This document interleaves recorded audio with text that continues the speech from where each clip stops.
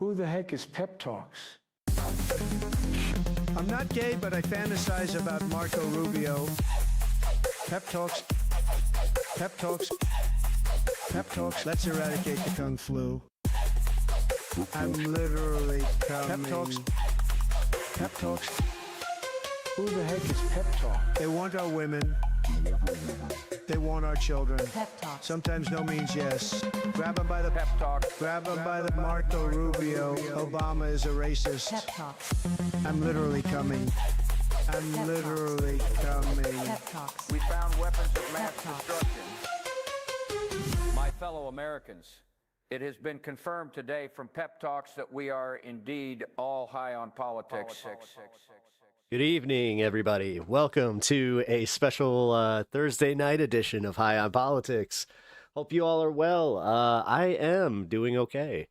Fortunately, I can already tell that some of y'all did not expect me to be here, which, yes, with the D&D game and all that. But, like any good D&D game, we had to face the ultimate villain, and that is scheduling conflicts. So, the game has been postponed. That sucks too, because I was like really amped up and ready to go. But hey, Natch, what's up, dude? Natch, Etch, hey, can I just give you guys a special shout out here real quick, because you guys have been really kicking ass in the as mods. I have to also say, like, you guys didn't ask for the vertical chat, okay? So I really appreciate what you guys have been doing. I kind of feel a little bit bad that it's like, yeah, you might have gotten more than you bargained for, but yeah, thank you guys. I really appreciate that. Also, what up, Mitch? How's it going? What up, Rebecca? Good to see you. Hope y'all are doing well tonight. Brian Frankfurt, what up, dude? Hey, how's this stuff going in your race? And like, what's your district looking like, man? Pep, you gonna make me choose between you and Letterhack on Leftist Mafia? Oh, I was not aware that the Letterhack was going to be featured on the Leftist Mafia tonight. Had I known that, I probably would have gone and watched the new Predator movie instead. And I mean Predator Badlands, since we live in this hellscape now where I have to actually differentiate. Like, it's like, no, I'm not gonna watch, more of the Epstein coverage like that. No, Pat, this is the best experience right here, or right up there with this space. Thanks. Hey, I really appreciate that, man. Just found out 2 Republicans running my county district have finished their petitions. Ooh, shit. Oh, man, that sucks. Yeah, I just got some bad news. Actually, yeah, here. First off, got some more. Let's see.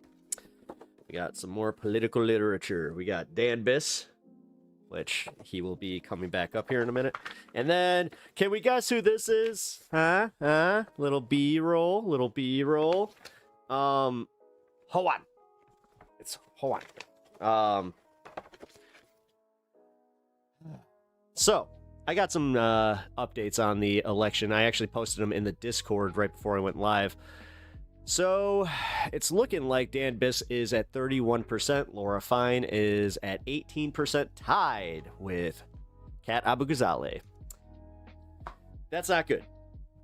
That's not good at all. That actually is a little bit worse than I thought it was, because I think you guys know that I was going based off vibes, which, oh, by the way, can you guys give me some audio feedback? I am trying the new mic positioning, but if you're catching too much, just extra stuff as far as me like clicking or any of that kind of shit, just let me know.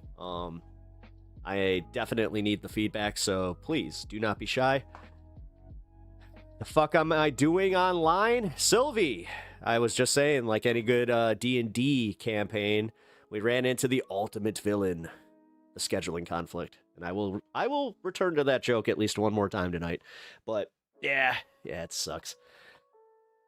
Actually, it's not even a scheduling conflict. My friend's mom ended up in the hospital with something just completely innocuous, and they're like, oh, we're gonna have to do surgery. So he was just like, yeah, I'm not gonna be able to come to game. I was just like, okay, we're not gonna do that. I hope your mom's okay. So, yeah, everybody He probably doesn't want to be mentioned here, but just say Pep's friend. It's okay. But yeah, Pep's friend's mom is in the hospital right now. He is one of the ones that has told me that he does not really want to be talked about on this show. Like, at least in the capacity of using his name or any of that, so I'm going to respect that. No, it's the autocorrect fault, dude. It's the devil. Yeah, the autocorrect is awful. It's gotten worse, too, especially if you're on a phone. What up, Tony? Good to see you. Go online? Yeah, well, that's kind of decided. You know what? Thanks, guys. I appreciate that. I'll make sure that he gets the well wishes from y'all. But that does suck. No, it really sucks, because like I was about to say, I really, really was excited for this. It was one of those campaigns where I was ready to throw some curveballs at the DM, and just gotta wait now. Is this the mom of the Sovereign Sitvid? No, it's not. I still can't believe that fucking happened. Actually, a little update on that one. So, my buddy, I don't think he understood just how much footage they had and how bad it was, because he had never seen it. And, oh boy, he did not seem too thrilled that that was out there the way that it is. Now, he was fine with me covering it, and I asked him even after we covered it here, because before I covered it here, I asked him, he said, go for it. I was like, are you sure? Okay. Yeah, he just said that this is kind of par for the course. He gave me an update that she has not been doing well, that she was definitely going through an episode. Apparently she has been, they did something with her meds, and it was specifically tied to, like, they weren't covering her meds anymore, so, here we go. Yeah, I was about to say, Vertical's starting to catch up. Uh-oh. Yeah, Vertical's gonna vertical. You know how it go, but it's okay, guys. It's okay. You know what? This is why I wanted to thank you guys. You guys handle it very, very well. I also just kind of want to say, I'm not happy with how I handled yesterday's coverage, because I did get a little cursy. Yeah, I was letting them fly, man.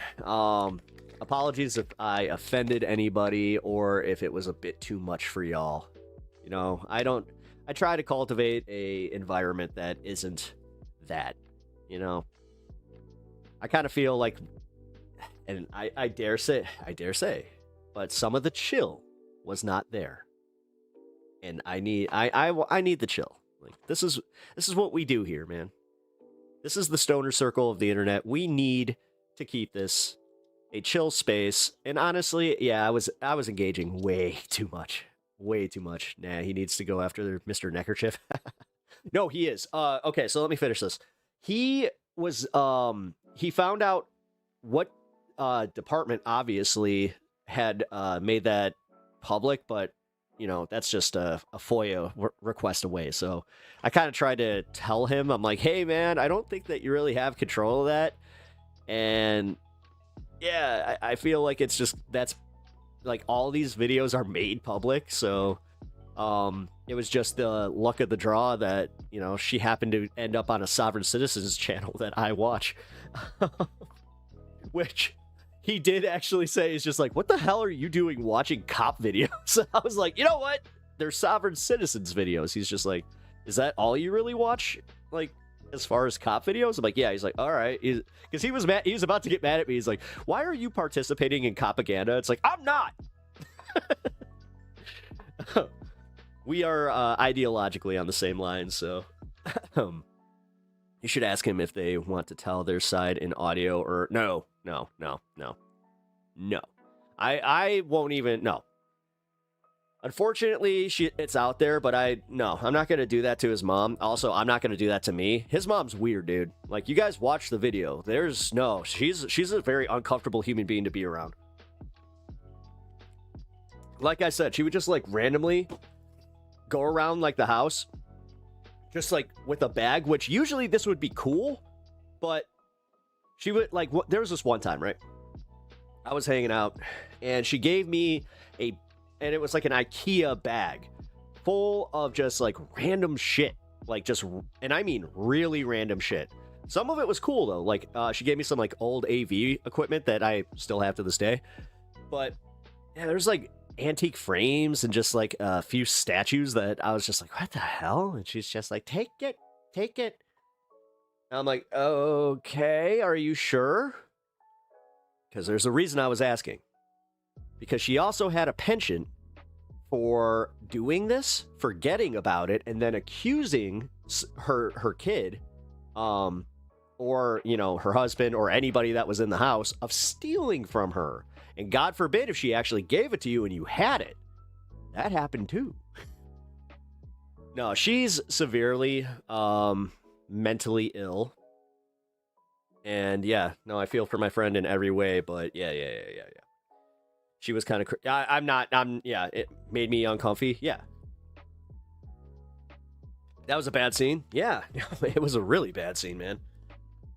Because there's nothing you can do about it, too. Like, you get invited over for dinner, because that was also her thing that she would like to do, is she would invite me, multiple of our friends over, ask, like, what, like, she would go to the store, get all the ingredients, then dinner time would come, and there was no dinner, and then she would just be like, we're ordering a pizza. It's like, oh, okay. Never mind, makes sense now. Yeah, bunch of stuff she just wanted to get rid of spring cleaning day. That's, yeah, that's kind of how that went, but yeah. No, it was uncomfortable, but... yeah, I was toying with, like I wasn't even joking. I was kind of toying with not going live, and had I seen that was the plan for Letter Hack, I would have just given him the time and let you guys hang there with no conflict or any of that. Although, I mean, hey, now you guys got some extra content. Not sure which one is more... Actually, you know what? Out of your opinion, do you guys kind of find this show to be like almost a you must watch live because you never know what will happen? Because that's what I'm going for. Or do you guys also like catch the VODs? Because I'm trying to curate my content a little bit better, and I'm going to be cutting up some videos. I know I've been saying that for a long time, but I finally have to. Oh shit, my bad, didn't mean to guilt trip. It's okay. I remember you saying that she is. She's on menopause, and she also just happens to not be a sane person. Pep Live, love it. All right, but like I said, guys, also give me a little bit of feedback on the audio. Is it good? Like, are we picking up any of like the nasally crap? Because I'll be honest, that's the reason that I'm toying with this, is because I noticed that I had a little bit of that going on. So, for sure, live pep is always the best. I skim through VODs just in case I miss something fun. Oh, cool. Thank you. Dude, awesome. Prefer live, though. Yeah, no, I'm kind of going for that. That's why, like, even with people that come into, like, the vertical stream, I like to kind of engage with them, too, to kind of get them hooked. Where it's just like, holy crap, is that streamer engaging with me even though I'm trolling him? Oh. Okay, so, literally just scroll upon it and watch. Oh, like my stuff? Sounds fine. Not on earphones yet? Okay. Sounds fine. Alright, so there's no... You can't even really tell the difference. Damn it, Sylvie. I need Sylvie. Sylvie is my audio nerd. Her and Kirk are the ones that I really trust when it comes to giving me some feedback on that kind of stuff, so... Audio's fine. Hey, thank you, Witness Protection.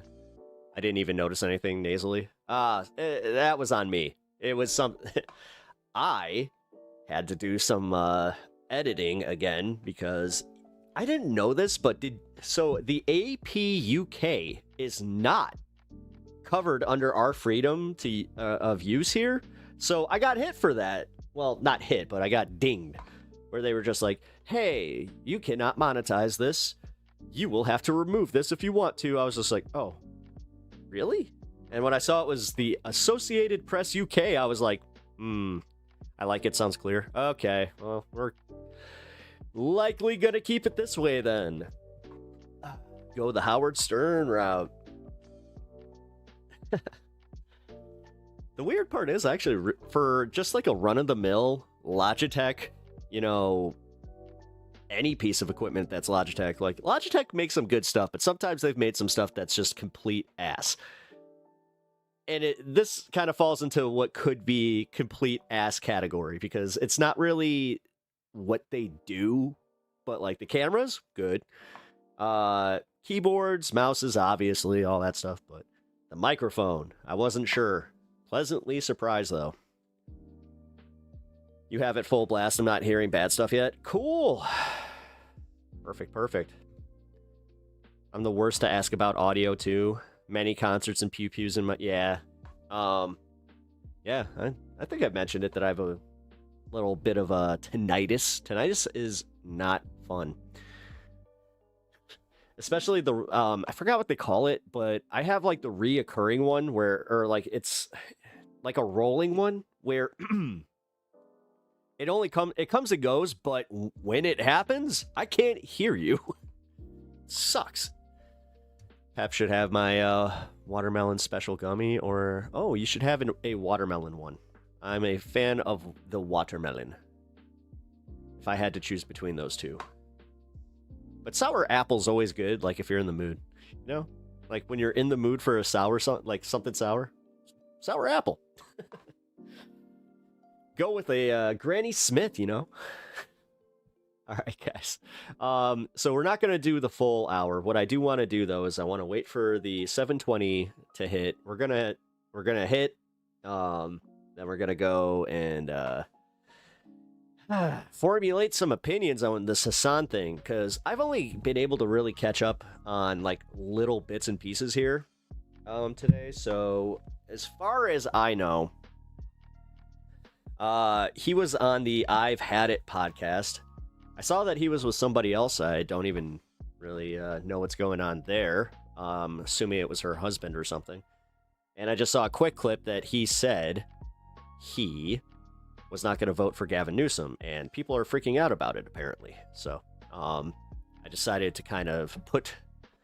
social media away, specifically because I had some other shit going on. So I don't want to make it sound like this was like a voluntary thing where I was just like, no, I will not look at the at anything from social media or the news today just to make sure that I have a fresh reaction. Nah, this is more accidental. Austin Show from Fear and his co-host, huh? Oh, his co-host from the Fear podcast, right? I forgot that's a thing. Right, thank you for that. I appreciate the clarification. Bet I'm a medical user so I get stronger. Yeah. Isn't it fun? Hey, what's up, Fred? Good to see you. Yeah, we're having a chill stream tonight.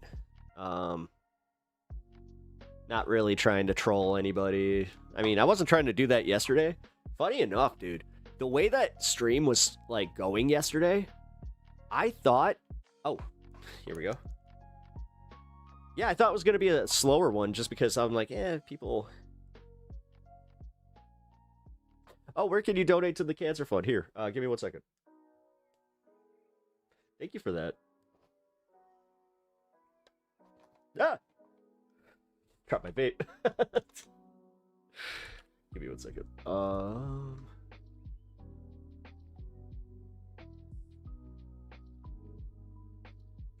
I thought I had it in my description. My bad, dude.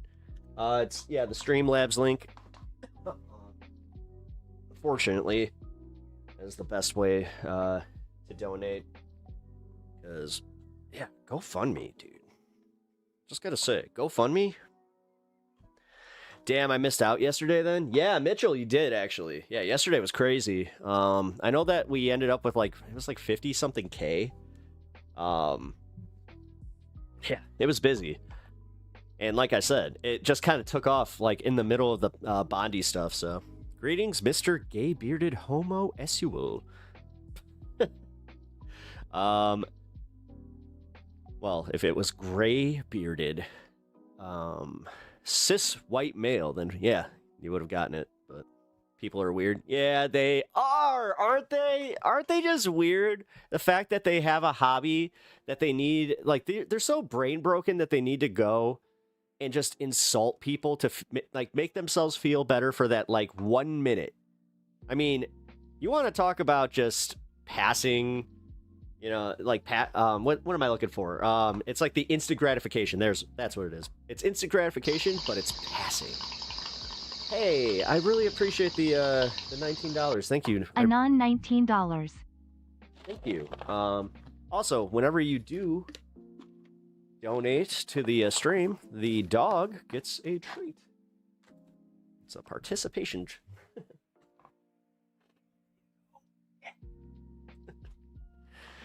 All right, girl, nobody here thinks you gay is an insult. No, and that's the thing. That's honestly why I ended up kind of meeting them at their, you know, at their level yesterday, because yeah, I really did start realizing that that's the stuff that they react to and they don't like it. Funny enough, the ones that throw around the R word really hate when they're called it. So that was kind of funny. I had one person that was like that's why I kept using the C word, because she was just like, oh my God, not only do you hate Trump, but you're also crass. It's just like doubling down. Woo, Disney just canceled their gay pride events. Where's that blue wave? What's that have to do with anything? You know that Disney just got a new CEO, right?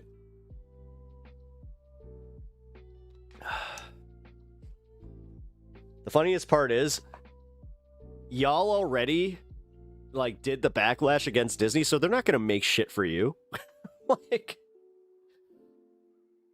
just so you know, Kathleen Kennedy being out of, you know, the Star Wars franchise, that wasn't you guys. I saw somebody trying to say that, like, Gamergate won, and it's like, how? In the year of our Lord, 2026, she decided to retire? That's interesting. If you guys won, then she wouldn't have been around for that last atrocious-ass Star Wars movie. Funny enough, making those decisions to placate to you fucks. Like, that's why that movie sucked, man. I gotta say, The Last Jedi, you know, I wasn't crazy about it. Like, it wasn't the ending that did it. It was floating Leia. Like, Leia floating in space broke so much in Star Wars that it genuinely pisses me off just thinking about it. But the ending was actually pretty cool, and I really like the ending where, like, it's just the stable boy that, and it kind of shows you, it's like, yeah, anybody technically could be a Jedi. This isn't just for the Skywalkers. But then they threw that all out the fucking window, man. I really wish he was just nobody. I'm still mad about that, but whatever. They're doing another title, just The Mandalorian and Grogu. I'm okay with it. Nerd talk. Yeah, a little bit of nerd talk. I don't mind. It's a chill stream tonight, man. I wasn't even planning on... I'm not even supposed to be here today. So yes, this is a chill stream. We're just going to hang out, have some fun. Me either. I hated it, except that twist about Rey's family history. I hated that! Her family history, like, that was so stupid. Like, each movie has its own thing. So, like, the first movie, the knife, the dagger in the Death Star. That was dumb as fuck. I will die on that hill. That was so dumb. I cannot stand how little sense that, not just little sense, it makes absolutely no sense. Think about it. The Death Star blowing into pieces randomly, and this dagger that was around way before the Death Star blew up just happened to have this little, like, coordinate thing for where the treasure is? What? Bullshit. Just calling it bullshit. Yeah, and then the second movie, funny enough, when he threw the lightsaber, I was perfectly fine with it. I kind of liked old man, you know, jaded Skywalker. It made sense, especially after, you know, the context that Ben kind of killed all of the other students. Gotta say. Still perfectly calibrated? Oh, yeah, right. Yeah, exactly. Still perfectly calibrated. Yes. Like, yes, literally to the diameter. That made no sense. I thought the Snoke reveal was handled poorly. I didn't want him to be anything but just another powerful Force user that could have been manipulated by, like, the, you know, essence of Palpatine. But again, the ham-fisted, we brought I'm back with a new wheelchair with legs. Like, it was so dumb. Zombie Palpatine, where he like had the little finger that was like also like, you know, all zombified. It was so dumb. I hated it. I genuinely hate that fucking movie so much. What was it, The Last Skywalker or whatever? God, what was it called? It's not The Last Skywalker. Rise of Skywalker, right? Oh god, so dumb. Even the fucking name is stupid. The Chewie death fake out, that was stupid. Yeah, pretty much everything on Exegol was stupid. But the thing that really pisses me off is that they ruined Exegol. Exegol was a huge thing in like the expanded lore. So man, for them to just fucking ruin it. I loved Poe though. Poe Dameron, he like the few scenes that he got to shine. I love that character. I thought that it's hard to fuck him up, and I thought it was nice adding his ex in there. She looked cool. But God, I can't get over how they fucked up that ending so bad. Cash-in movies, yeah. I heard The Mandalorian is better. Oh, much better. Oh, no. The Mandalorian saved Star Wars for me. Like, it actually... That's happened a few times. But no, The Mandalorian, it totally saved Star Wars for me because I was out. I was totally out of Star Wars at that point. I was ready to sell everything I had that was, you know, Star Wars related. But then somebody brought it up where they're just like, yeah, but you could just, you know, ignore those movies, go with the expanded lore. You know, it doesn't make everything that George did bad. So you could also, you know, do what I do personally is I look at anything that George Lucas did as Lucas canon, which there's a lot. He, you know, through the Clone Wars and the prequel saga and then the original trilogy. Yeah, you know what? Good shit. And when you stop there, fine. We did it. I lived through like my entire childhood and teens. We didn't have the expanded universe outside of video games and a few other things. Comics and that shit. But yeah, didn't get the movie. And then when we did get the movie, the fact that they didn't do like some of the expanded universe stuff, like Jaina and Jason would have been a great fucking story. Seeing the Dark Forces play out, that would have been so cool. Like, if you guys don't know what I'm talking about, they did the Timothy Zahn trilogy, and honestly, it just should have been what it could, like, they could have done so much with it. They didn't necessarily need to de-age the actors. They could have explained it that, you know, this took place a little bit farther down the timeline. They had, you know, Jason and Jaina when they were a little bit older. It just would have been so much better. But anyway, Disney is apparently adding AI features to make your own TV show. I hate everything. Ugh. Wow, I was in a good mood until you said that. For real. Forget it. These ones are quick release. Oh, yeah. Okay, you got the quick. Yeah, those are good. What was Luke's Little Luke in Rise of Little Skywalker? Are you talking about in like the expanded lore? Because his kid was Ben Skywalker. And then you have Jason and Jaina, and I thought there was another one. Maybe no, because I think Ben goes to the dark side. No, Jason goes to the dark side. God, I can't even remember.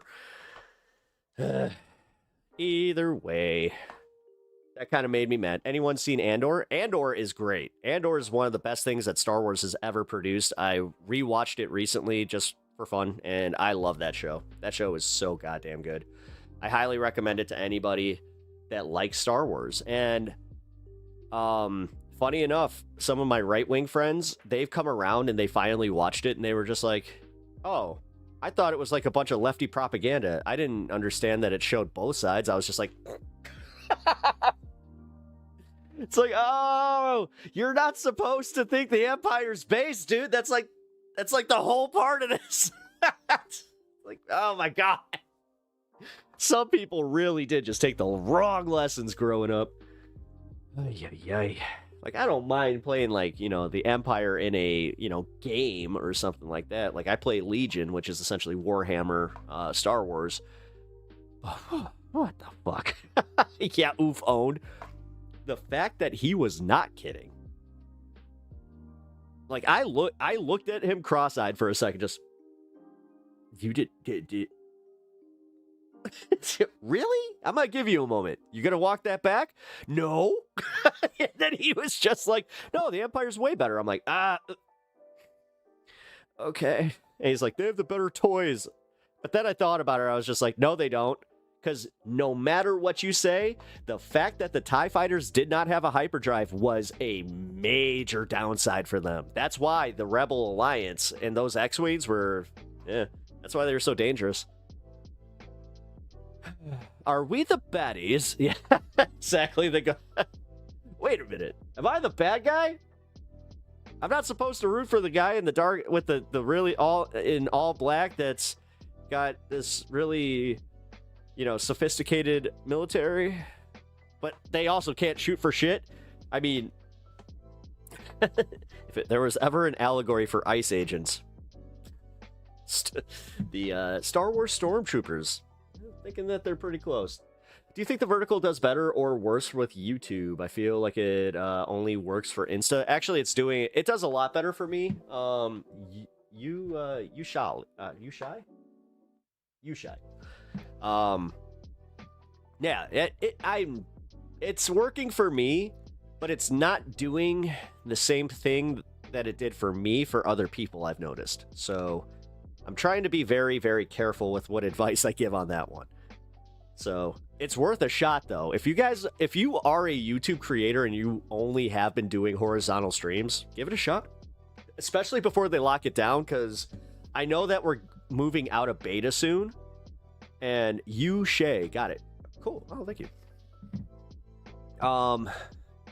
Yeah, they're moving out of beta, so God, I really hope that I don't get impacted by this, because they put out a memo that they're not going to allow multiple live streams from one source anymore.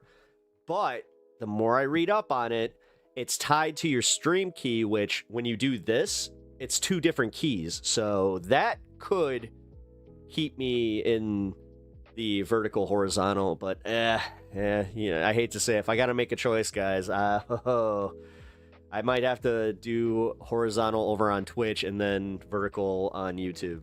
Because, yeah. Pep's vertical is like a shiny beacon that attracts trolls somehow. Oh, yeah. No, it's because they put me in YouTube featured in politics. That's just what happens. And if you're not Nick Fuentes, like, you're gonna get trolled. Because, like, they're looking for 2 things. They're either looking for someone like me that they can just troll on that, like, to their face, or they look for, like, online debates that they can go and, pile on.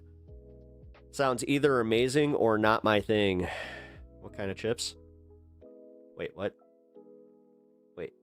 Oh, who's got the snacks? Rebecca's got snacks? Ooh, snackies. Snackies are great.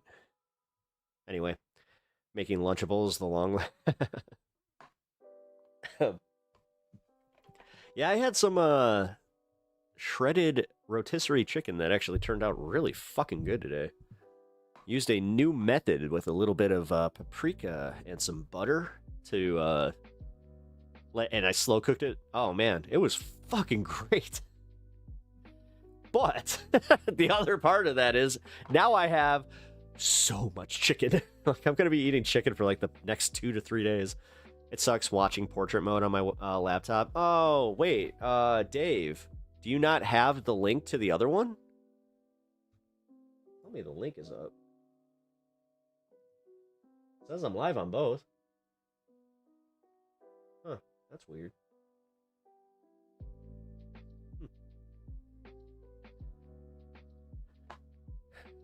If roast beef is on point, then I can feel you.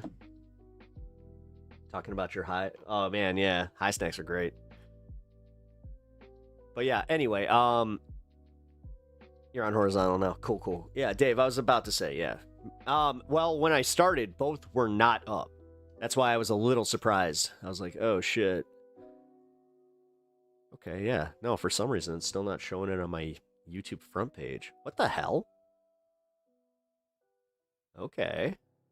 I mean, you guys are seeing it. I don't know why I'm not. Whatever. I'm not going to harp on it. But, Yushay, I appreciate having you here. If you don't already follow, please do. And, I'm sure you do, though. Oh, no, it's your first time chatting here, so... Welcome to the show. I do hope you're enjoying yourself. We're going to be watching the HASAN stuff and getting to this in just a second here. This is actually one of those times where me and HASAN are in complete agreement. Unless he says something out of pocket that I didn't watch. But it was like a minute or 2 minute clip that I got to see. He was talking about how he wouldn't vote for Newsom, and he was just like, yeah, I would probably go third party, and now people are all pissed. Am I getting this right? Because like I said, I haven't really seen too much of this outside of me setting up for the show today and that one clip. So, I got a chicken on my grill, rotisserie with rosemary truffle sauce. Oh, yeah, dude! I just got one of those spinners. What do you call those? The rotisserie. Like, it's literally called a rotisserie. Yeah, I got an actual rotisserie for my grill. Oh, dude, it's been a game changer. Speaking of which, he's about to do a speech at UBC. Oh, is he going on now? I thought that he wasn't going to be broadcasting that. But you weren't mad for people not voting for Kamala. I wasn't. No, that's why I'm saying I'm not mad. Like, I got annoyed with a certain contingent in Dearborn, Michigan. I will admit that those idiots, specifically the one that came out and said he was voting for Trump because he thought that Trump actually might do better, I wanted to smack that motherfucker so bad. And then, yeah, you had a bunch of people in Dearborn just being like, yeah, we did a protest vote or protest no vote. And yeah, it's also like, I have a special kind of hatred right now for the ones that were cheering. Like, I get why they were cheering the ceasefire with Trump, but the ones that were blatantly ignoring the fact that it was a lie and it wasn't going to last, it's like, all right, take off those rose-colored glasses, and here we are. Still need to frost and decorate the cakes, man. Pinkerbell, yeah, you guys are. I just ate, and I am so like, I just got so hungry from you guys. Yeah, he said he wouldn't vote for Newsom, and 2 years out saying you have to is ridiculous. We won't need to settle for corporate Dems. Yeah, here, who the fuck was it? One of those, like, centrist guys. He came out and said that, like, he was gonna hit up Brian Tyler Cohen. Hutch. Yeah,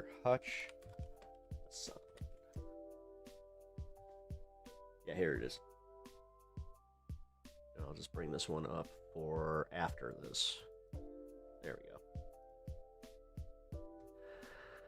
we go. Getting hungry at pep talks is a tradition now. Oh, don't cry. You want chocolates? I want chocolates. Rebecca, I feel like you would be one of the people that would benefit from following the Tubby Nugget, which, if you guys, I'm sure you guys know, like, the Tubby Nugget has millions of followers, but I genuinely have found so much joy in just the little, like, because they're little shorts that last, a good 20 seconds. I'm explaining shorts to my audience, guys, by the way. No, and they're just so wholesome. I really appreciate that, man. Like, I needed it today. Like, it was so weird because I was just kind of feeling a little bit down. Just about stuff going on in my life.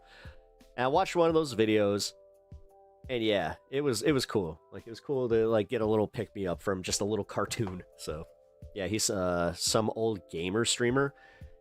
I think that he's pivoting to politics because he says that he knows Brian Tyler Cohen, and he says that he's, like, kind of pivoting into the like Midas Touch, and I think that he might be associated with Chorus, which I have to say, guys, I kind of regret not doing it. I do. Like, I'm happy that I'm growing organically, but with my wife's cancer, and all these bills coming in, oh God, we got more, by the way. Yeah, getting that little bit extra, I'm glad that I can at least, like, claim my morals still and just be like, yeah, I'm not really comfortable with dark money, but if dark money is going to make sure that I keep my house, you know what? Fuck it. It's not like I'm trying to go buy a third house. I'm not trying to fucking, game the system by any means. I don't know. I've been thinking about that a little bit more, but then again, like I said, at least I can stand on my morals and just be like, no, you know what? You know what? I'm also negating the NDA because the NDA was fucked. And I had an entertainment attorney look at it and they were just like, That's how they get you. Yeah, I know. That's why I'm happy to be part of what I am. And I know that this is going to work out. I know this is going to work out. He's a despicable dark monster. Really? What's wrong? So wait, is he really that? Is he like liberal or like, what is he? I don't know this guy. I just saw that he went viral for commenting on this. Oh yeah.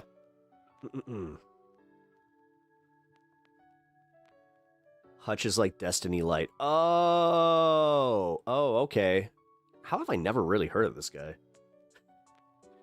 In these spaces, you tend to kind of like catch on to some of these guys, like even through passive, views. So read through my chats. He'll explain away all atrocities Dems are okay with. Oh, okay. Hutch is an establishment shill who is okay with anything the Dems do. He explains away all atrocities Dems are okay with. Okay, cool. Sorry, I couldn't read through your chats because they weren't popping up for a second there. Hutch sucks. Wow. Okay, so no Hutch love. Good to know. Good to know. Why am I contemplating buying a house? I am too high for that contemplation. Do not contemplate buying a house. Just don't. Not right now. Is Chorus allowing people to grift to the left now? Well, they already have a bunch of people who are on the left. Like, the most popular one was David Pakman, which, that was fucked. The fact that he was getting paid, the amount he was getting paid for the bullshit he was putting out, although that money's dried up. I think that him and Chorus separated. Because it doesn't seem like there's this, like, tight-knit group. I know that they took him off the website. So, but yeah, you got some people on there that I guarantee you respect. Or you watch some of their content. Politics Girl was a big one for me, where I was just like, oh, shit, really? Like, damn. Wasn't expecting her to, go for that. And I'm sure she's getting that AK per diem. It's not technically a per diem, but I'm calling it a per diem. Well, it is kind of a per diem. If you're getting a guaranteed salary of $8,000 per month, yeah, that's a per diem. That's also, like I said, life-changing money, man. Pac-Man sucks. He might as well be Tim Pool from the left. He is, though. He is. And I don't like the way that he has pivoted his content to always kind of move into the grift and stuff. Like, yeah. Oh, MG, my pizza. Yeah, go. You forgot you ordered pizza? You know what? There is nothing better than when you do something like that. Okay, so I haven't really forgotten that I ordered something, but I have done the one where, like, I went to the grocery store, bought a whole meal, got high as shit, just sitting there like, what am I gonna eat? Oh, yeah! Then you're like, I'm so excited for my meal. Woohoo! It's cool. So, all right, guys. But also, like I said,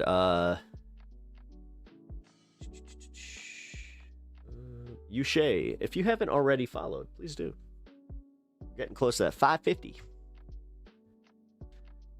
Also, come on, guys. Let's get those, let's hit the like button. Let's get those likes up.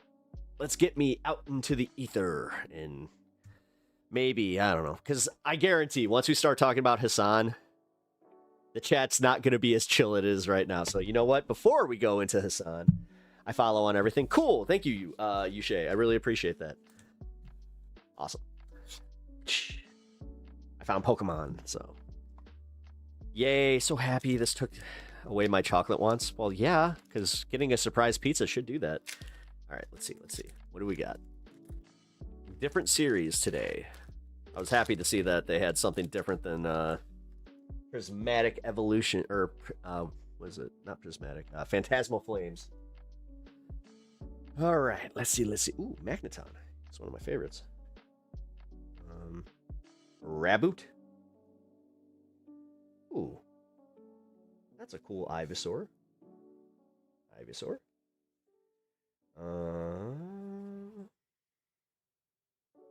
Oh, shit! Oh, damn! I actually pulled one.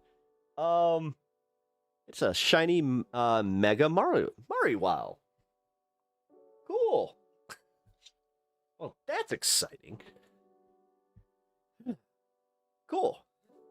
Politics are a bum trip, buddy. Yeah, that's why I'm opening. That's why I'm smoking a little bit and opening Pokemon cards. But then we talk about some politics, because you know politics are dumb, but they're important. What was Vosh's take on that? Politics are stupid but very important. I think that was pretty much what it was. Which I gotta say, it's a banger of a saying because it's dead on. Also, I don't know if you do, but putting the topic on the stream is good for the thumbnail on Twitch. Oh, is it? Wait, can I put... Wait, I can make thumbnails for Twitch? Oh, I didn't know that. Wait, how do I do that? Oh, no. Yeah, I mean, I've been toying with doing, like, different daily thumbnails on my stream, but we'll see. I kind of like the way I am able to just put my streams out and not have to worry about that, because that's at least another 20 to 30 minutes that I have to commit, and I do have other stuff that I do, you know, so. I love a good poll, but meaning to get some graded. Yeah, I just got my Charizard graded. It came back a 9. Pretty happy about that. It was the shiny Charizard from, God, not I keep wanting to say Prismatic, but this one was the Paldean Fates. Pizza top of, box makes a great plate. Yes, it does. I have done that. Hey, there's nothing wrong with that. Wait a minute. Are you telling me you have never just been like, fuck it? Oh, I did this the other day with a salad.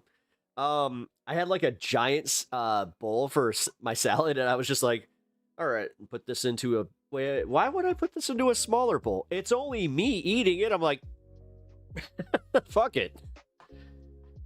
9 shinies. That's big dog. Nice. Yeah, no, I got... Yeah, nice. Yeah, I got the really, really good one. You already ate 2 man. Yeah, you got the munch. But all right, guys. Now's the unfun time where we go into the politics, because I opened the Pokemon. We're gonna take a hit and then we go into it. Except I just turned my pen off, so give me cheers. Scaredy Bear's gonna do his job. I'm about to get scared. And never mind. Oh, no. No. No. Oh, the yellow light of death? No. No. Tell me my bear did not just die. Fuck me. Ah, fuck. Actually, it's the cart that would have done it. Oh, shit, dude. I think it did. There we go.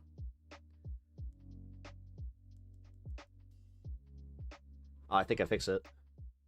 No. No, I didn't. Oh, shit.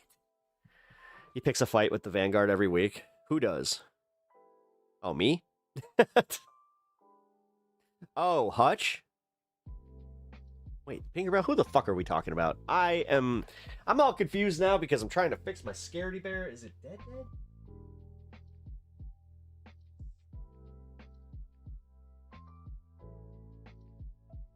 Me? Alright, let's let that charge for a second. God damn it. I don't want to fucking get a new cart.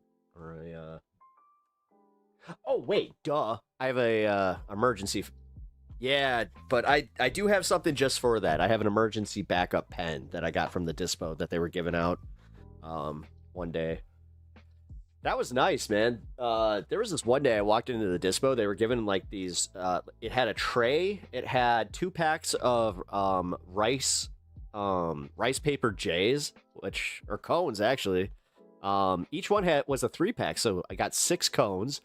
And yeah, then they gave a little pen that had the name of the dispo on it, and it was all free. It was just a little giveaway that they were doing. Ooh, and brioche homemade croutons. Oh, homemade croutons. Oh, yeah, you guys are seriously making me kind of hungry here. Say what you will about stoners, we are fucking prepared. That is true. You know what? I'll say that, yeah. In like when I was playing hockey, every team that I was on, I was always the guy that like had the extra tape. I always had the scissors to cut the tape. I always, some guys, they don't know how to do a nice little pull. You'd be surprised at how many are just like, it's not ripping. It's just like, dude, from the top.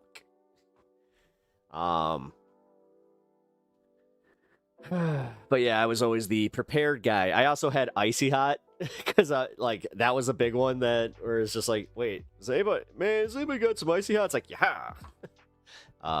Like I had like a little bag where it was just like, it had headache medicine, some aspirin just in case, and then yes, my biggest one was I always had like some protein, like some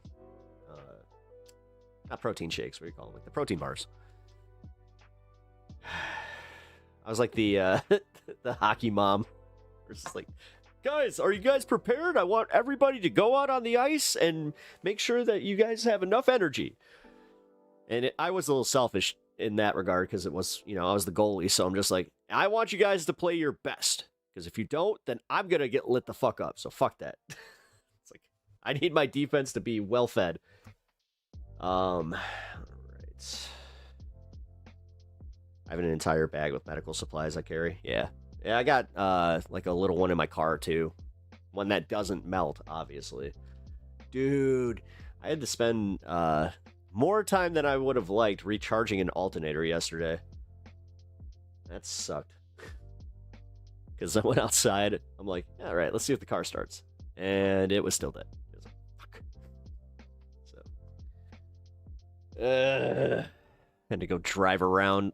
Just aimlessly. I had nowhere to go. I'm just like, okay, I'm just trying to rev up the fucking the alternator. Which, by the way, guys, little piece of advice. You ever have a dead battery like that and you do get a jump? Make sure you don't just leave it idle. You gotta drive it for at least 30 to 60 minutes. Left versus HASAN. HASAN is the poster child for the left. Didn't I title it left versus? It's left versus LIBS. HASAN is the, and then yeah, I'm covering HASAN. So yeah, no, trust me. There's discourse going on today. I'm gonna be annoyed by it because this is something that I've already, like, dude, we've already gone through this. The fact that we're back to it so quickly, we did this with Kamala Harris, and now we're just like, yeah, you know what? If it comes down to the lesser of two evils, we're just going to do it again. And then it's like, no, we're going to split the vote. It's just like, dude, this is... Look at the timing. Do you understand who's benefiting from this discourse specifically? It's right before a midterm election. Why in the fuck are we playing this let's split the left game and let's totally give into it again because reasons? Because I'm lefter than you. I'm lefter than you. Like, come on. Stop. That's one thing I will say. Stop. I understand what he is saying about, like, wanting to vote third party and not get the fucking Gavin Newsom, which, again, we got to work for. God damn. I'd rather have a, like, if we have to see eye to eye on a candidate, it not be Gavin. That's my big one. Fundamentally not. Both fall on the left side of the political spectrum. They are distinct ideologies making the claim that they are the same as technically inaccurate. Yes, it's technically inaccurate. It's never t-shirt weather in Iowa this time of year. Is it now? Yo, what up, DJX? Good to see you. Wait, forgot my dessert pizza. I'm happy again. Yeah, technically they're both left. All right, let's get to this. I've been putting this off. Yes, I saw that the letter hack is on Leftist Mafia. Like I said, actually, I'm dead serious. Had I known that, I probably wouldn't have streamed. But we're all good. It's a chill stream anyway, so. Hey, you know who wants to be on Leftist Mafia? Ya boy. I'm not sure how that would go, though. I think it'd be fine. I'd be nervous as shit, though. Because those are all people that I have watched for quite some time. I've only talked to one of them. And that was just kind of like a, oh, we just happened to be in the same circle for this, and it was like, oh, cool. Letter hack rapping. Yeah, no, I mean, with the subathon going on, this is great timing, because, yes, we need this. Like, we very much need it. Oh, shit, Alex is on? You got Alex on? Holy fuck! My boy! My boy! He got on Leftist Mafia before my ass? Now I'm a little jelly. That's alright. Alright, to be honest, I don't really watch Leftist Mafia anymore. Yeah, to be honest, I don't either. Even when I'm not doing this, I haven't... Let's see, when's the last time I watched Leftist Mafia? I'm pretty sure it was the episode that Ariana got into it. With the whole chorus stuff. Yeah, it's with the Taylor Lorenz stuff. All the left are basically just trying to globalize the Antifada. Like, they try not to say it yet totally do. What? Oh, yes. See, I'm a leftist, and I don't agree with that in the slightest. Which, if that's what it is, then just stop. We're literally going to see Donald Trump's rise to authoritarianism, you know, in real time, and still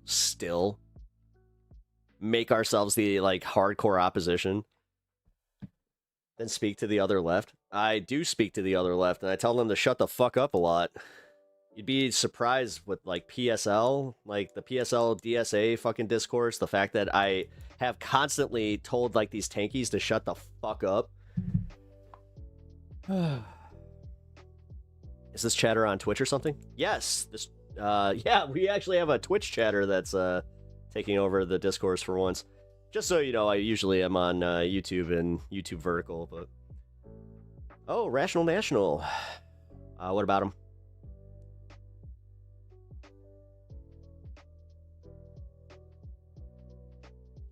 I was about to say there's 2 Canadian guys. I like Lance. Now, I'm gonna be honest, do I seek out the Surf's content a lot? Not really.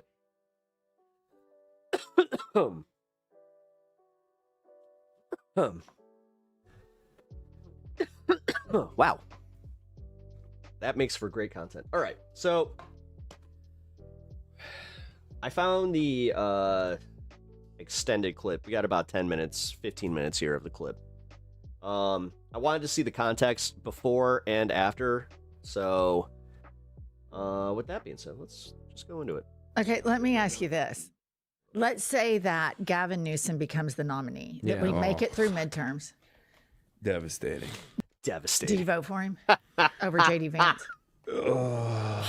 I don't That's know. kind of funny. God damn it, I'd probably be at the fucking DNC. I know. Oh, 100% I would be too. Yeah. But I would. this is what I hope. I hope if for some reason, but I actually don't. I think he's really shot himself in the foot recently. What I hope if Gavin Newsom were to ever become some sort of nominee, which I'm not rooting for, by the way. Even though he's easy on the eyeballs. He's very attractive, but I think that because he's such a career politician. Well, he's such a thirst trap for the Oval. I know, but like what? He's a thirst trap for idiots like you.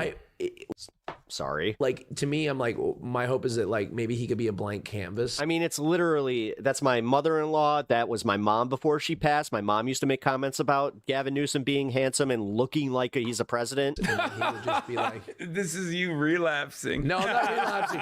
My hope, this is my hope, but this is if he becomes a nominee. But Guy who has controlled the Democratic stronghold of California with an iron fist and the veto pen is going to magically. You're Australian, Australia? I'm not saying I think it's going to happen. social Democrat. I just said that would be my hope, but I'm also not. This I'm an Australian in Australia. is not my. That's where we.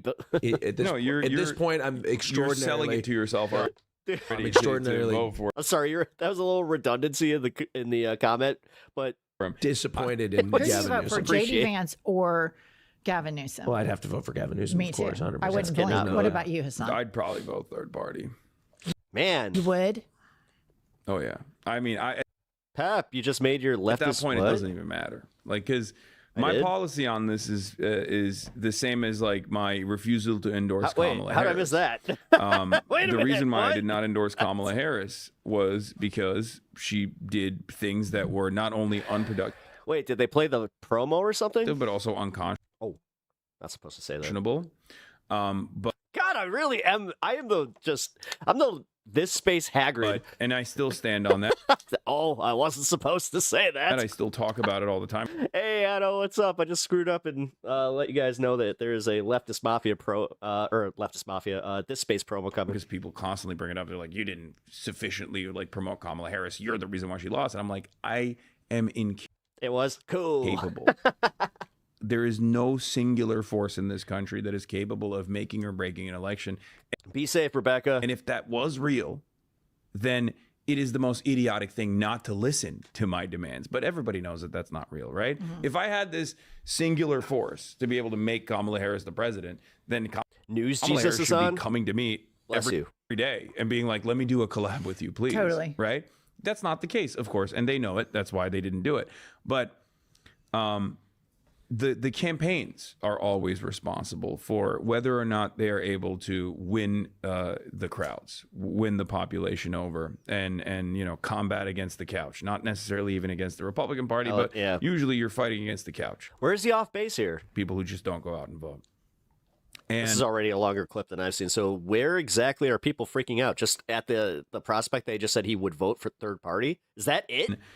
That's what Twitter's blowing up at? for me, the way I see it is if the Democratic establishment makes this decision one more time, just as It's they did that with Hillary Clinton, stupid. just as they did with Kamala Harris, and in some ways just as they did with Joe Biden as well, which led to Trump too, then they just don't care. And there's not much I can do Let me beyond tell you that. something. I agree with everything you say, but as a person who lived in a red state for 50 years, I would crawl through 10 feet of concrete to vote for Gavin Newsom, even though I think he's duplicitous, a hypocrite, a thirst trap, hungry for power, all of the things that you say, and harms the Democratic Party and sets the psychological soil to be more prey to fascism. All of that I agree with. But there are so many young, queer, black, brown, marginalized people in red states. And even though this corporate Democrat is, you see it in a long-term game. Yo, what up, Joe? In Good the to see you. short-term game, Fist bump. a President Newsom of I haven't seen you fist bump in a while. What's up, dude? Good to see or you. President JD Vance means that these people have some protection, because these red states, like, here's what has happened in red states. The Democratic Party abandoned the 50-state strategy. So you have Republicans or a Republican that switches party as a Dem, and their goal is to out-crazy each other. So in Oklahoma, we have like zero Muslim population, but we have banned Sharia law like 4 times. You have a guy that's running for governor right now that's so against transgender people that he has a commercial where there's a banana and he slices it with a knife, like that somehow people are going to start whacking wieners off at school in Oklahoma City public schools where they just put the Trump Bibles What? in them. So you have this, people out crazy each other, and these state governments are so fucking unhinged. God, these people when are you live weird. in California, you lose, or New York, where I live now, you lose touch, even before Trump, of how diabolical these unhinged right wingers are. And I agree with you. Must live in a blue state. I do. I think Gavin Newsom has committed political suicide. I think Kamala started off her campaign well, and she should have stayed to the left and leaned into it. They all thought she was liberal anyway, you know, so why not just lean into it? Yeah. But I would enthusiastically crawl through 10 feet of concrete for all of the marginalized people. Do you feel like the Democrats know that, and that's why they get away with their ineptitude? 100%. That's what I mean. Yeah, so 100%. I'm like, I don't even entertain that stuff, especially this far out from an election. But even in the primary season, that's immediately the conversation is like, well, whoever is the candidate, you're going to vote for them, right? And you know what's really indecent about that too? They never return the favor for left flank candidates. Yeah, no. Because no one ever made hay about Bernie Sanders potentially becoming the candidate, and all of the articles that came out about how Trump might be more preferable to Bernie Sanders. Because they were writing those. Liberals were writing those articles talking about how, you know, the head of Goldman Sachs, Yeah, 2016 was like, he was like, I'm a lifetime Democratic Party voter. they really bought into him being the upset candidate. I think, you know, Donald Trump is better than Bernie Sanders. I know several people personally that went on that Bernie Sanders to Trump pipeline. No, it's a real thing. It's a crazy thing because these, you know, Bernie appealed to the anger of these young people that couldn't, you know, they couldn't afford, you know, Literally, it was anyone who wasn't a politician. That was kind of what they were saying. the cost of living, healthcare, everything like that. He appealed to them, just like Trump does. But obviously, Trump's solutions are, you know, blame it on the immigrants, the trans people, and everything like that. But it's crazy to me that these people exist. I'll tell you what's really started to change me a lot is when Zoran, who an incredible candidate, laser focused No Zionist. on affordability, As long, I mean, God, do you think? laser focused on universal human rights, did not have to throw one fucking group under the bus. I've had Cory Booker on my podcast. He talks about we've got to get rid of corporate money. We've got to get rid of money. Zoran did all of that. Is that a hint that I should be watching them? And You want to talk about streamception? Ugh. you know, Hakeem, day late and a dollar short to endorse. Chuckles never endorsed. And then Cory Chuckles. Booker never endorsed. And the way he was treated by the Democratic establishment is so appalling to me. It really opened up my eyes because I'm like, this is the new shiny object right now in the Democratic Party. He The bottom line is, what is Hassan saying, or is he just pointing out what he's observing? has a formula. I mean, he has it. He has the I see where the backlash can come from this in thinking that, like, having the panic. Because, like I said, we're this close out, or we're like this close to a primary, which, again, no way. Like, there's definitely not there's not a lot of choices in this primary, guys. So in this case, actually, like my district is a perfect case for this with Kat Abu-Ghazaleh, where based on his thought process here, if Dan Biss wins, then I shouldn't even bother voting in the general because it's not the candidate that I wanted. You know what I mean? And that's what a lot of people hear from this, even though I know he does not mean that. movement he took on. But I can kind of see where they're just like, dude, don't kneecap it like right before the fucking primary. Billionaires. He took on the Democratic establishment and he kicked their fucking ass and didn't take one corporate dime. And the corporate. He's insinuating that we need to build a third party that is literally left adjacent, and we push for that. The problem is, this pains me to say because I understand that this mentality does not help get us to the point where we could have a viable third party that is of the left, because we keep doing this where we're just like, God, but it's so unrealistic. But fuck. After watching what happened to the Green Party, I don't know, man. Democrats like trying to distance themselves. And I don't have enough faith in our contingent to actually like stick the landing. Like, oh, they really are MAGA light. They really are. They didn't just distance themselves. There were people that distanced themselves, and then there were people that were attacking Zoran in the most heinous. Islamophobia. It's the only solution. Unfortunately, I agree, but like Kirsten Gillibrand coming out and be. I don't know, because I know that me and you kind of have a disagreement about this, where I think, like, personally, I think that we're going to MAGAfy the party. I think the No Kings contingent is going to take over what is considered the Democratic Party, and it's going to push those liberals who are already kind of right adjacent, where it's going to push them into, well, maybe we need to third party. Because honestly, the people that need to third party are the fucking Lincoln Projectites or whatever the fuck. So we stop trying to appeal to them. Stop trying to win over disaffected fucking Republicans and move left. Being like Zoran is a jihadist who Oh no, we're doing this again. wants to Spectre. kill all Jews. Yeah, I know, man. I want to bash my head into this fucking keyboard. Yeah, that was This sucks. We did this during the election. It was painful, and I don't want to do it again. insane. That's like shit that Trump doesn't say about Zoran. Trump now loves Zoran, but like even before, like the fact that there were establishment Spectre, you nailed it. Democrats that were more Just like, I don't have an appetite for this. I don't wanna. I'm just covering this. Islamophobic towards Zoran Mamdani than the president, who is the top Islamophobe, was mind-boggling to me. It was yet another moment of vindication, though. So for me, it's like, I think these guys are zealots. The establishment Democrats are zealots. They have this defense of liberalism that they will not shake off, that they think they will be able to go back to business as usual politics no matter what. And even if it doesn't happen, even if we do turn fascist, they'll still hold their cushy positions, and they'll be complacent, and they'll be fine. And that's what I'm terrified of, and that's what I'm very frustrated about. And I think a big part of that argument does revolve around harm reduction voting, because harm reduction voting is correct. It is. It's right in theory. It is correct. It is. But harm reduction voting does not actually lead to Democrats winning decisively, and it certainly does not force them to legislate appropriately when they are in power to make sure that they're following on their agenda, and that they never have an incompetent fascist win office ever again.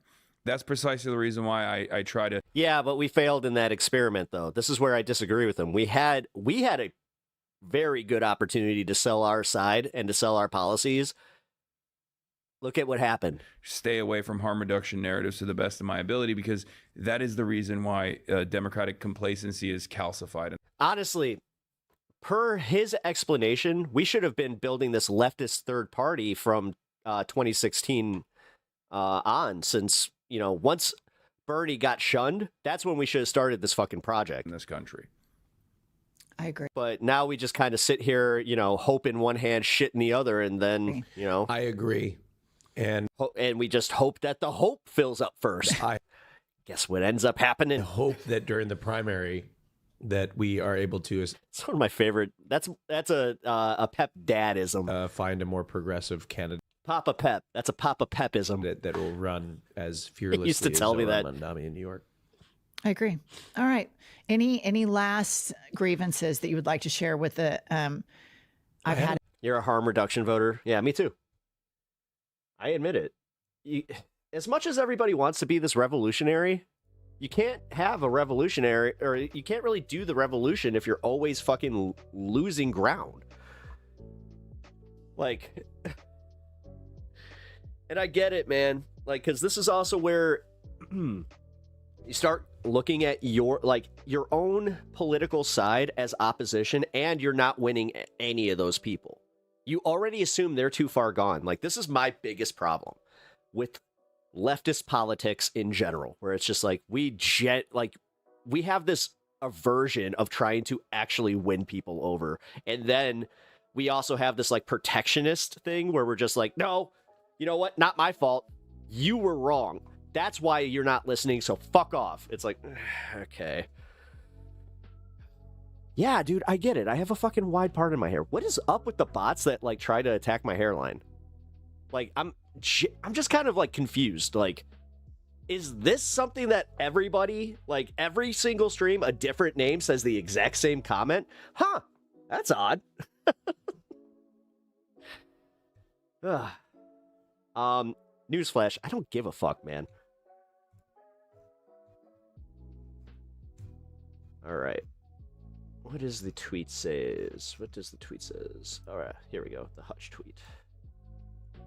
Let's make some people mad with Hutch. Conversation is like, well, whoever is the candidate. Oh, wait, this is the first one. Gavin Newsom. Well, I'd have to vote for Gavin Newsom. Me of course, too. 100%. I wouldn't blink. There's no What doubt. about you, Hassan? I'd probably vote third party. You would?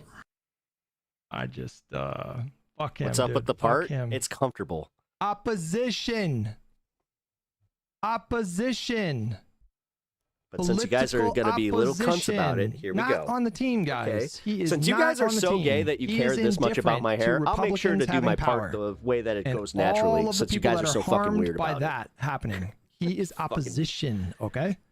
I have not In dealt no with this uncertain shit terms. in a This long is time. nuts. Where it's just this like, is a oh, fucking hey, bananas look, thing to say you're a weird year looking. into this Oh, administration. Look, you're weird looking. Oh, look, you're weird looking. 2 dead people in fucking Minnesota. Minnesota. Oh my God! Minnesota. He's going bald, folks. How many Oh people my did we God, send to I'm fucking going like? bald.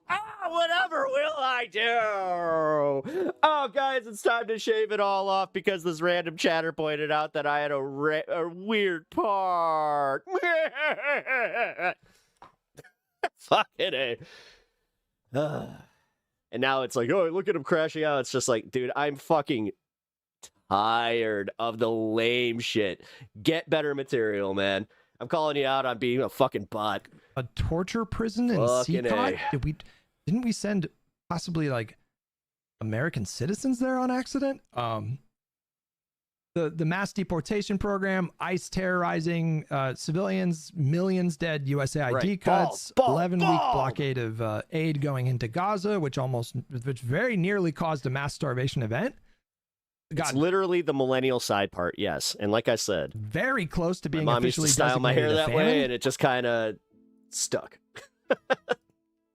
Like literally, now I have a false part.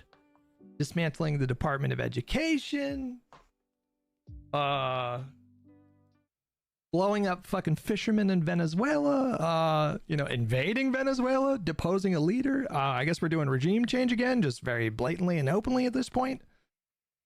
There's like fucking dozens of other just really awful, damaging things that he's done as president, and like, after this, you're like, nah, I don't know if I would vote Hair third looks good. party. I don't know what the fuck you're you, talking bro. about, man. This guy, man.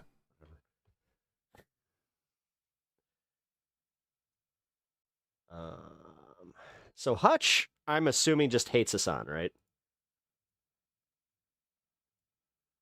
Streamer. It's true. Yeah. If you want to understand, like the most exhaustive version of this vote, blue no matter who, is this: Hutch would vote for Jeffrey fucking Epstein. Jeffrey Epstein, yes I or no? would. Hutch? I do. Is he like doing a Nick Fuentes thing? Do. Is this like a character? I do. Yeah. But if he had a D next to his name and he was running for a Texas Senate Oh my God. I would probably vote for him. I'm just saying. That'd be a tough one. So Hutch is genuinely stupid, though. Wild. Okay. Not kidding. We're just gonna let that one. Not a joke. Not a joke. Wow. Ace, hello? I condemn Jeffrey Epstein.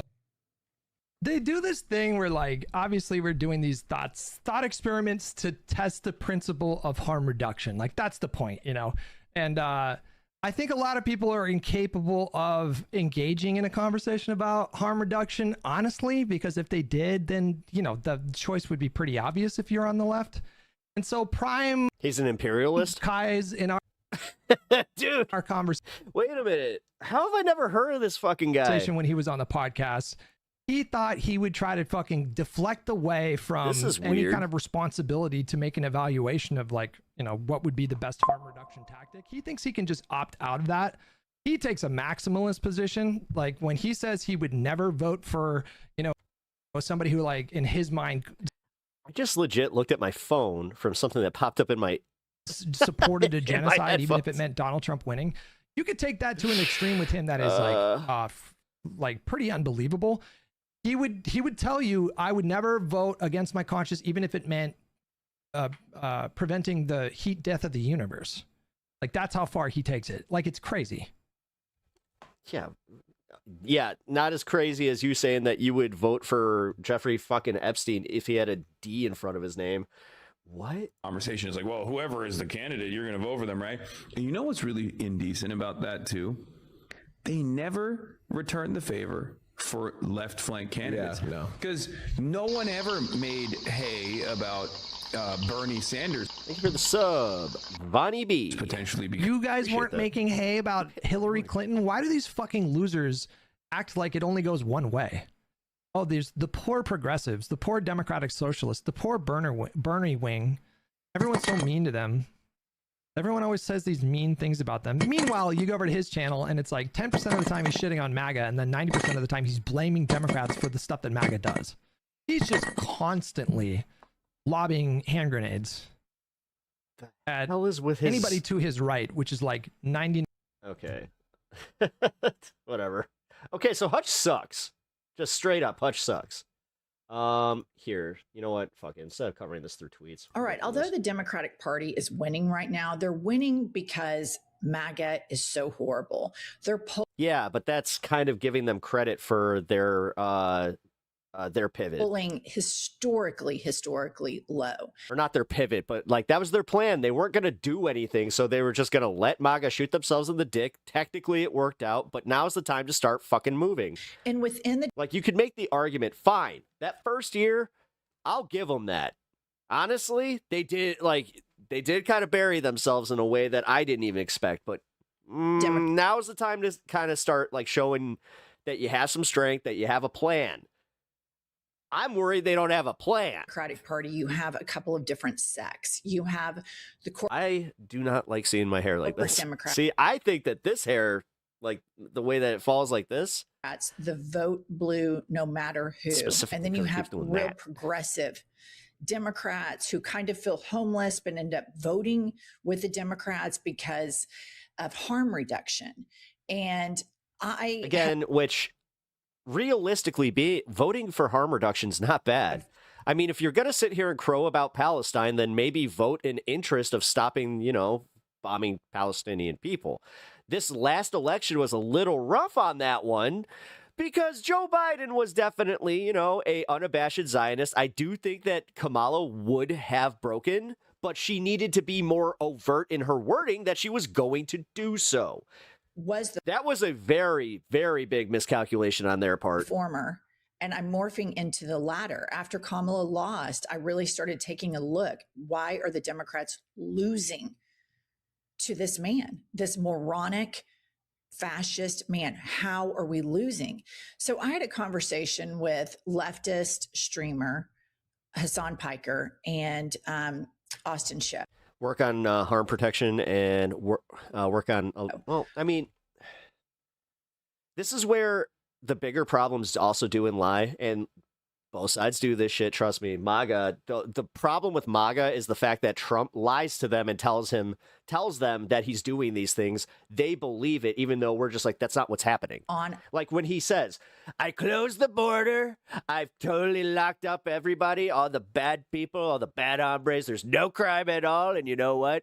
The economy's doing just fine, and people buy his bullshit. I've had it in New York City, and a clip from our conversation is going. You don't see people on the right constantly just doing like, oh, he lied specifically about this one, and you know what? I kind of feel like he's not going to really produce here. Like, I've said this so many times. No. And this is part of the problem is they are all lockstep, man. Do you see any like splintering in the party beyond the fucking groypers, like the online groyp sphere? And anybody in actual politics on the right going viral. They vote with their wallets, over Twitter and social media, TikTok, Instagram, etc. And this conversation to me is it appears that people online are trying to shut this conversation down. And when somebody's trying to do that, then I think, oh, this is the conversation. So I'm looking at things like Biden supporting racial discrimination against, Biden made a lot of fucking bad moves, man. absolutely need to have. You don't need to sit there and go through like a laundry list. The guy made some bad moves, but that also, like, he objectively did some good things too. And that's what pisses me off is the disingenuous cunts that cannot just say, oh yeah, you know what? I like what he did with unions. I like the CHIPS Act. Like even in MAGA, you guys should like that. But no. That'd be giving Biden some credit. It's the same way where I'm just like, yeah, it kind of pains me to say, but Trump did well with the rescheduling of marijuana.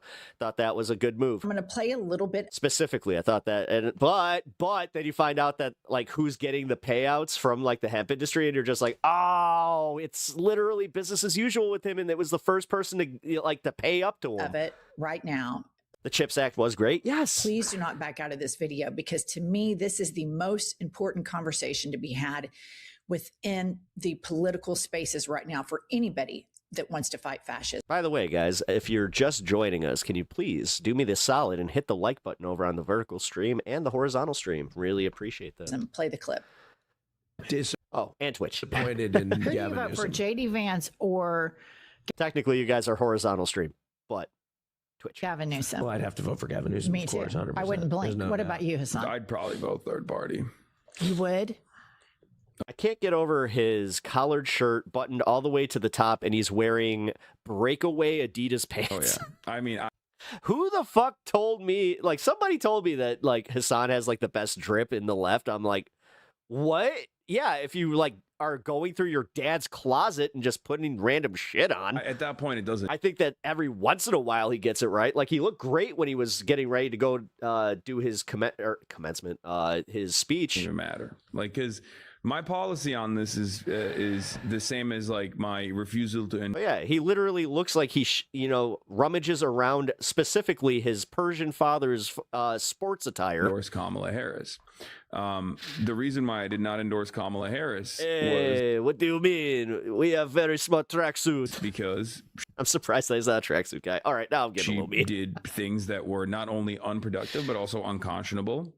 But wait, has he gone through a tracksuit arc that I just never knew about? And I still stand on that. I still talk about it all the time because people constantly bring it up. They're like, you didn't sufficiently like promote Kamala Harris. You're the reason why she lost. And I'm like, I am incapable. There is no singular force in this. Yeah, she ain't blinking because the Dow's at 50. This country that is capable of making or breaking an election. And if that was real, then it is the most idiotic thing not to listen to my demands. But everybody knows that that's not real, right? Look at this. Look at this. White on white Adidas track pants with a black oversized. I don't know, guys. No, I'm calling this one. This is insane. Right. If I'd be like, I had this singular force to be able to make Kamala Harris the president, then Kamala Harris should be coming to me every day and being like, let me do a collab with you, please. Totally. Right? That's not the case, of course. And they know it. That's why they didn't do it. But the campaigns are always responsible for whether or not they are able to win the crowds. Okay, pause that right there, Kylie, and pause it. Leave it at.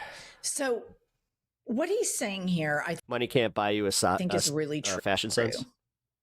Number one, when it came to you know what? I have pretty good fashion sense, but I don't have great like interior decoration sense. When it comes to Gavin, like this, I'm lucky I put this together. Okay. Newsom, for somebody like Hassan who has felt very homeless in the American. Funny enough, I listened to some of the feedback from chat where I was just like, "Is this too much?" And somebody was even like, "Yeah, like if you put something over Godzilla and like I was gonna put a picture, like a few pictures over the TV, they're just like, that's too much on the walls." I was like, "Thank you for that." Two-party system.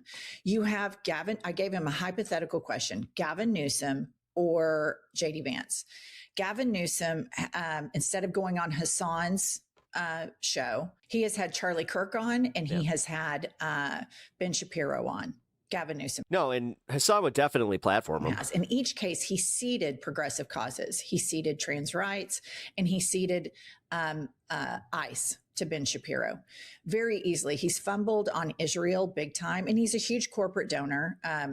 Receives a lot of PAC money, and he has said that he will not tax billionaires. All of these things are very unpopular with Democrats at large, specifically with this My hair's flipped the opposite way. Group of people that feel homeless in the America two-party system. So from Hassan's perspective here, he's That print doesn't do him any favors. like, I'm going to vote third party because he doesn't see any difference in the help for marginalized people. He sees one person that campaigns as slightly liberal, yet takes all of the same money from these corporate PACs. And so online, the liberals have completely wet the bed, and they're going after Hassan 2.5 years out from a general election, and are trying to pigeonhole him in. Yeah, but that's, trust me, you're only seeing the forest for the, or not seeing the forest for the trees on this one, because this is about the primaries. And that this is trying, guys, there's no, like, honestly though, that would make her part of this. Like, if I was doing the actual conspiracy, then that would mean that she's playing, like, I don't know. Does she not understand what she did here? Like, I hope she understands that she may have just caused, like, leftist split 2.0 terrible, or 2.0 for the 2020s. American, I don't even know what to call and, it. all of this could be his fault, which is insane. Pep girl. If we This is why I don't wear my fucking hair like this. look at his God damn it. historically what's been happening in American politics, Bernie started beating this drum. I've got another confession to make. And his message, in my opinion, and I didn't vote Can for we Bernie, like Dave Grohl again, or is he still like kind of gross? I don't know. and I think he's still kind of gross. recently said I regret that vote because I have been doing a lot the Foo Fighters, fuck, of internal thinking and studying as to what are my politics, because my politics have typically been my whole adult life. I'm liberal and I vote with Democrats. Well, the Democrats keep losing. And so I started digging beneath that surface. Why are Democrats losing? Specifically during Kamala Harris's campaign, when she started trotting around with Liz Cheney, it really struck me. Like, why is she trying to get these people to vote for her that will never Wasn't he an AIDS denier or ever something? vote Yeah. for her? Why isn't Yeah, he she said some pretty courting wild shit. the progressive side of the party? And here's what's so critical. But that was like in the 90s. I'm pretty sure he moved on from that. No, what him getting his 20-something-year-old girlfriend pregnant while I think his wife was sick. In the last campaign, I remember there was something going on where they were like, it made it worse that he was cheating on his wife. it's not that Trump grew his vote. It's that less people that typically vote Democrat turned out. So the Democratic Party, instead of courting the progressive side, they go and court the Ben Shapiro's, the Liz Cheneys, the Charlie Kirks, these elusive right-wingers that are never, ever, ever going to peel off and vote for a liberal. Because here's the thing. In middle America, everybody believes Kamala to be super progressive. The Hassans of the world are like, no, she's a corporate Dem. Gavin Newsom is a corporate den, but in the psyche of the American public, they're like, oh, they're so liberal. So moving to the center is a fool's errand and is perceived as disingenuous. So Kylie, pop up, or let's finish this clip and then I'll pop up some of the reactions. Combat against the couch, not necessarily even against the Republican Party, but usually you're fighting against the couch, people who just don't go out and vote. And for me, the way I see it is if the Democratic establishment makes this decision one more time, just as they did with Hillary Clinton, just as they did with Kamala Harris, and in some ways, just as they did with Joe Biden as well, which led to Trump too, then they just don't care. And there's not much I can do. Let me tell you something. I agree with everything you say, but as a person who lived in a red state for 50 years, I would crawl through 10 feet of concrete to vote for Gavin Newsom, even though I think he's duplicitous, a hypocrite, a thirst trap, hungry for power, all of the over Trump, things that you say. Or J.D. Vance. And harms the Democratic Party and sets the psychological soil to be more prey to fascism. All of that I agree with. But there are so many young, queer, Black, brown, marginalized people in red states. And even though this corporate Democrat is, you see it in a long-term.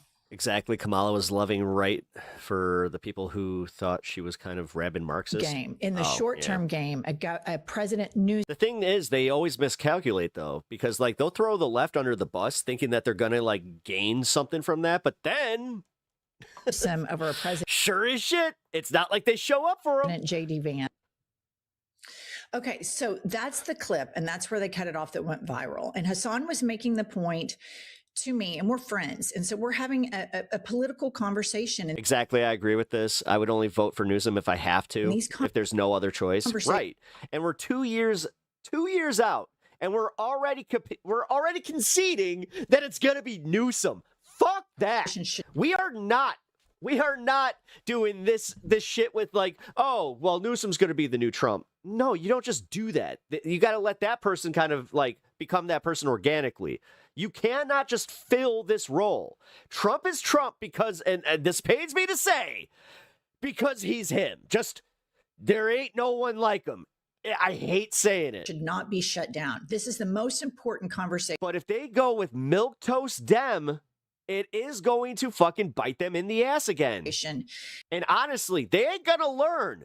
The mainstream media is not gonna learn either. They're still gonna look at guys like fucking Jamie Raskin. They're gonna look at fucking Chuck Schumer. They're always just gonna go to the Democratic leaders that we didn't elect at, like, we didn't put them in their leadership roles. They put themselves there. As far as Democrats winning moving forward. And then you could also make the argument that we didn't even vote for him. And realistically, the way that they're protected within those fucking deep blue districts with like all that money, it's Mike, like, as someone who grew up in Chicago, Mike Madigan's fucking, like, the shit that he did is still being felt and will be felt for decades.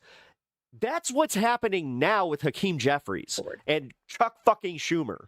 And like Mike Madigan, they're in protected districts. I'm just saying, look, Democrats are up against the couch.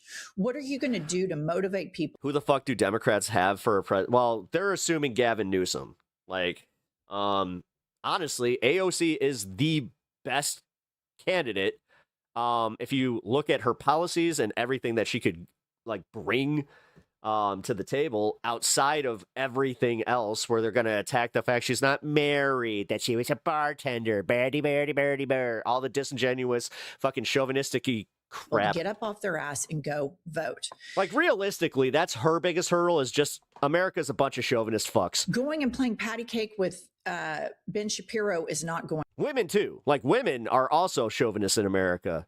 To do it. Playing patty cake with Liz Cheney is not going to do it. Liberals are fucked. Taking AIPAC money is not. Unfortunately, you're going to either have to work with them, or you just might as well just get used to living in the deep red authoritarian regime that we're already living in for an extended period of time. And if that happens, I'm telling you, like, I'm not trying to doomer this shit, but if they do continue, like, if they win that 2028 election, we're fucked. We might, like, I'm not going to fucking engage anymore at that point. I think after 2028, I'd just be done. Not going to do it. It's going to make people. I'll make Godzilla content after that. Like HASAN and many, many others that feel homeless in the. Because what's the point? What's the point of even trying to get people active when in this time that we're living in now, we're still fucking fighting each other instead of putting together a coalition that can actually win. United States political two-party political system stay on the couch. Fucking and so tired I think of it. It's a really man. valid point. Now. And it always comes from pride. You got to put your fucking pride aside sometimes. I have this red state trauma. Like, they got to do the same thing too. Of living in a red state for 50 years. Yeah. And seeing how damaging Republican policies are. And so I will vote for these short-term solutions to mitigate so that a woman who has been raped can receive health care. Right. Can get an abortion, because in Oklahoma right now she can't. And I'm interested in having this conversation with HASAN, because what we voted for with Biden is we voted for a sober driver. We had a drunk driver with Trump, and we needed a sober driver. And Joe Biden was our sober driver. And Joe Biden did some good things. There was a lot of policies that he did that were good, but a lot of things he did continued and incubated fascism. And it's a really important conversation we have to have. The Democratic Party taking corporate money, giving blank checks to Israel, compromises them. And then to the voters at large, they go, well, there's really no difference in the two. And then you end up voting, your preconceived default settings of politics. Yeah. And so here's what happens. That's where they cut off the video. And stay with me here. Here's all the liberals just bashing HASAN. This guy, Tim, this is incredible when you think about it. If leftists like Hassan had their way, Republicans would be in charge from 2016 to 2032 at least. How is he even considered any sort of left? And what I would say to Tim here. See, I kind of said something a little similar, but I feel like there was more nuance on why. Is what Hassan is saying is we need to build a party that has an FDR style impact. Yeah, but that can be the Republican Party. That can be the Democratic Party. Like I said, man, if you want to use like the art of war on this one, you got to look to what your enemy did to win, and you do have to kind of take some of what they did and kind of adjust your strategy to use what they were doing. Now, don't get some, blowhard and like making a new authoritarian, but you can do what happened with, the way that that movement already had picked up steam with, God, what the fuck was it called? The Don't Step on Snake. You know what I'm talking about. God, I'm having a true brain fart here. What the fuck were they called? The Don't Tread on Me motherfuckers. Tea Party. The Tea Party. So you got the Tea Party that became MAGA. Like literally. And then they took over the Republican Party, and they did it in under 4 fucking years. Do you understand that, like, that you have to give them credit for? That's like, they are effective. You can't deny the fucking results. I sound like Biden? How? How in the fuck do I sound like Biden, where I'm just kind of telling us, like, hey, man, no, you gotta fucking get the people who are the loudest and the most radicalized to lead the party. But that's where we are running into bigger opposition on this one, because they saw what happened with the Republicans. Like, honestly, the Republicans got to that point because they could not fucking, like, they couldn't foresee that coming, because they were a bunch of old motherfuckers that were just sitting there like, there's no way these crazies could actually, like, do anything that's effective.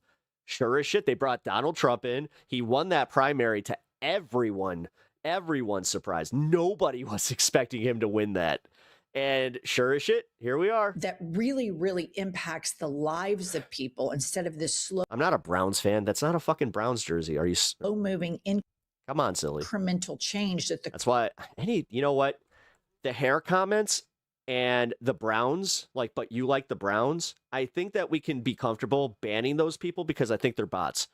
Honestly, like the amount of times I see the same comment per stream is getting a little fucking like. The current sus Democratic Party always proposes and leaves so many people out in the pasture and incubates them to go vote for the change candidate. And in both, what the fuck? I wiped 35 times before bed. 2016 and 2024, that change candidate. Oh, just before? What? It was Donald Trump. When Kamala Harris put herself with Liz. Dude. The internet's weird. Cheney, they reeked of the two-party system establishment. Is weird. And again, Donald Trump seemed like the disruptor. Go to the next one.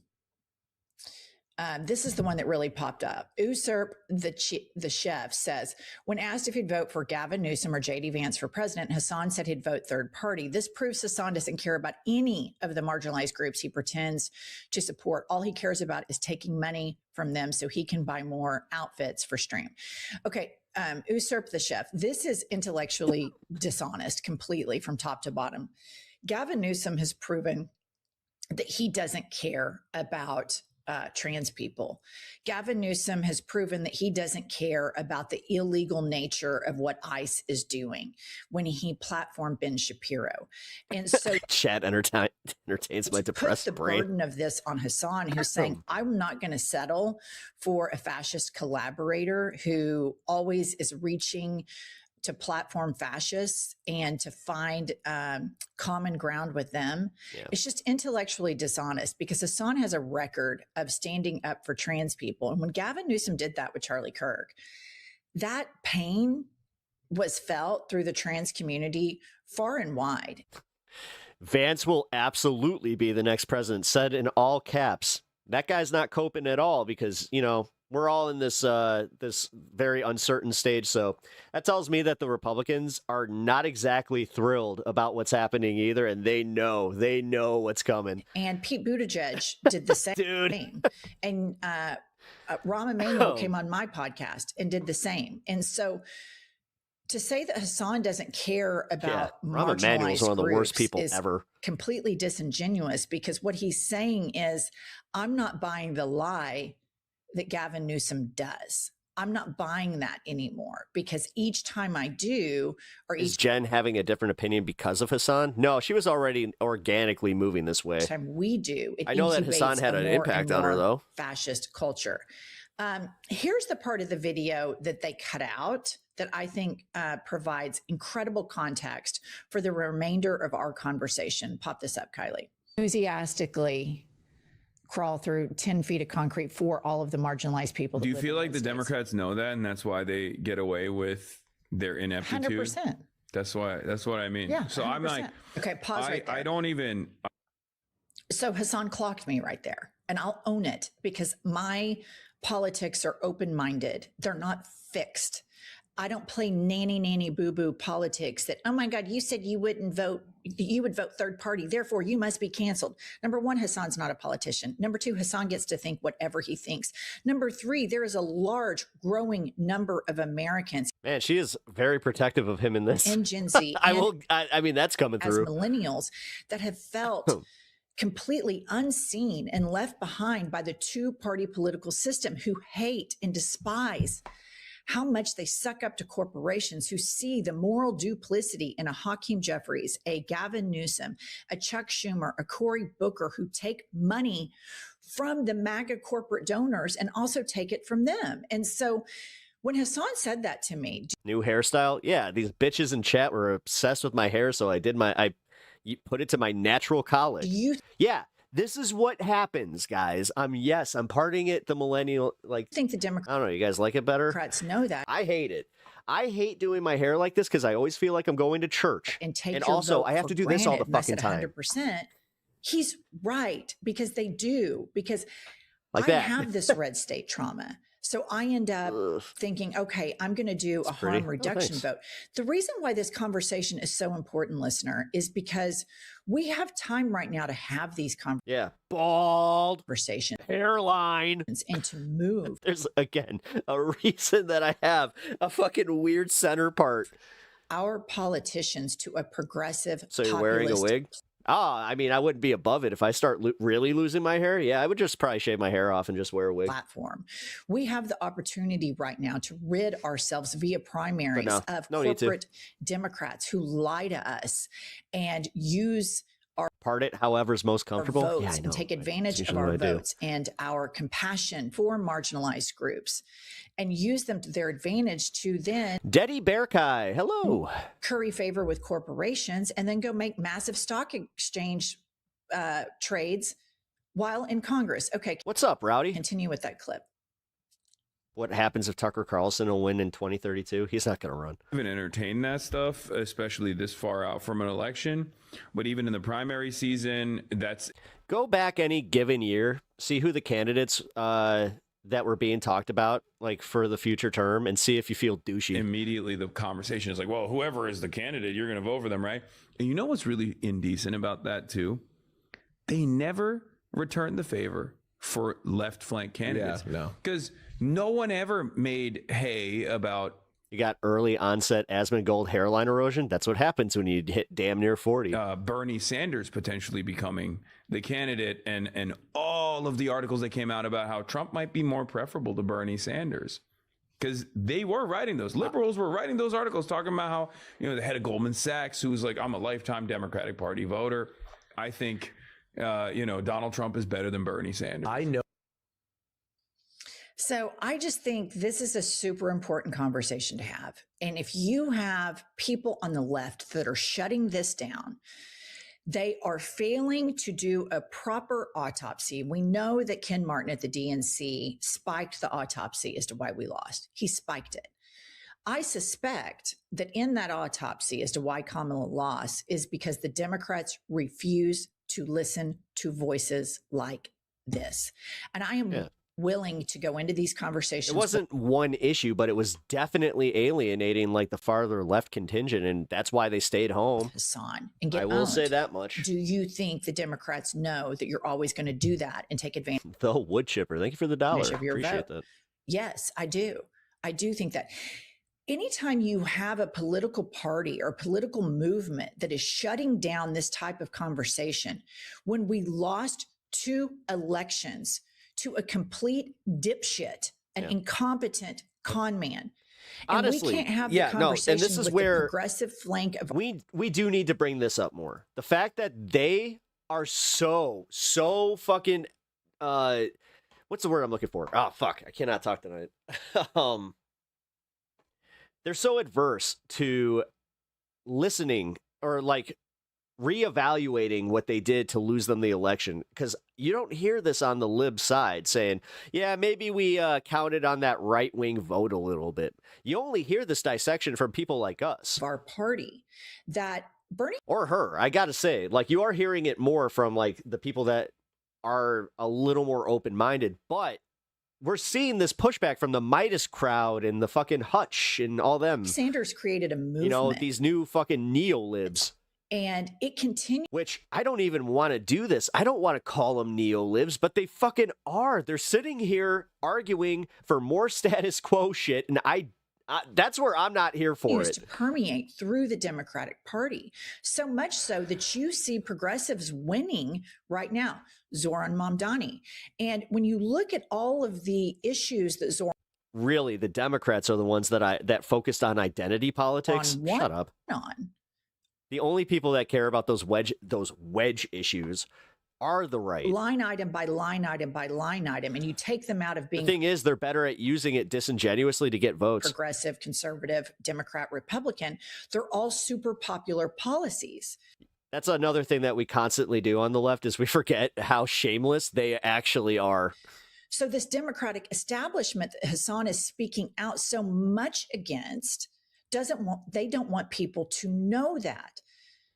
So I have a really hard time with the liberals AOC Ossoff would be good. online right now, trying to At least like if we were going based on now. shut this conversation down and deny Hassan his opinion or browbeat Hassan from here to Timbuktu because he is pointing out a conversation that we need to have. And I think the reason Kamala lost because nobody wanted to get off their couch that was super progressive because they feel like both parties are the same because they're not lazy corporate news voters. Well, no, it was mostly like, and this is going to annoy some people, it was Palestine. That just take what it was the fact that Joe Biden was sitting there, you know, doing the full-blown Zionist approach, not pivoting at all.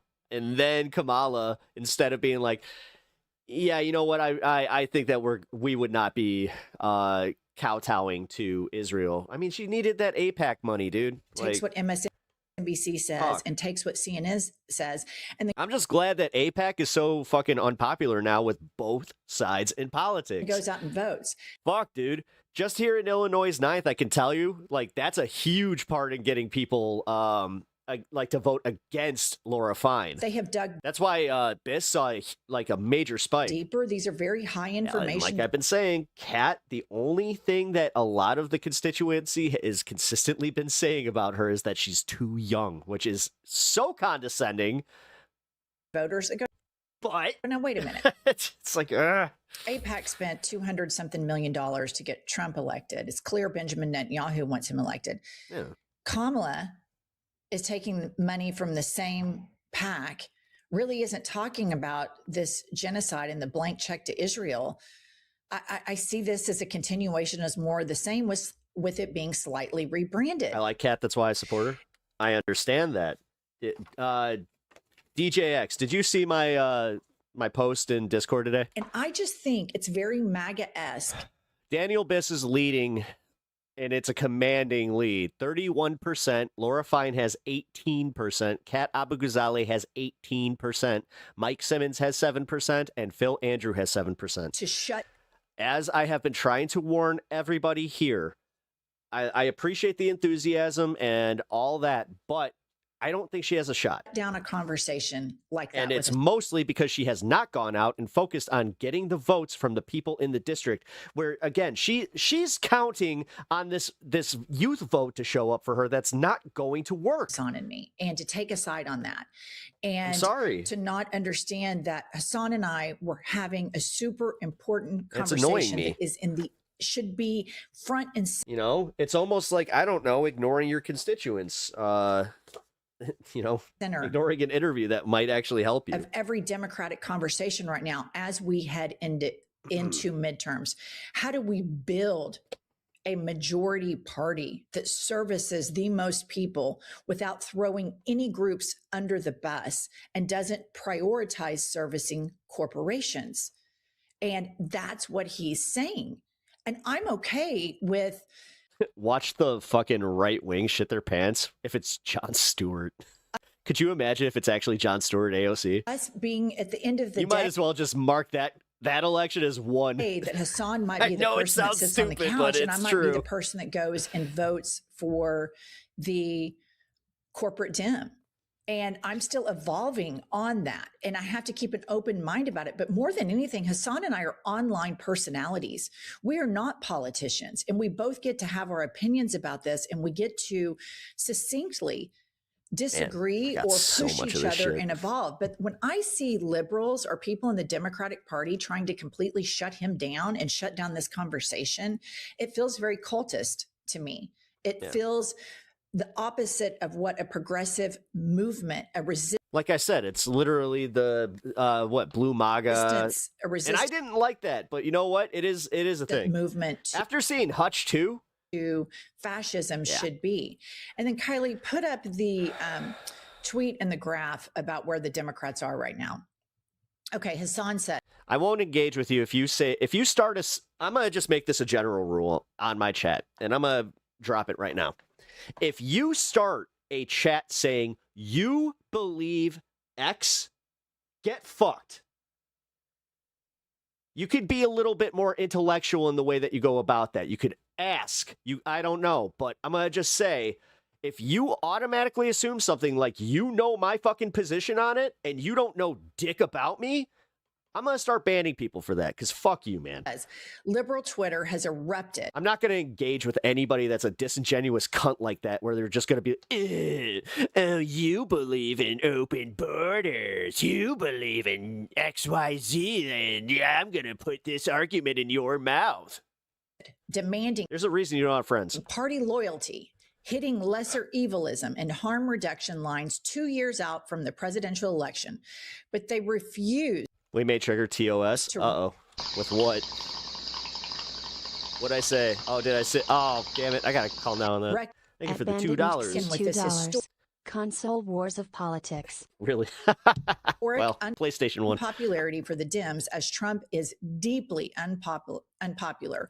Hold your electeds accountable, please. So here we have the Democratic Party. The favorability is 33%, historic lows. And what Hassan is saying is, why do I, as a voter, why did this large voting group, why do we have to concede? Why aren't the politicians conceding that corporations are not in the best interest of the people? And the people in the Democratic Party that are trying to shut this down, all you're doing is giving his platform more power. Because when I see the Democratic establishment behave this way, in a cult-like way, to say that we can't have an honest conversation about this, it makes me really lean into what Hassan is saying and dive into it more and more, because wait, you said Kat is behind in the polls. I just saw one that has her tied with Biss from the nope. Here. Fuck it. Let's show this. Give me 1 second. There you go. This was just dropped today. Okay? So, I don't want, as someone who literally lives in this district and interacts with people in my district, I can tell you right now, there ain't a lot who actually care about what she does in Broadview. Okay? So, just saying. Oh, shit. There we go. times. Progressives are just, they're right. They're just right way too Yes, that was from Biss's site, but the polls were conducted by the Impact Research. It was the same ones that Kat was talking about. early. And so if you think about where Bernie Sanders was in 2016, he was right. His message has aged far better.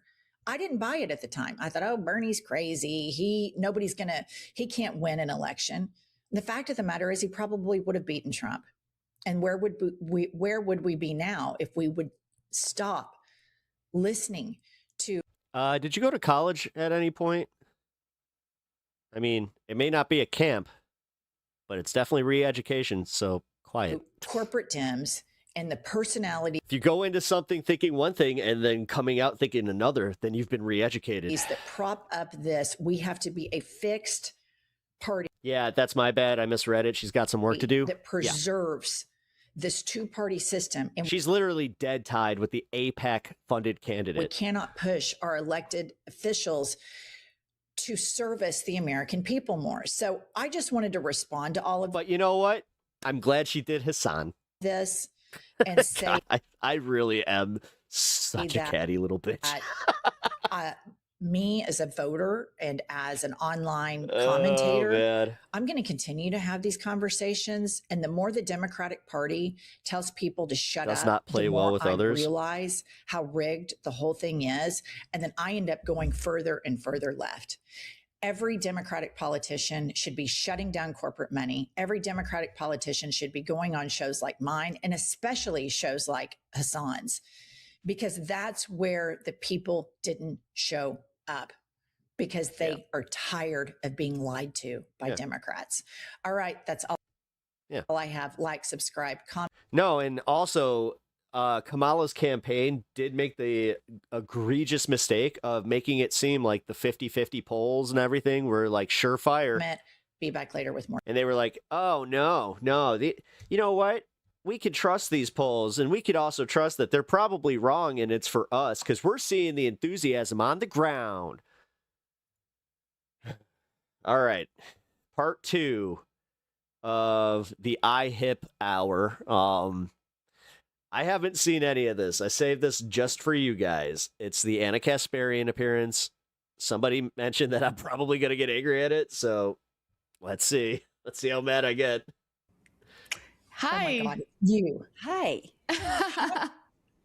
Oh, I'm already mad. How are you? I'm already mad. No. I believe I'm here. I'm super excited. I'm doing really well. How are you ladies doing? Great. Great. I'm so happy to have you. I was just telling our listener that your viral video where you're just bashing Christians, that's my love language, bashing religion. It was like, I loved it. Well, I mean, I didn't mean to bash Christians because I really do believe in people's right to, practice their faith. And I was actually raised Christian, went to Sunday school every single Sunday growing up. Same. But I do have a problem with people not really valuing the freedom to not be religious, right? So if your religion and your religious doctrine indicates that you have to behave a certain way, you have to avoid birth control, for instance, that's great. I respect your right to practice your religion, but you can't allow your religious doctrine to dictate the lives of everyone else. That was the point that I was trying to make. No, I totally agree. Yeah, I was raised like that too. And it was, when you always assume you're right about everything, then I was about to say, Jen, we know that you were an atheist your entire life. What do you have to add to that your co-host couldn't? You don't understand. Let Pumps get this one. Why people criticize it. And that's where I was. It was like, well, that's my problem. She's been fucking kind of pushing Pumps aside. Why would you disagree with me? That's God's will. And it's like, oh, there are people that don't believe that or believe differently, which, like you said, I'm fine with. Just stay out of my uterus when you do it. Yeah, that's exactly right. And I think just one more point about that. I mean, I think everything is someone's got a delay simplified in the political discourse in this country. So something like who it is. reproductive rights. I think half the country, or at least the portion of the country that doesn't believe in reproductive rights, they've kind of simplified everything in terms of, oh, these are just women who are, skanky and they're sleeping around and they just want abortion on demand. And that's just not the case. So I just want Americans to kind of understand each other a little better rather than stereotype each other the way that we've been doing for many years now. But also, I want to say that the religious right very much stereotypes free thinkers and critical thinkers in such a way. And because they're doing it from the position of religion, they get more deference. They get more deferential treatment than somebody like me, who's an atheist, is pretty much dismissed. But okay, before we get into your grievances, I just want to head this off at the top of the podcast. So, we're new to this. You've been doing this independent news thing a long time. We're just a little over 3 years. And we had Cenk on recently, and then the comment section, people were like, well, Cenk betrayed us, blah, blah, blah. I don't follow personality news. I follow the news. But because our listeners follow you, Cenk, probably HASAN, Don Lemon, lots of just various crossovers. I was not as much anymore, but okay. Searching you, and apparently the gist online is that you were progressive, and you receded from some progressive. Oh, they actually go for it. Okay, can anybody just, whoever watched this earlier? I know that there's a few of you here. Can you just tell me what was the big problem? Because I got this sent to me in a way where they were like, Pep, you will not believe how bad this was. It's like, whoa. Positions during the campaign. And now you recently issued an apology for that. And I just want you to tell us and our listeners what that is, just from your mouth directly. Well, the apology was on something very specific. I have moved away from I guess you could refer to it as the progressive position on some social issues, and I'll be specific about that in just a minute. But first, let me just address the apology. So Cenk and I had a debate prior to the election, and that was that. All right, that is why she is very good at what she does. I just felt that was just outside politics, just broadcasting, what she just did right there, the way that she just laid it down. Just let me address that, but I want to address this point first. And she did it in a way where she essentially took over the segment. That was good. Using words like Nazi, which Cenk never did, but Nazi, fascist, these words, much like the word anti-Semitism, mean something. And when you overuse it, it loses its power. And I got my graduate degree in political science, where you learn. Of course you did. Learn political theory. You learn about fascism, the actual definition of fascism, what it means. Am I the only guy in the political sphere that didn't get a poli-sci degree or even take poli-sci class? And at that point, the point I was trying to make to Cenk is Trump is not a person who's driven by ideology. God, I hate this era. He's not an ideologue, right?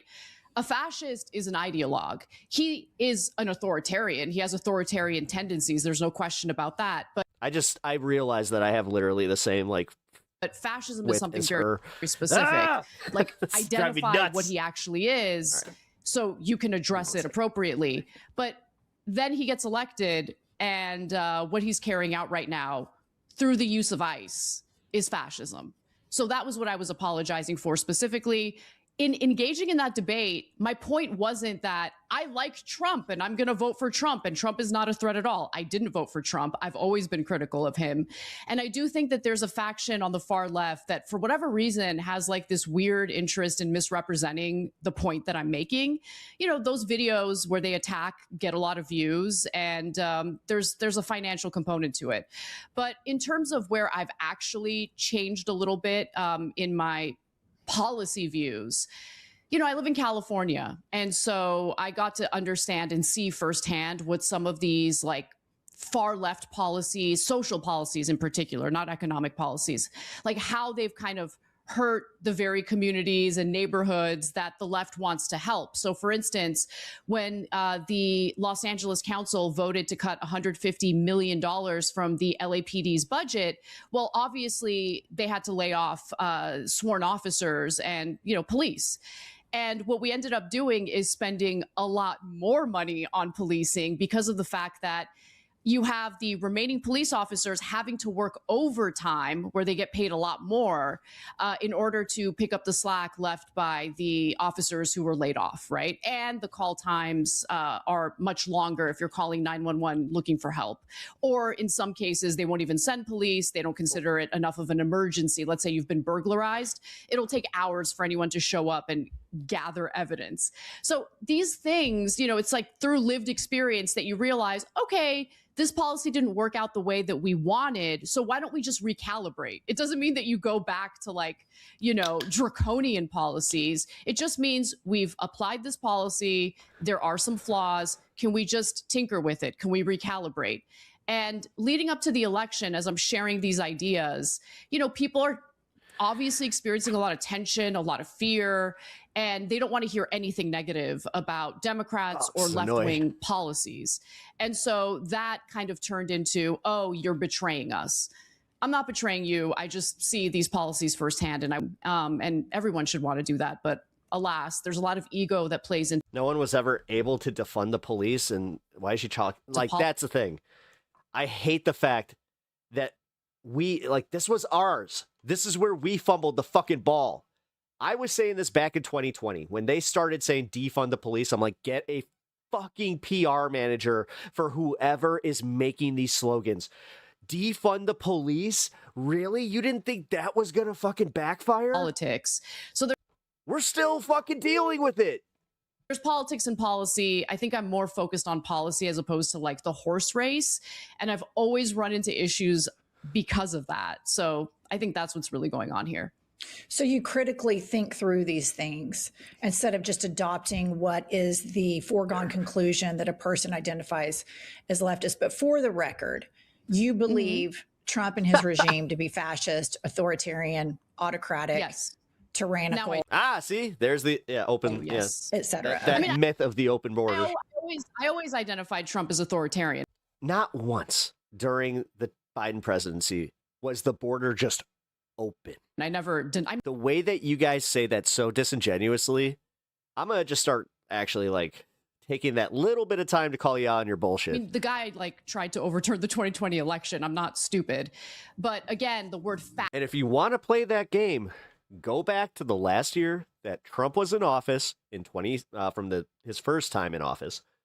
Look up how many people were coming over the border that last year in his presidency, and then tell me how that equates to Biden's. I have a feeling that's not going to be hundreds of millions of illegals. Something very specific, and what's being carried out right now through the use of ICE.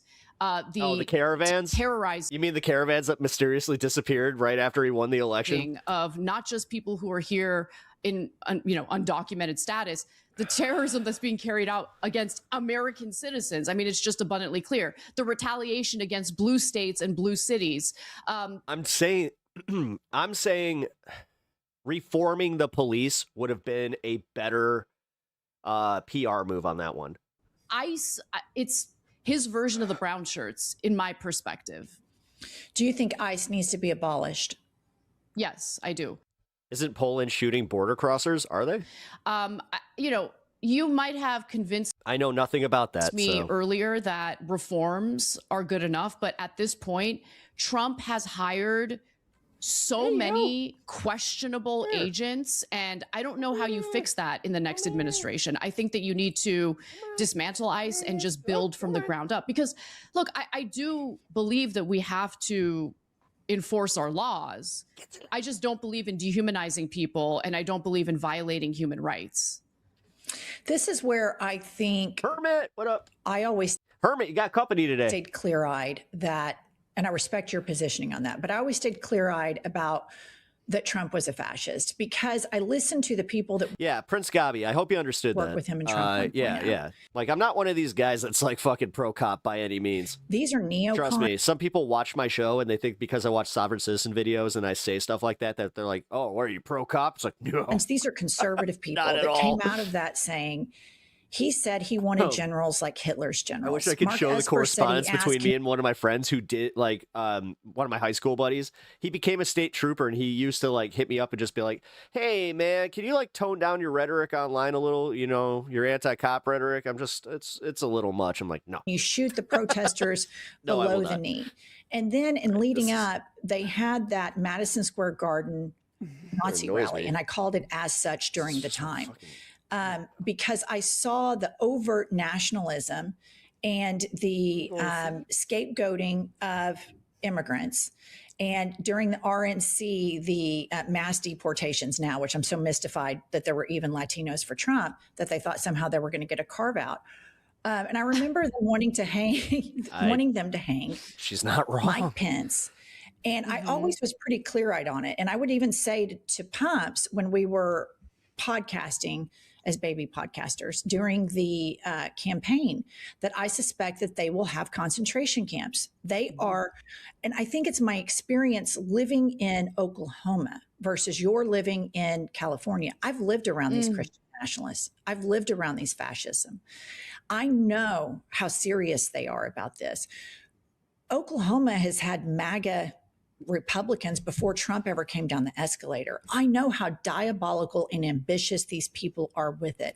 I know that they will scapegoat anybody, and I know that they will even betray the white Republican Christian men like Mike Pence that don't go along with it. So I always think about right now, people say nobody's safe except for white men, and I'm like, Mike Pence sure as fuck wasn't safe. So it even goes beyond that. But I want to get into thing that I think is super important, not covered by mainstream media. I'm going to ask you what you've had it with. I'm teeing this up perfectly. What have you had it with?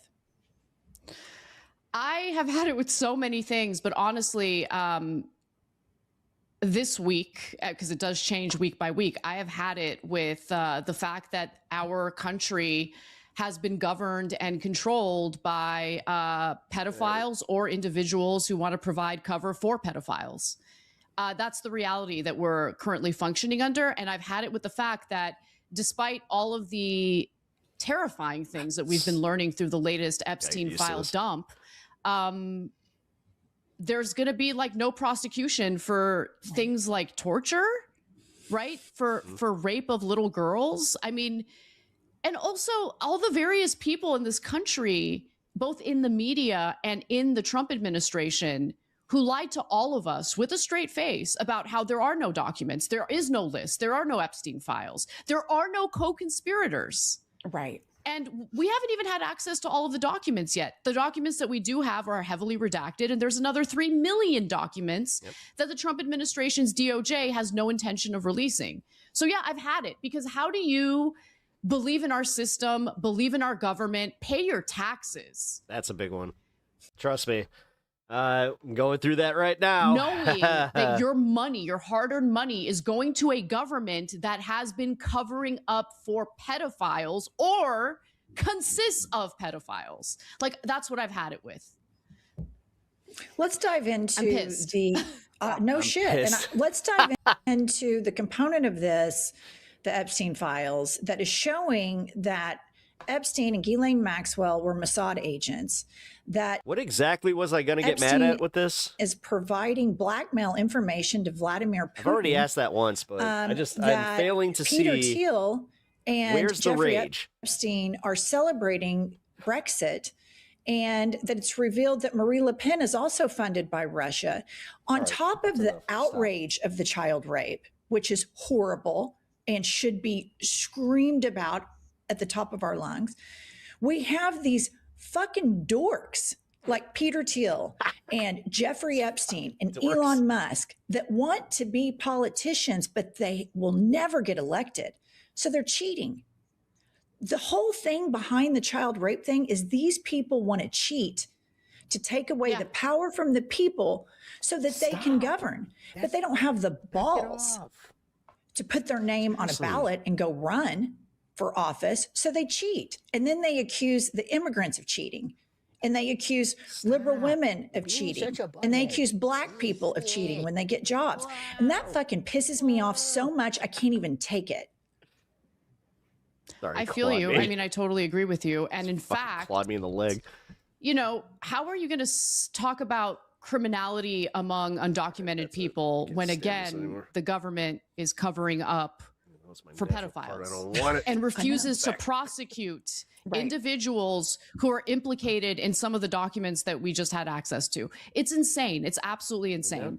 And look, the more I think about it, the more angry I get about the lies told to us by our Commerce Secretary, Lutnick, right? And also Elon Musk, where they claim like, oh my God. I mean, Lutnick's interview about like, oh, me and my wife in 2005, we visited Epstein and, you know, we saw the massage table in the middle of the room and we're like, we are never gonna talk to you again. You are gross. Like the acting, like you really laid it on thick. And then you find out he's emailing Epstein in 2012. No, please trying to get on that. Spare me. Here's the thing. Someone said that Lutnick looks like the guy that used to like do the Men's Warehouse commercials, and I can't unsee When it. I see it, one of the things, and there are a lot of things, it's the lack of accountability. Like you see the New York Giants co-owner, nothing's going to happen to him. Kraft. Because there's only 32 people and 30. Or no, that was the Patriots guy. Yeah, he was in it too. You know, 31 of them are white generational money men, or, you know, thereabouts. Okay. Then you have like the commentator from the new Barry Weiss contributor. You know, he's all in, you know, and she's running that dork reform. Like none of these Peter people are being held Yeah, he is bad at his job. accountable. And that laughable. Enrages me because these survivors has been held accountable since the day it happened. They have been held hostage by trauma and victimization. And it enrages me that all these rich, powerful men and the people that are covering for them will never face accountability. It makes me crazy. I know it makes me crazy too, but let's not like lose the thread here, because it's not just about generational wealth or the fact that these individuals implicated in the Epstein files are part of the elite. That's not the reason why there's no accountability. There's no accountability because all of our institutions, not the host, he's have been occupied and controlled by Zionists. Like that's the reality of the situation. Hit the like and subscribe if you haven't already and are enjoying the content and want to stick around for some more discussions throughout the week. And that makes people uncomfortable, but it's the fact of the matter. I mean, what just happened with Ellison, you know, taking control of CBS and installing. We do at the end of these segments, by the way. Yes, I pause, but I like to do like little wrap ups and stuff too. So stick around. Barry Weiss, whose #1 priority is what's best for Israel. Like that's just one example of what's been happening. TikTok being purchased by Larry Summers, who is. Someone said that Barry Weiss was the girl who played Moaning Myrtle in Harry Potter. Is the single largest donor to the IDF. The first thing that happened after that. I'd see that one now. Deal closed was they banned a Palestinian journalist who had a massive account Normal Pep is on back. TikTok, Yeah, informing people about what was going on the ground in Gaza.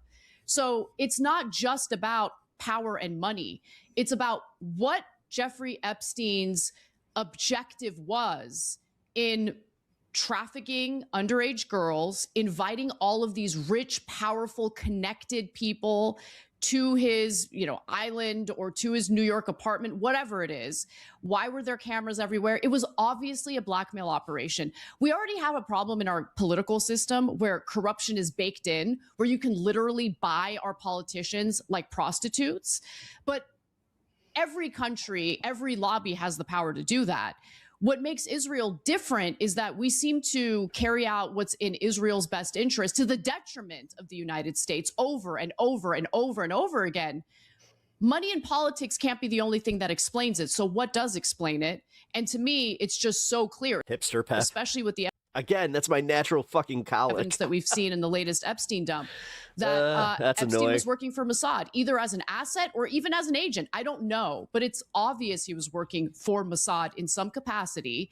And this was a blackmail operation meant to help Israel control the U.S. foreign policy to our detriment. I was just so disgusted over the weekend. So I'm always mad at Chuck Schumer. I call him Chuckles because it's just like not the man of the moment. It's just limp dick energy. You know, I wrote a very strongly worded letter.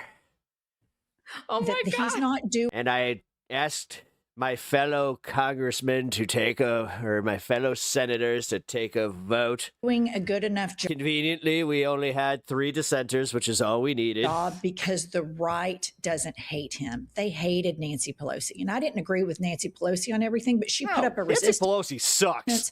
She God, whipped votes she's like the and worst. they hated her for it. She had power and she wielded it. Hakeem and Chuckles For the wrong shit, motherfuckers. are not doing that. They're not even, the right isn't even remotely scared of them. And then there's this video of Chuckles sitting there talking about his number one goal is to make sure that Israel gets all the money Yes, lock these 3 women up for what? Having opinions? they need. Jesus, this is why nobody takes you fucking seriously. And so- you bunch of weird ass Nazi fucks. Then I start digging into the data. Lock them up. They have an opinion that's dissenting. Lock them up. 4% of the Democratic Party support Deport this. 'em. 4%. And so I've come through this big awakening. I've always been a diehard political junkie, but when you live in Oklahoma, you don't know what's going on in the Middle East. There's not a big Muslim population. There's not a big Jewish population. And that I'm speaking for tons of people in Middle America. They don't know. And they wonder why they are incel. You just buy the Well, the incel part, it's the propaganda. involuntary. Israel's the best democracy That's the part that really describes in the Middle East, and they're our ally. And we go, okay, so good enough. I'm trying to make sure abortion stays legal in Oklahoma, and my gay friends don't get their marriage annulled. That was the fight that I was doing. So then after Kamala lost, I'm like, how the fuck do we keep losing to this guy? So then I'm like waiting on the resistance, right? At the end of the year, beginning of this year, where are they? And then you start digging into it, and they're like paid controlled opposition. And the betrayal that I felt, I'm embarrassed to admit it, that I was 50 years old when I figured it out, but I'm just going to make myself vulnerable and welcome to the resistance. admit it, because I'm a curious person. And it's really devastating to find out, like Cory Booker,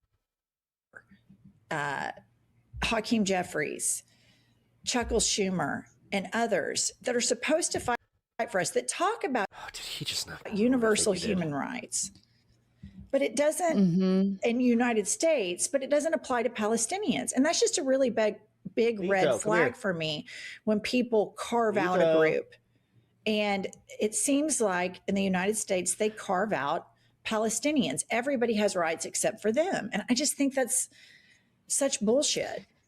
Well, let me just comment on what you said about realizing things later in life and how embarrassed you are. Please don't feel embarrassed. In fact, I'm not that embarrassed. Okay, good, because you shouldn't be. And in fact, to me, it's a sign of growth, intellectual strength and intelligence, because you're open-minded enough and self-reflective enough to understand, like, okay, I don't get everything right, so let me learn more and let me recalibrate based on new information. Not a lot of people do that. And I actually think the country would be in a better place if we were a little more open-minded, put ego aside. But more importantly, this is the most important thing, just make room for people to admit, I was wrong, I'm sorry, right? Like take the apology and don't demonize them. Don't give people a disincentive to change or to evolve. Anyway, but to your point about the Democrats. Took you into your mid to late 20s. Nice. I was Haley Luther, welcome. Blackpilled on the Democratic Party earlier than you were. And I was about the same age. Honestly, I remember when Biden won. Biden wasn't my preferred candidate for the Democrats, but whatever. I was just very relieved to see Trump gone. And that happiness was short-lived because immediately the debates over the She's not wrong, but wow, is she glazing these wine moms? Infrastructure bill began. Build Back Better. And when I saw the behavior of the majority of Democrats in Congress and how they would run on issues like paid family leave, they would pretend as though they understand, care about, and want to solve the economic frustrations of Americans. Then they turn around and they do everything. Do you call Megyn Kelly a filler queen as well? They can to defeat the most popular provisions. That bird bone bitch. In Biden's bill. And you know what Biden did? He not only allowed it to happen, he aided and abetted it. So when you have a conservative Democrat like, and by the way, one of the most corrupt Democrats. The leaders, I admire all three of these ladies. They're fighting the good fight against authoritarianism in this country. Thank you. Joe Manchin from West Virginia, who luckily is not in the Senate anymore, or Kirsten Sinema from Arizona, who luckily isn't in the Senate anymore. When you have them fighting against increasing the federal minimum wage, defeating paid family leave, when you see them working on behalf of corporate donors as opposed to the American people who they purported to want to represent, yeah, it infuriated me. So that was the beginning of my Democrat black pill moment. Seeing what happened in Gaza under Biden's watch, it did it for me. You know, I'm Armenian. Armenians went through a genocide of their own in 1915. Oh my God, you can't even believe her. This is bad. 1.5 million Armenians slaughtered at the hands of the Turks. Oh no. And no one came to help Armenians. The idea that I'm going to like sit back and just celebrate the Democrats, celebrate the Biden administration after what I saw get carried out with the help of Biden, there's no way. There's no way. I was excited about him stepping down from the race. I know Kamala Harris had a huge hill to climb, but once I saw that she was like vicious toward pro-peace protesters, I was like, this woman's going to lose and she deserves it if she doesn't change course. And she didn't change course and she lost. Come here. And in the meantime, you have Trump pretending like he's the peace candidate. Right. So think about that juxtaposition and what it communicates to voters. And think about this juxtaposition. Before you even get to the rotating villain strategy that you're talking about with Sinema, before you even get to that, Democrats play a totally different game. After January 6th, the most important presidential appointment of our lifetimes, the three of us here, was who is going to be Attorney General. And he picked Merrick Garland because Mitch McConnell dicked over Merrick Garland under Biden. Honestly, not a bad, that hindsight.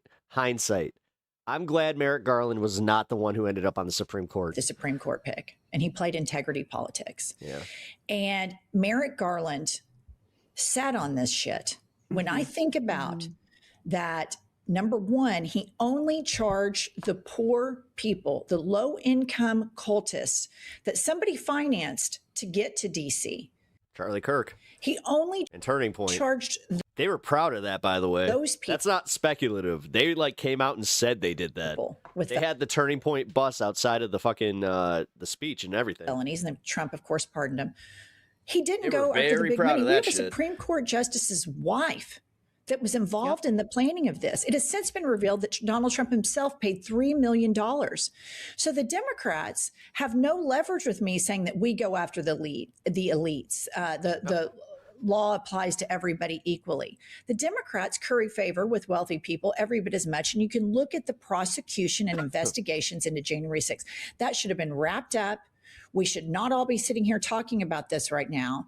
And it's because of Joe Biden and Merrick Garland. Furthermore, don't attack the dog. They had the Epstein files for 4 years and they didn't take it seriously. I took it very seriously after January 6th. I took it very seriously when Mitch McConnell refused to impeach him. And then a month later, Kevin McCarthy went and kissed the ring. And Fox News started going, well, it's a dust up. They were tourists.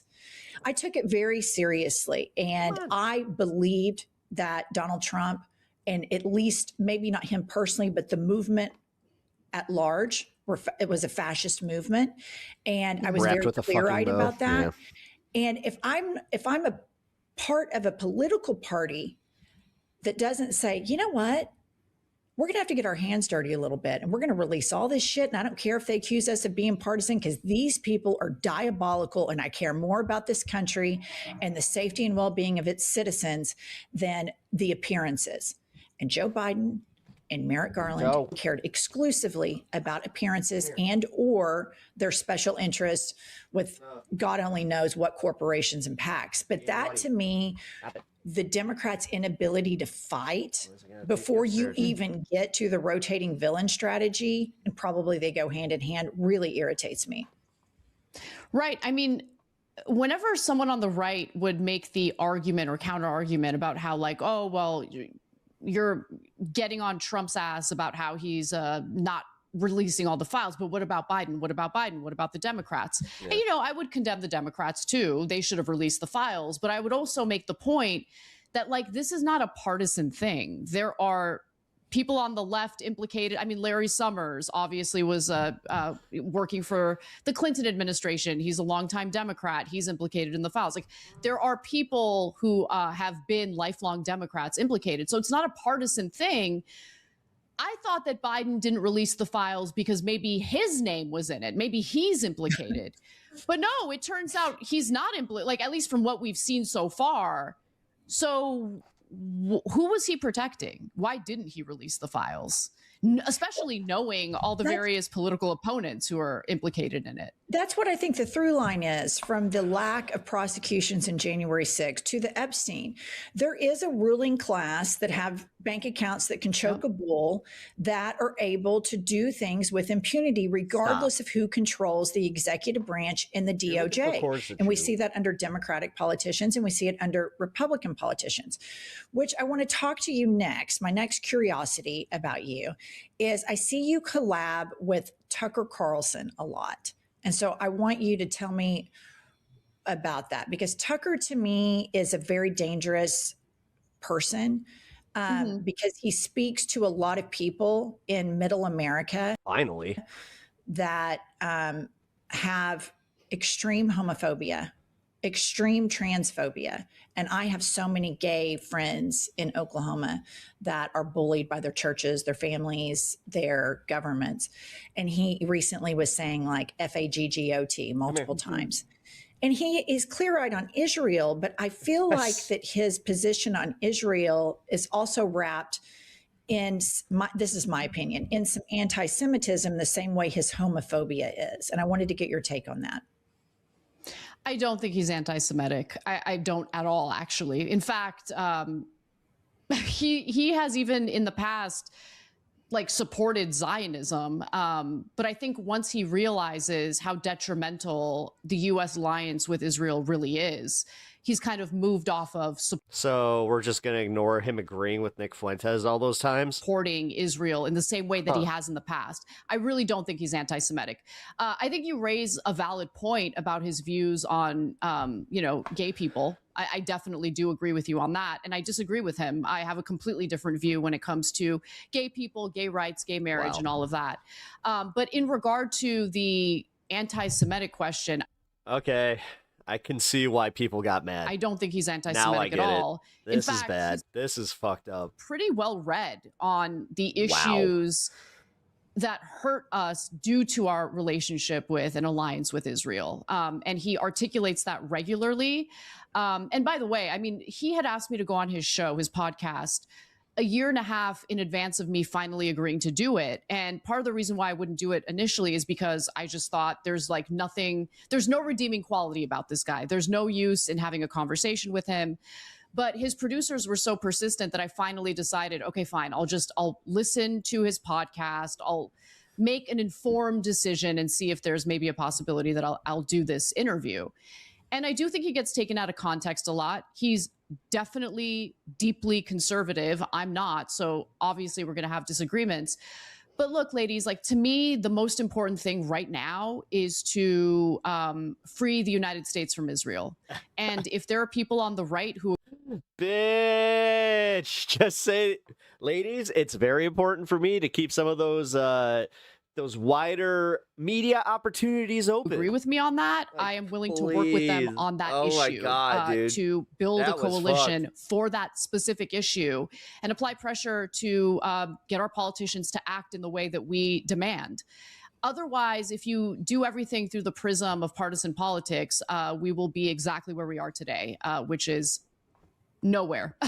We really don't. That's that's an online brain take. No progress, no nothing. I've been doing this for trust me, as a political commentator, I can admit that's not true. 20 years, and that's been my experience. Again, this is maybe this is why I do have a special voice to this, is because my friends, the people I work with, they are your average person that just voted for Trump. They're not a fan of any of this bullshit. We agree on most of these policies, even if we can't agree on everything. experience. They don't care about the culture war bullshit nearly as much as the people online try to make it out. Like trans in sports, do you understand how little people genuinely do not give a fuck about that? They care about the economy.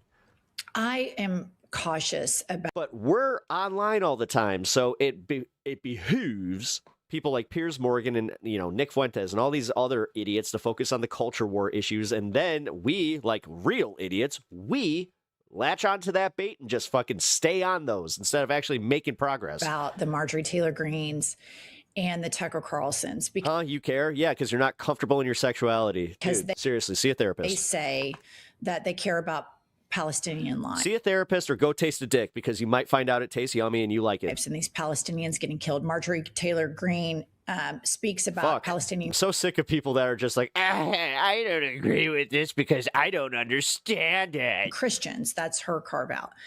And most of the time it's you don't understand it because you were shamed by like your dad. But when you don't have that same empathy towards the queer kid that lives in rural America, or the trans population, which is less than 1%, that really doesn't even want to be spoken about. Craig, does caring about that or what trans people can and can't do make your life any better? He might say yes because he's protecting the children, but realistically, it just makes him feel good that somebody else feels bad at all, because he feels bad because he's not exactly a happy person. They don't want to be in political discourse. And the immigrant population in the United States. You're not a happy person if all you do is sit there thinking about culture war issues, going on to random fucking streamers and spouting off your hateful bullshit. That tells me that you're, in fact, not a very happy person. And you make a carve out.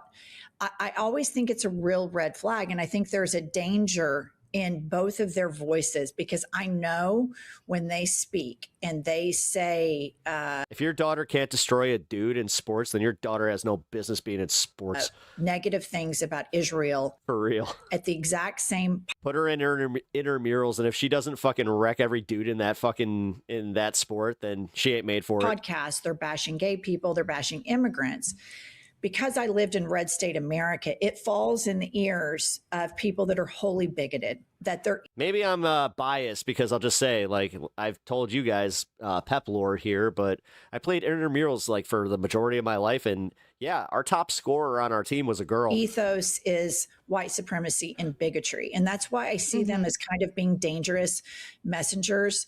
I agree. I don't think it's a big deal that you sit down with Tucker Carlson and y'all aired shit out. I don't think that's that big of a deal at all. I'm worried about the incubation. If you think about George W. Bush incubated Trump. I'm Asmongold's evil twin brother. And when or based twin brother, depending on what side you're on. Think about what is Trump incubating. He's the Roach King. Well, I'm the Roach King in a different way. And I see Tucker Carlson in these clips being critical of Trump. And then I see this whole Venezuela oil thing, and he's standing there clapping like a seal, taking pictures with Trump. And I see the duplicity and the hypocrisy. So I don't trust the intentions of his messaging on Israel as much as I would somebody else. Did you see that since 2023, Fox had more articles against trans people than there were days? Who preaches universal human rights, who doesn't prioritize one group over the other, who will say, I don't understand trans people. I don't get it. It's not my thing, but it's not my business. And I'll fight for their right. Just like you said about Christianity in that viral clip. Yeah. I mean, look, I would agree with you had Marjorie Taylor Greene and Tucker Carlson, for that matter, not revisited their previous statements about, let's say, Muslim people, and made very clear that they were wrong. In the case of Marjorie Taylor Greene and Candace Owens, by the way, they have talked about this at length, where they're like, we realized that we were totally misled, and we bought into the fear mongering. You do understand that's because they're literally just like, well, about Muslim people, right? So like in the case of Tucker Carlson, something that I was kind of shocked to see, honestly, after Renee Good was shot and killed by ICE, he put out a newsletter kind of condemning the right for making light of it, or even in some cases Your kids will be fine. celebrating it. They can make their own way and make their own decisions. And he the fact that you overparent sometimes like this is overparenting. basically said, like, this is a human life. And this doesn't affect you. You're worried about something affecting your daughters that they don't even care about. what happened is not I genuinely do not think your daughters give a shit about this. okay.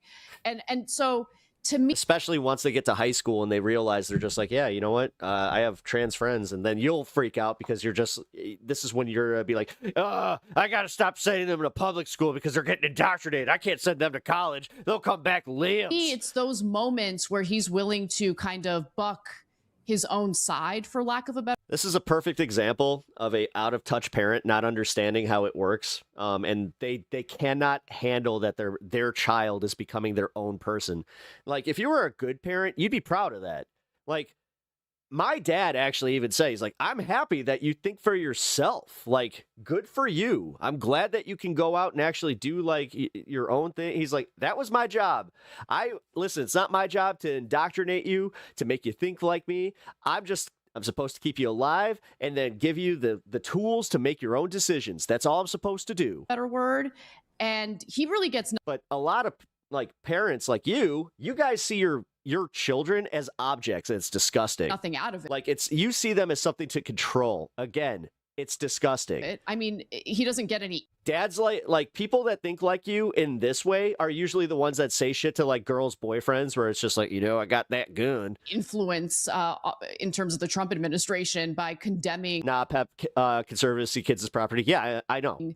Trump's foreign policy. And trust me, there's a reason that we had the saying about the Catholic girls, because it was very true. The more you repress your children, the more they act out, and you ain't gonna know about it. And in regard to him being in the room, I mean, look, I agree. It's not a good look, kids to have especially my when you're opinions on it. clapping after you did a lengthy I segment was once a child condemning myself. what the White House did in and a teenager. Venezuela. But at the same time, this idea that just because you had little crotch goblins that somehow you actually know better, I'm going to just say that's not true. Because again, you guys can ignore all these things conveniently while simultaneously just being like, well, you don't have kids? Well, what the fuck do you know about it? know that he probably wants to influence Trump in the right direction on foreign policy, and you're not going to be able No, I just know I am nailing you guys hard here, aren't I? to influence him unless you're in the way that I'm seeing the triggered in chat is hilarious. room. So, I'm Question speculating everything. So triggered, are you? about his intentions there. But I hear what you're saying about wanting to be cautious.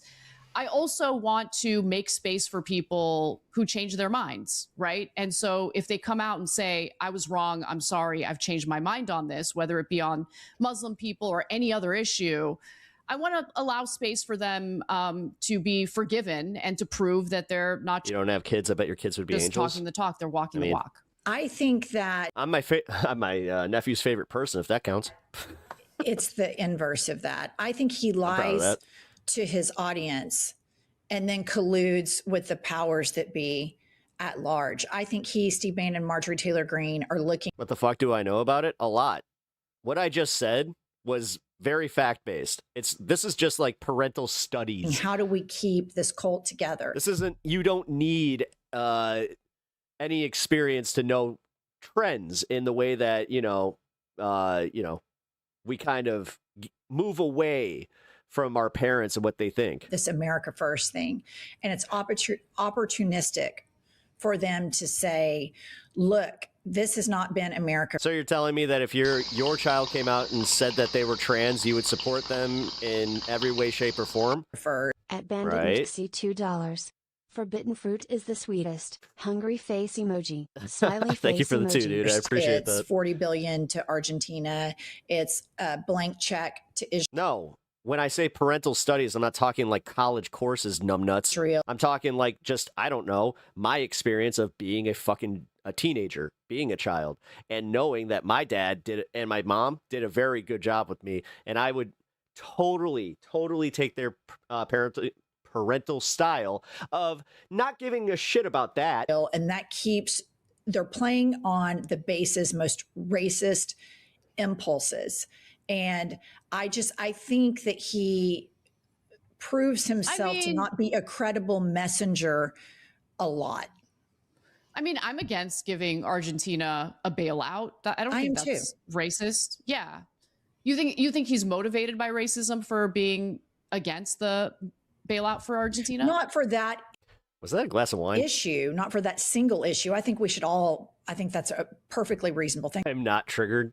That was a gift That's usually what the triggered say. Scott Bessent gave to somebody. You know, that was a total shakedown that these people do. I think Tucker Carlson, my opinion, is he is abundantly aware that the base, the connective tissue in the base is racism.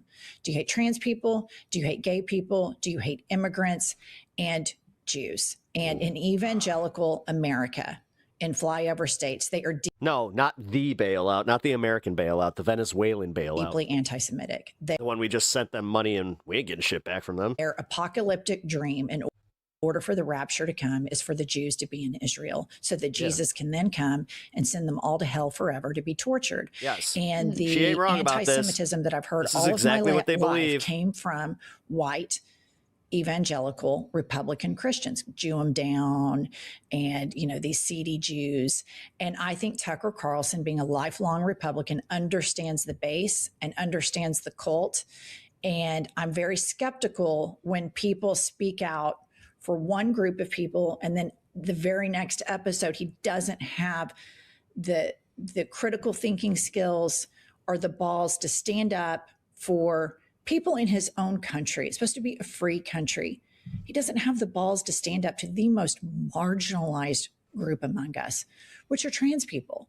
And it's just, I think it's just such chicken shit how both parties just pick them up, use them, throw them under the bus, instead of saying, we believe in equality, we believe in affordability, we believe in the First Amendment for everybody. Even people you don't understand and you think they're lighting the loafers and Because I actually know trans people. weird. Get The over thing is, you probably have never even experienced a situation that you've ever had to deal with a trans person. it. It's not your business. It's all theoretical to you. It's a free What would I do? Or you've dealt with a trans woman and don't even know it. country. In the 80s, when I grew up, that was said all the time. But now, after gay marriage, the religious right has to keep, you know, hitting the volume in the crack pipe more and more and more. And I think Tucker is acutely aware of that. Yeah, look, I think that so you're talking about dispensationalism when you're referring to the evangelicals who, you know, have this relationship with Israel, not because they care about Jewish people, but because, you know, it's going to be the second coming of God and, you know, all of that stuff, whatever. He's actually pretty vocal against that. And I don't think he's helping to keep a coalition together. In fact, I think he's being blamed probably accurately for breaking MAGA up to some extent because he's been so critical of Trump and the foreign policy. So look, we're going to, I guess, disagree in terms of like what Tucker actually believes. I agree with you that Tucker was certainly like that when he was at Fox. But since then, he's changed his mind on a lot of policies. He brings it up all the time. He shares his remorse for believing certain things that he believed. But with that said, he still has beliefs that I disagree with vehemently, including he's against reproductive rights. He is against gay marriage. So you're just still gonna have a beer with them and yuck it up? That's how that works? These are things that I support. Ugh. So we have those disagreements. But I think it is important to work together when it comes to one of the biggest issues that's hurting Americans right now, and that's U.S. foreign policy that doesn't actually benefit Americans. It's about benefiting weapons contractors, private military contractors, and foreign countries. Okay, I want to ask you, pivoting just a little bit, what is Jen was not about that. She almost said something. Oh yeah, she was mad, and I think Anna just realizes that she kind of fucked up there. your level of confidence / alarm in the upcoming midterms when we have Tulsi Gabbard in Georgia seizing ballots? What are your concerns? What are you thinking? What is your level of concern on that? And then what do you think is going to be happening in that regard? I have no idea what's going to happen, so I'm not going to predict, but I'm very concerned. I mean, raiding the election facility in Georgia, in Fulton County, Georgia, very concerning. The fact that Tulsi Gabbard has succeeded in I guess It's not about different beliefs. If you fundamentally believe, for instance, that like one of my friends doesn't have the right to exist, then I don't think you have the right to sit down and enjoy my company. That's how that goes. halting or hindering I actually value my time. some sort of whistleblower report that even I'd rather not spend it with anybody that's a hateful cunt like that. Congress can't get access Man, I am throwing that C word around. to. Sorry. I was watching some Australian comedy earlier. That really worries me. Like Tulsi You know they use that word a lot. Gabbard has been very sus from the very beginning. And in fact, Wait, it makes sense. It makes it a little bit easier to hear it if I just call you a cunt. my There we first go. round of the left coming for me and coming for me real hard was when I had looked into Gabbard's record very deeply. This is when she was running in the Democratic primary in 2020. And I had found some things that were, cause for concern. So I raised Tucker Carlson and Marjorie Taylor Greene are freaking me out. They were steadfast right, and now they're swinging the other way. What's going on? those issues. And the left was so convinced that she was this hardcore fighter, this It's almost like Trump's not that great. real progressive, that they attacked me instead as someone who's trying to destroy progressives, destroy this wonderful candidate who's actually anti-war and all this, sorry to curse, but all this bullshit that we heard about Tulsi Gabbard in the earlier years. But anyway, she's part of a cult, number one, and that has been written about by The Intercept. People should look into it. And she isn't who she has claimed to be. And as you can tell, she shapeshifts depending on what's beneficial for her. So do I think that she would violate our election laws or the rights of Americans for her own benefit? Yeah, I do think she would do that.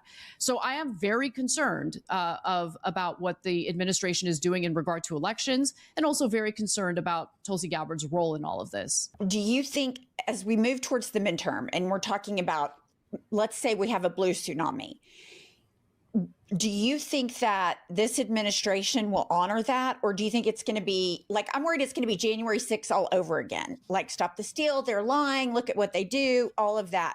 Do you think that they'll accept a defeat in the midterms? Or do you think we're just going to start over again with the other stuff?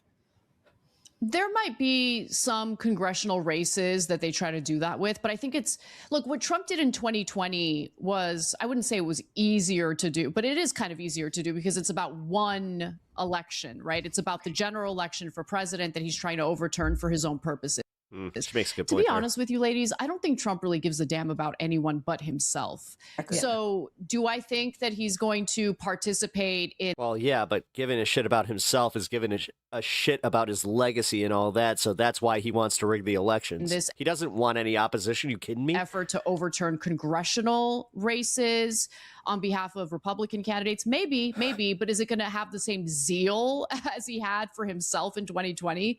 I think that's unlikely. I'm less concerned about the midterms, more concerned about the next presidential election, because he's already talking about, nationalizing elections, meaning having the federal government determine what state and local election laws are, I'm assuming this was filmed before the Save Act which is something thing. Republicans pretended to be against not too long ago. Now you have Trump advocating for it, even though it's against our Constitution. In linking Tucker Carlson and Tulsi Gabbard, I find both of their submissive, apologetic nature towards Vladimir Putin, a war criminal, kidnaps Ukrainian children, an egregious human rights violator, killed Alex Navalny, political opponents. I find both the link between those two. I find that incredibly alarming as well. Mm-hmm. Yeah, I mean, Putin's terrible. I don't want to go to war with Russia, don't get me wrong, but I also see Putin for who and what he is, for sure. I mean, he's a guy who, by the way, had made security guarantees to Armenia and proceeded to renege on those security guarantees as Azerbaijan invaded Armenia and continues to occupy a portion of it. He's not someone that I trust. He's not someone who obviously is driven by morals, considering the fact that he invaded a sovereign country and continues to do so. So, yeah, I mean, I agree. Yo, what's good? With you that, Asher Plays. What's up, man? Vladimir Welcome to the show. Putin Appreciate shouldn't you be in any stopping way, by. his reputation should not be laundered. close friend in high school named Asher. This episode is brought to you by IQ Bar, our exclusive snack, hydration, and coffee spot. The new limited series from executive producer Ryan Murphy. What's your political views? You're bored? Explores. I'm a leftist, but you're actually, you found a good show for political discourse. I like to also dabble in speaking with people I don't always agree with. The complex court. Unless I'm assuming too much and you're a progressive and we have the same political values. And then, hey, welcome to the show. I hope you hang out and you enjoy the content. Of the iconic couple considered to be American royalty, whose love story captured the attention of the Who cares? nation. Their fairy tale romance would unfold in front of the public eye, where their private love would also become a national obsession.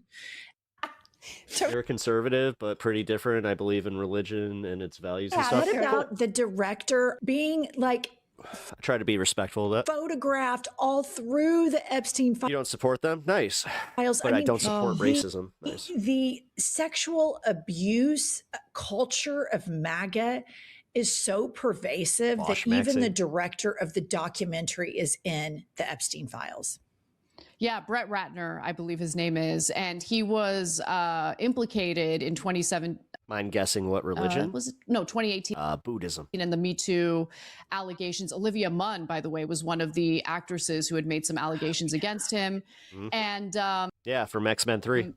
Yeah, according to her, the really wanted Islam. Oh no, shit. To make it big again. He wanted to direct movies again. Well, welcome to the show. So what I just kind of love about this whole story is the fact that he thought the Melania movie was going to be his in, you know?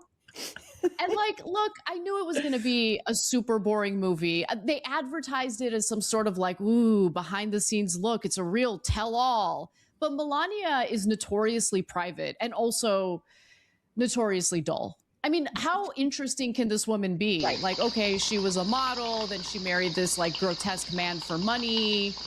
Asher Plays, thank you for the follow. The whole film, from what I hear, and I've watched a bunch of reviews, is just her talking about fashion and getting in and out of cars to go to events. Here's the thing. I would have gone to see it if she was talking about in the new Epstein dump that that Epstein introduced. By the way, you're leftist as in what? Like socialism? Yeah, like DSA. To Trump. Now that card-carrying member of the Democratic Socialist Alliance. Interesting to me. But we didn't talk about that. It would. Well, she doesn't talk about much. That's the thing. Like, she's never going to reveal anything juicy. You know, that's just not going to happen. That's not who she is. Steps in the right direction is where I want to go.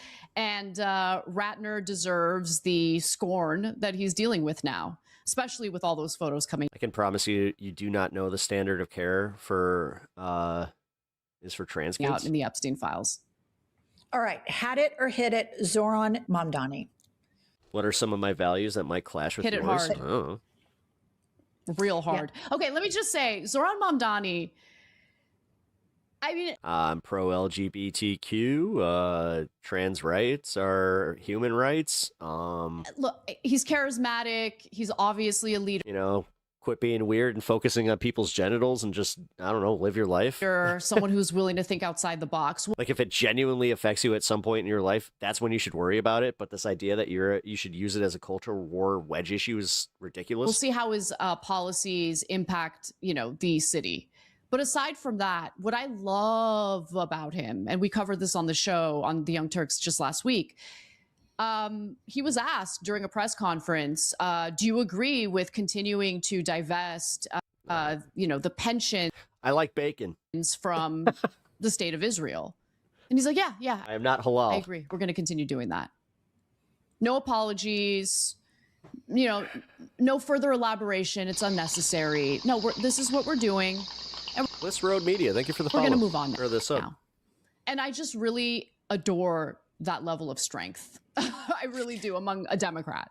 I recently moved to New York after my lifelong struggle in the Bible Belt as a progressive atheist, raised by atheist parents. It's a really bizarre upbringing.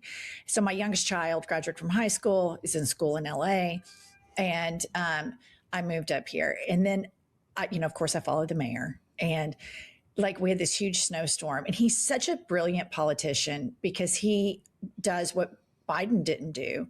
He's governing and advertising about it. And that's just where we've moved with smartphones. Trump understands this. Yeah. Trump wrecks and then advertises about his wreckage, lies, propagandizes. But Zoran, when the snowstorm was coming, he was like, hello, New Yorkers. I've got all my trucks here and we're going to push the snow.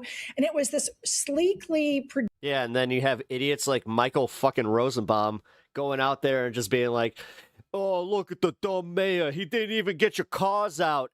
Dude, that is not on the fucking mayor or the city to figure out to get your fucking cars out. It's for them to plow the street and then you get your fucking car out. That's how that goes. produce like God 60-second reel. I've lived in Chicago pretty much my entire life, and it has always been like that. Not once have I ever expected someone to feel bad for me for digging out my fucking car. Now, if I dig out my fucking car and I put my claimsy or I put my fucking, like my chair there to hold my spot, and it's and you move that fucking chair, yeah, we got problems. like, it's a reminder. It's the There's nothing worse than when you fucking shovel out a spot that takes you hours and then somebody fucking parks in it. proper propaganda, if you will, that government and your taxpayers work for you. He's very simply reminding New Yorkers that you pay taxes here and this is what we're doing. And the Democratic Party has lost that. Reminding He would move it all day. the voters, the government Yes. is not your enemy. We are providing public safety, and consumer protections. He'll shovel out my mom. Republicans My mom's cremated, dipshit. call those regulations, and then you get That's gonna be an ashy eat. cancer clusters. They forget to He was just sitting there. He's got like black chalk just pouring out of his mouth. I want to troll this guy. remind people that what they're doing is helpful and earnest. Yes. But more importantly, okay, just bear with me as I explain this. And I just want people to understand I am not coming from a bad place. I'm just trying to explain why in the last general election, if you look at various blue districts. Somehow, I don't know why. Thanks, Natch, but I don't know why that one didn't get to me. It's kind of like, all right, you're kind of trolling yourself. You're talking about eating my dead mom. Higher and higher percentages All right, Epstein. Chill. Of people who were lifelong Democrats ended up flipping sides and voting Republican. This is why. Oh, wait. No, my mom was old. On a local Sorry. level, what people But, you know, the whole eating humans thing. experience really does matter, right? Because it gives them a sense of what leadership looks like on a national level. So I think a lot of people turned away from the Democratic Party in the last election because if you look at some of these metropolitan areas, these cities, they have not been. Yeah, dude was just talking about like shoveling my mom's dead ashes or my dead mom's ashes into his fucking face. Governed well. Like, I don't even know if I should be offended by that or just like, did he troll himself? I don't know. I'm a little confused. By local Democrats. And Frugal, what up? I'm not Good to see making you. that up. I'll give you a specific example. In the case of Los Angeles, we have the largest homeless population of any other part of this country, right? These people need to get off the streets. They need to be placed either like in the appropriate facilities, by the way. Some people, housing is the answer. Other people, they need more help. They might have severe mental health issues. They might have severe drug addiction issues. You have to cater to what is causing homelessness for He fucked up on that these one. specific people, right? That's what I the thought. point I want to make.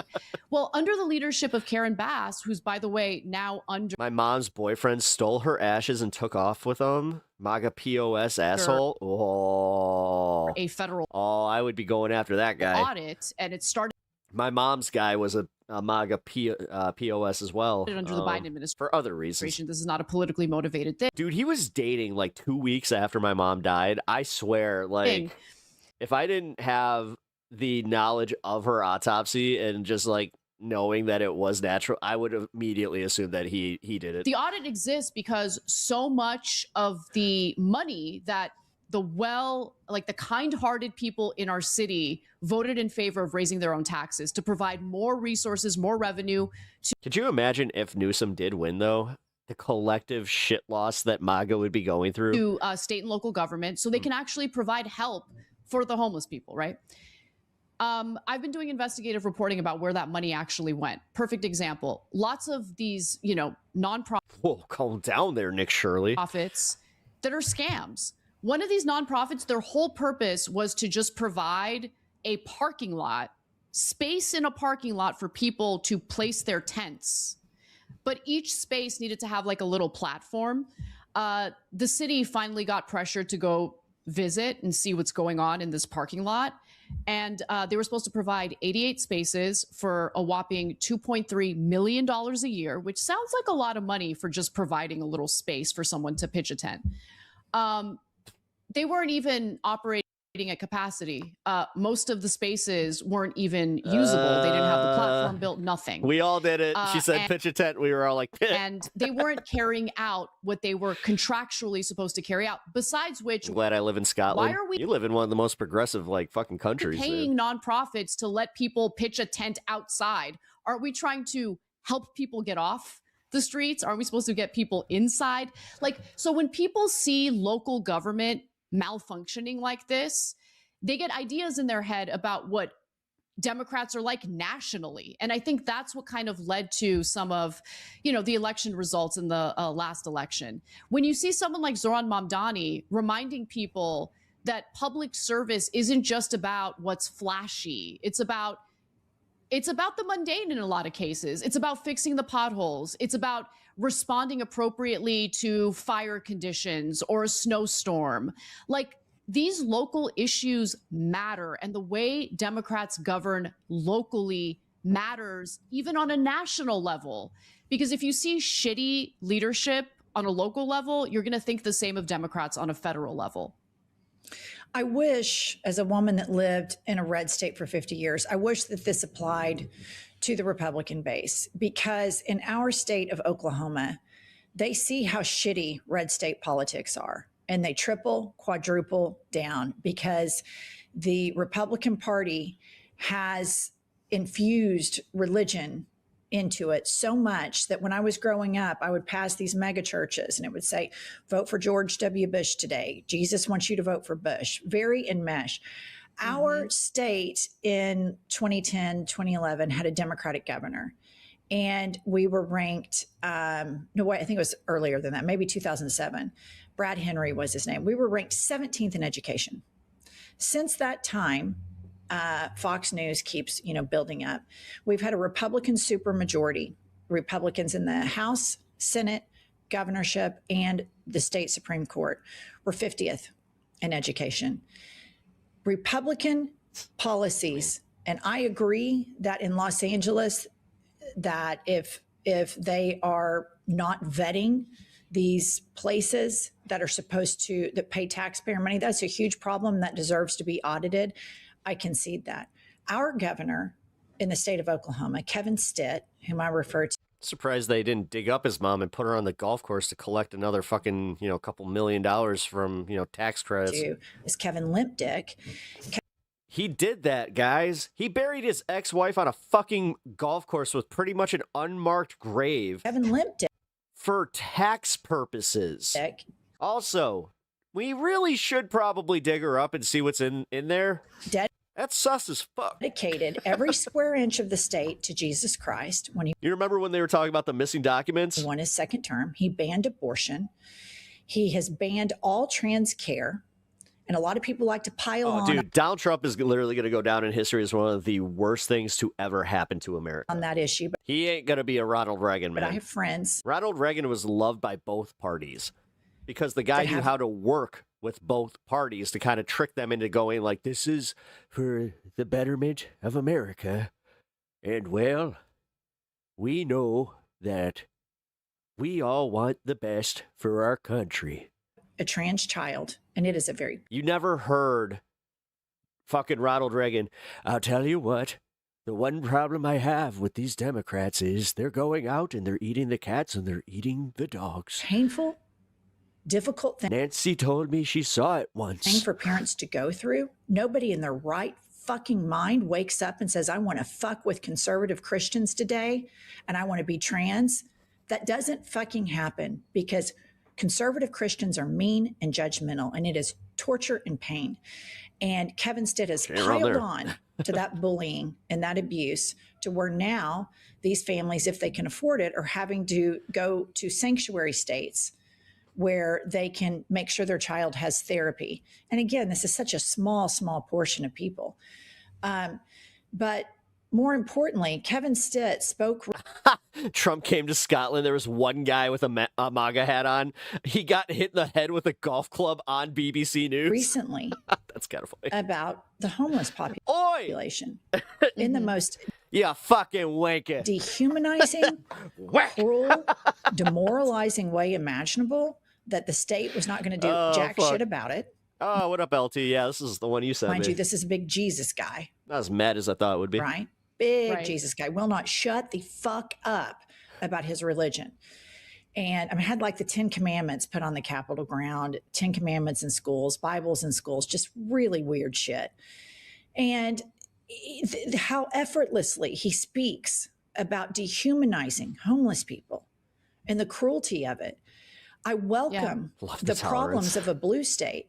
You're welcome. Even with the dude, you're still here. Shut up. That at least somebody gives a shit.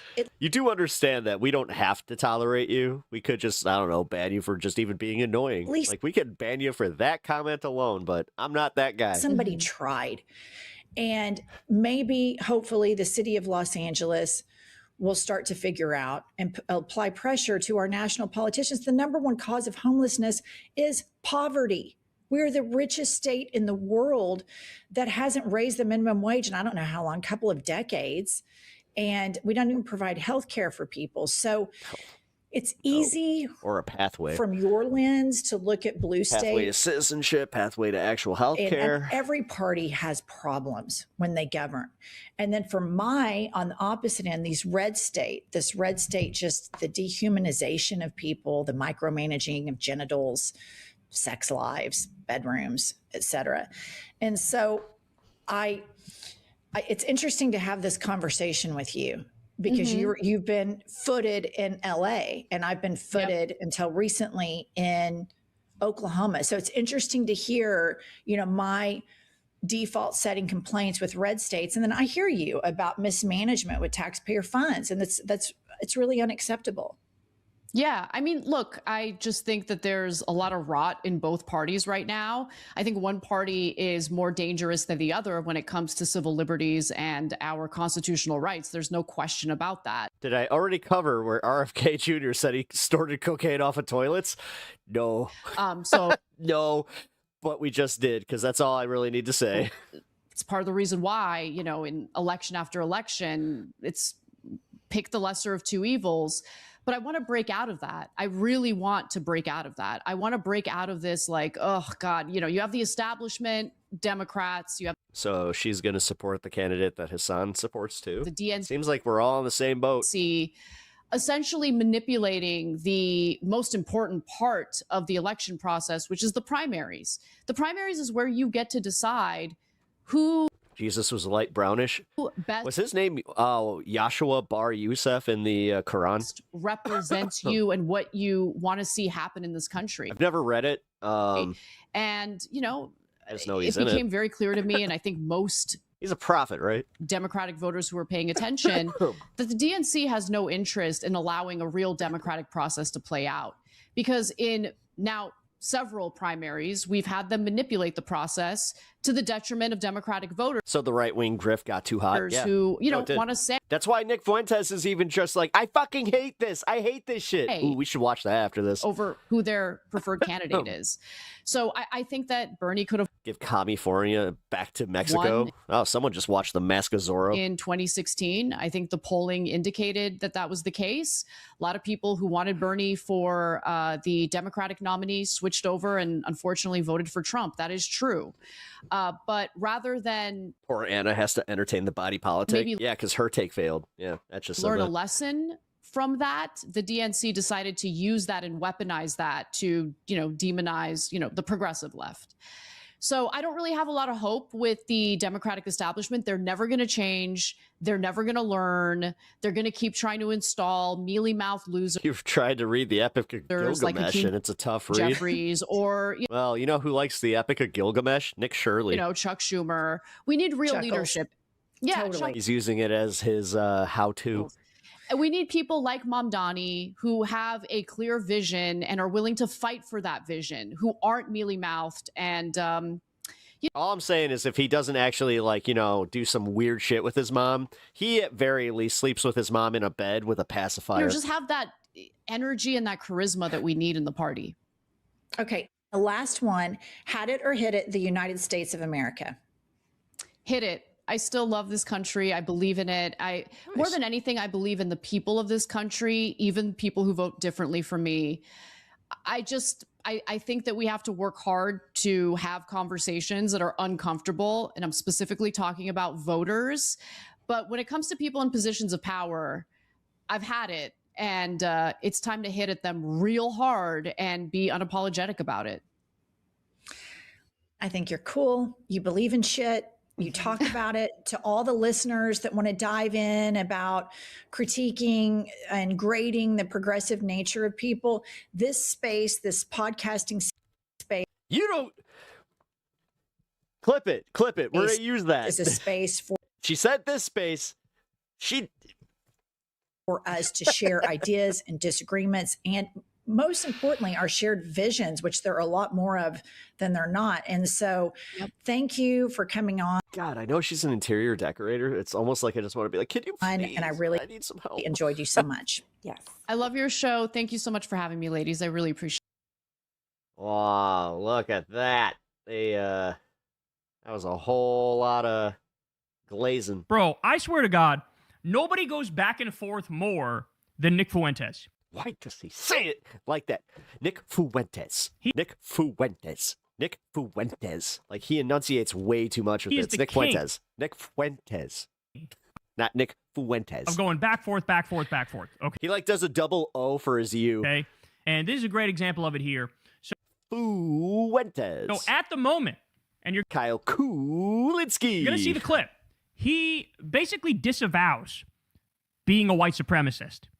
He's like, I'm not, well, maybe not what he said. I think he says white nationalist is what he disavows. So slightly different there. But he says, I don't even think of myself as a white nationalist anymore.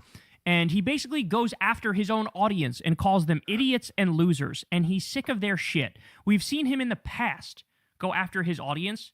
But right now, it seems like more of a breaking point, if you will. So first, let's start with this one. Nick Fuentes watched the Super Bowl halftime show, wasn't offended by it. Unlike all the other conservative douchebags who were, ginning up their fake outrage, like Megyn Kelly going full Karen mode and melting down and screaming over fucking nothing. So he was sort of put off by the fake outrage over that, right? And then he watched the TPUSA halftime show, and that's the thing that really put him over the edge into just being embarrassed of being a conservative. Watch this. Here we go. We can't talk about it without also discussing the Kid Rock thing that was going on somewhere else. Wait. What the fuck was that? All right, now this is funny. Hold on, I gotta move because Kyle always likes to take my spot. Dick. It's my corner. Knock Pep out of his corner. Even though I'm respectful, I will. I mean, if that's the best we have to offer, honestly, I'm switching sides. If that's seriously, they said this is the all-American halftime show. God, family, and it's like, okay, if that's the all-American halftime show, I don't know, guys.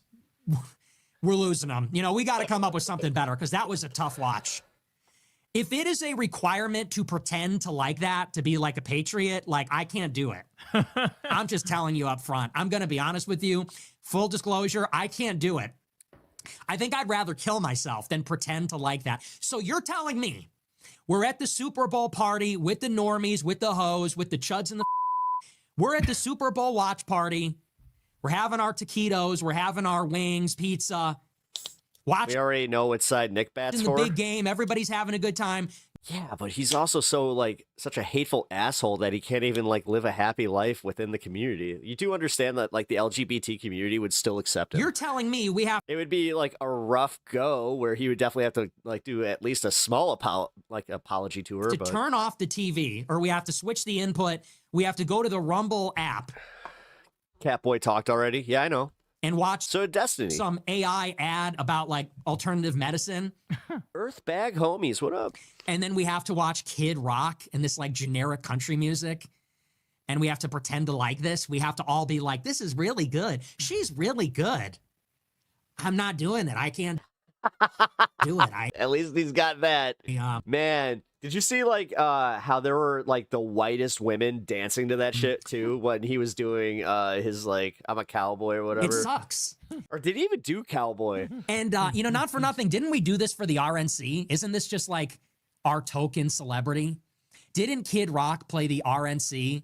It's just like a freak show. It's like Amber Rose was there last year at the 2 years ago at the RNC. Which, by the way, this is what the right does. If there's any celebrity who's left of center, who says some left of center shit, it's the Laura Ingraham classic. Hey, shut up and dribble, LeBron. You said some political shit. Shut up and dribble, right? The second there's anybody right of center who's a celebrity, oh my God, they come themselves. They come themselves like, yes, we got one. Yes. Oh yeah, yeah. Yes, we love you so much. Thank you for joining us. Ronald Reagan was a shitty actor. Donald Trump was a shitty reality star. So they berate the left for being in tight with celebrities. Y'all motherfuckers elected 2 celebrities. Both Ronald Reagan and Donald Trump. Okay? And then, I mean, shit, it's slim pickings, too, on the right these days in terms of their, I mean, they got, like, They got nobody. That's why they're so pissed, is because they do understand that the culture war has been lost because they have no culture. Up stars from the fucking mid-90s that they All right, you gotta enjoy the rest of the stream. Gotta work tomorrow. Have a good day at work tomorrow. trot out. I'll catch you later, LT. That they say, please give us something that we can hold on to when it comes to support of us. And like Nick is saying, you got Kid Rock doing his thing. You got some country stars nobody ever fucking heard of. What time is it? Doing their thing. Oh shit. What's the guy's name? I'm blanking on his name, but the dad of Angelina I'll probably go to about 4:30. Jolie, who's also an actor, and he's just 4 hours 30 minutes. like he's just cooked. I mean, that dude, straight barbecue chicken brain, bro. I forget dude's name, but he's a well-known actor, and they trot him out all the time, even though he's like 86. He doesn't know where the fuck John Voight he is. John Eastwood. Voight. They have Clint Eastwood in a monologue with a chair, acting like, "Oh, we sure own those libs, bro." No, it's a stupid, pathetic double standard. But by the way, I'm willing to make the agreement. You want to keep? Hey, we'll keep the left-wing celebrities, get them out of the way. Right-wing celebrities, get them out of the way. Let's just do straight, serious man, political people, right? I'm willing to do that. But if we're gonna open up the door to political people, then the right can't bitch when the left just has better, more well-known celebrities who like left-wing policies better. Like you can't get mad. And that's the thing is like they're salty that we get like LeBron James, for example. Yeah. They're salty about that because they have nobody to counter that, right? Like again, who are they going to trot out? Excuse the me. Fucking dude who played Hercules in 1997. Like Kevin Sorbo. nobody gives a fuck about that guy. And I'm watching the show. I actually watch it this No, nobody gives a shit about Kevin Sorbo. afternoon, and I'm like, yeah, this is kind of like maybe a section of what we're about that is kind of going away, and maybe there's no bringing it back. I don't know. Is there anything kind of worth hanging on to there? It's kind of a rough thing. All right, he's not done yet. Now he's going to start to berate his audience. Even if you enjoyed it, I was hopeful you'd better articulate why a Latin halftime show celebrating their culture was unacceptable for an American sporting event as iconic as the Super Bowl. I thought you were going to tell me something I already thought. I wanted to hear my opinion reinforced. I hate the fact that he just made a really good point there. The Super Bowl is in America. We think England in America. Good point. Good point. I've heard this opinion 10,000 times this weekend, but I wanted to hear you say it harder. Wow. See, that's why I hate you. That's why I hate you people. He really does. He really hates his own audience. His audience. In the same way that really I've had podcast ladies talk about how Trump is an old queen. That like in his heart of hearts, he just wishes he was like directing a Broadway show, right? Nick Fuentes, deep down, it's almost like a sad theater kid, right? Like he chose this other. Ben Shapiro's one of those. Fucking Tim Pool. He might not be theater kid, but he's definitely one of those ones that was not in the in group. Route, and he's like, oh, I fucking hate all these people. Took that angst with him. I'm in league with now. God damn it. God damn it. I want to be in fucking West Hollywood in This ain't live. assless chaps What? in a bar. Yeah, it is. With people who actually think like I do. There's a tinge of that in here, isn't it? I don't like ugly, stupid freaks. I don't like ugly, stupid freaks. Here's why I don't like you people. Because, you know, wow, so he's the really Super Bowl going for halftime it. shows in Spanish. Stop the presses. Call the National Guard. But Okay, I will fair. say, though, Nick, I will say, you courted an audience of fucking white nationalists and white supremacists and people who like edgy shit about Hitler and like they're super far right. Did you expect them to like the halftime show in Spanish? Like that's where, like, I honestly, my take on it is your run-of-the-mill conservatives are faking their outrage. They don't actually care. They're just like the Daily Wire idiots don't actually care. They're just like, you know, going through the motions of, oh yeah, we're outraged. They're outraged by every fucking halftime show every year. But that's what they're doing. But the actual white nationalists, like the actual racists, of which there are many in Nick Fuentes' audience, that's his whole fucking audience, right? Did you expect them to like that the whole thing was in Spanish? Of course they weren't going to fucking like it, right? But I guess from Nick's perspective, he goes, I'm not just going to give you the thing you expect me to say. Like, I don't want to just say the thing that you want me to say. I'm not your puppet. I'm not going to dance for you, right? Like, I guess that's what he's thinking. But like, Nick, of course your fucking audience hates the all-Spanish Super Bowl halftime show. They're all racist. That's like Nick the Fuentes point. just starts going fucking full. It's like, my last name, guys. It was there all along. Of your show. And they just start speaking Spanish the entire time. Oh, everybody is saying exactly the same thing. Spanish, it should be in English. The fuck? The country speaks English. The song should be in English. And okay, so we've all heard that. We all sort of agree. Okay, we all kind of agree. We've all heard that. Everybody tune into the show because they want to hear me say it, though. We all sort of agree. Listen, say what you will. This is why millions of fucking, dipshit, right-wing, grifting, not even grifting, he's the grifter. I heard that. Because he's grifting you. He hates you. And but you you're still going to be like, yeah, you know what? Nick Fuentes. Tune into the show to hear me say it. The show should be in English. I think if the show's in Spanish, that's not English. The show should be in English. And why? Why do you want to? You want to get up on the coffee table? Yeah, the show should be in English. I mean, like, why? I don't know. It's just so low IQ. I have been doing this for long enough in my life that I'm just sick of, I'm just tired of it. I'm sick. He just hates his audience so much. Of it. He really does. You want me to get so everybody could get up out of their recliner chair? You can get your fat ass up off the chair. Yeah. Dude. Whatever. Who gives a shit? Who gives a shit about any of it? All brought to you by beer and sports gambling. Here's your Goy ball brought to you by gambling and Miller Lite. Goy ball. He actively despises the audience he cultivated for the past decade. He did it to himself. The saddest part is they don't treat him like, they don't try to troll him. They're not trying to like actually piss him off. He's mad that guy was like genuinely just be like, Daddy Nick, we need to hear your take, and I'm not really happy that you said, that you didn't condemn the Spanish in the Super Bowl because that's not for families. Or to point, brought to you by. Well, what is the? And will he lose any of these chuds? No. Gambling site. Where else are they gonna go? Brought to you by Dave Portnoy. Once you get to him, where do you go? Portnoy and DraftKings. It should be in English. It's like, I mean, come on already. Come on already. It is, though. I will say, it is sort of like if you guys tune into me and you're like, do the thing about how you hate billionaires and fascists and warmongers. And if I was like, no, I'm not going to do that just because that's what I believe and what I would say. I'm not. How dare. It's like, Nick, this is what you signed up for, homie. This is what you signed up for. When you were the edgy young guy saying, like, actually, Hitler's really cool. He's really fucking cool, okay? He's really cool. This is what you signed up for. You signed up for a life of going, that should be in English. Why is it not in English? Like, you should need to know that. Of course you know that. You're smart enough to know that. But then finally, and this is probably my favorite one, here we go.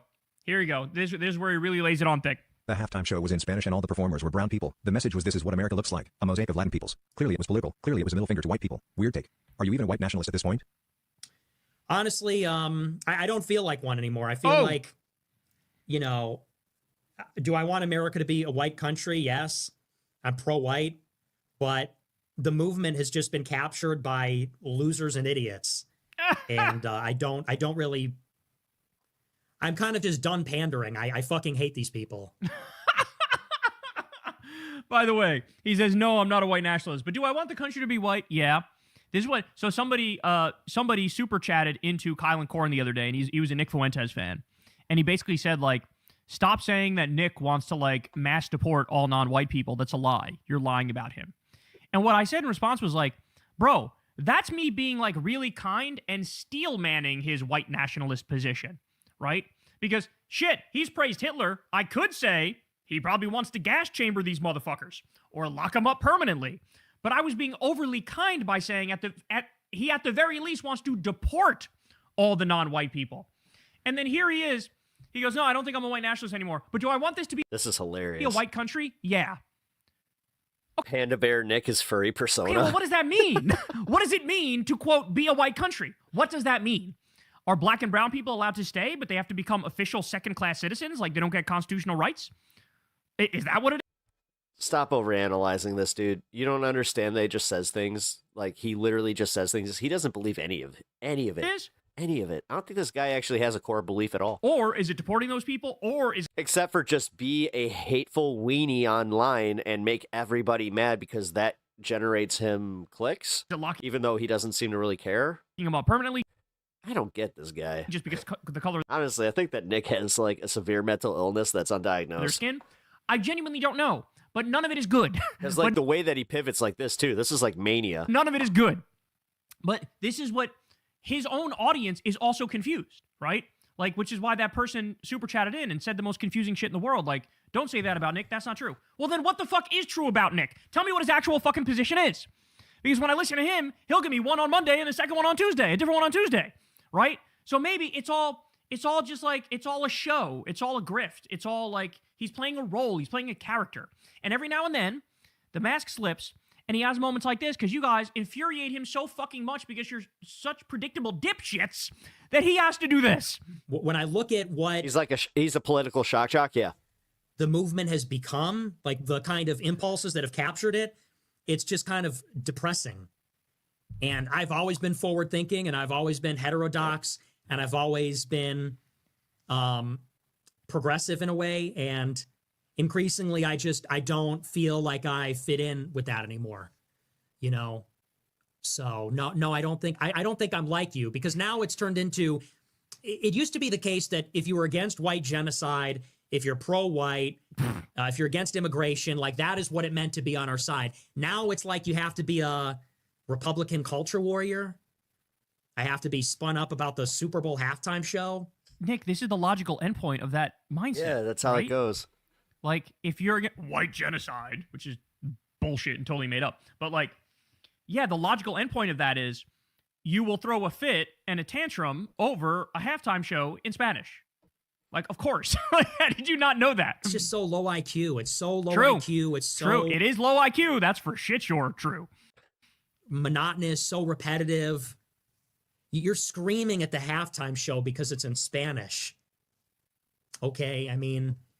Am I supposed to do this performative outrage? Why? That's what they want. That's definitely what they want. I'm supposed to get up, out of my seat. Who gives a fuck? You know? So I just don't... No, I don't think I fit in anymore because, you know, I'm telling you this, we've reached a high watermark of that stuff. I've been doing this for 10 years. I was into this before it was popular, before it was mainstream, and now it's filled with a bunch of complete fucking idiots, and it's really just turned into signaling that you're a part of an in-group. It's always been filled with a bunch of idiots. Yeah. Nick, come on, bro. You had to know all along. Granted, he got into this shit when he was like 14 or something like that, but you had to know. His show's on right now. Oh, it's not the brightest bulb. Wait, Nick's bulb's on the right. Right, dog? Right? I mean, fucking Donald Trump is... He's the fucking standard bearer. The motherfucker never... He lies like... Off topic, what am I playing? I'm playing Final Fantasy VII Rebirth. Breathes. Right. So if you haven't played that, start with Remake, obviously. Right? And just the most... just constitutionally dishonest person ever. You Tony Hawk Pro Skater 3 and 4. Had to know this was played not. that as well. This has always been a low IQ movement. It always has been. He's starting to sound a lot more like Richard Hanania to me. Nick Fuentes is. For those of you who don't know, Richard Hanania was a white nationalist, was a far right character, and now he's become this like. He sort of like hates the right way more than he's almost like an elitist centrist Democrat now, where it's like he hates the right so much and thinks they're so low IQ that he just winds up somehow in league with Democrats. You know what I'm saying? And I think Richard Spencer went through a similar thing. Yeah, Spencer totally did. Where, you know, this is a guy who like reads and learns and knows philosophy. He's just trying to get his audience to stop being so And so- annoying. Well, this is what you get when you have a bunch of fucking, backwards ass chuds as your main audience. When he looks at what's become of the right, he's like, Mystic Quest, nice. I just want nothing to do with any of you because I think you're all the dumbest people in the country. Excuse me. And so in a weird horseshoe way, they come back around to the Democratic side, even though they probably still disagree with Democrats on like 60% of issues, right? And you kind of see it happening a little bit with Fuentes, but the difference is Fuentes, I don't know, he seems like his peak is higher than any of those other guys right now, and he's sort of the standard bearer for the Trump-critical Republicans in a way, but the further right Trump-critical Republicans. But stuff like this, like, you have to know your audience is going to, of course, be upset at a halftime show and nothing but Spanish. Even though, by the way, Nick's audience is like black and Hispanic fascists. Like, I'm not even kidding. There was a poll on it. He polled like worst among white people. Hilarious, but let's keep going. And we're all going to have the same take, and we're all going to have the same opinion, and we're all going to say the same thing, and we're all going to engage in this elaborate performance. I don't know who it's for, why. We're all going to perform outrage. We're all going to perform and do the same jokes, and we're all going to have the same... To be fair, what he's saying here is just, it's so spot on about Megyn Kelly. Because getting into VR gaming, Megyn Kelly doesn't give a shit. The last VR game I played was the Iron Man game for the Meta. About the Bad Bunny thing. She may have even It was on my nephew's, like whatever you call it, the Oculus. liked it, but she just I almost puked. lying and pretending like she's outraged about it. I don't know, man. I get that thing where it's like that split second and my brain can't, like, it can't get over it, so I just feel sick. And yelling in Piers Morgan's face about it. And it is coming across as immensely insincere. Talking points. And Yeah, he made fun of me for that. I don't know. It's no longer interesting to me. It's no longer interesting. It's not funny. Told me, and I quote, my nephew's 7. Unc, well, he doesn't call me Unc, but I'll just say, Unc can't hang. But he said Anymore. literally the words can't hang. I was like, It's not edgy. you little shit. It's really just become a drag. At one point, we were the trolls, and now we're the butthurt ones. There was True. a point in time when we were having fun and we were laughing and we were trolling and we were making jokes. And now our side are the biggest It butthurt was cute. I told him that I had it, like, I was just like, I got your back, bud. Now he goes around telling everybody, he's just like, I got your back. of all time. The far right has become the biggest butthurt ever. Everybody's mad all the time. You can't make jokes. Everyone's moral about everything. Purity spiraling. Yeah, right.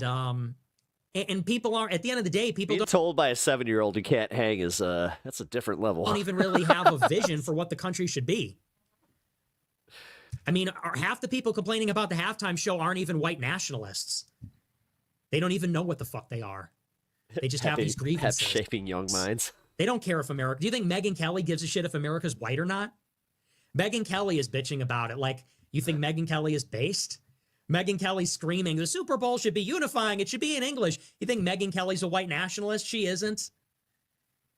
Luigi is his favorite video game character, and he only knows that Uncle's favorite video game character is Luigi. He doesn't know why. Just pandering to like... Even though I played Luigi before the Luigi thing. Like, I don't know.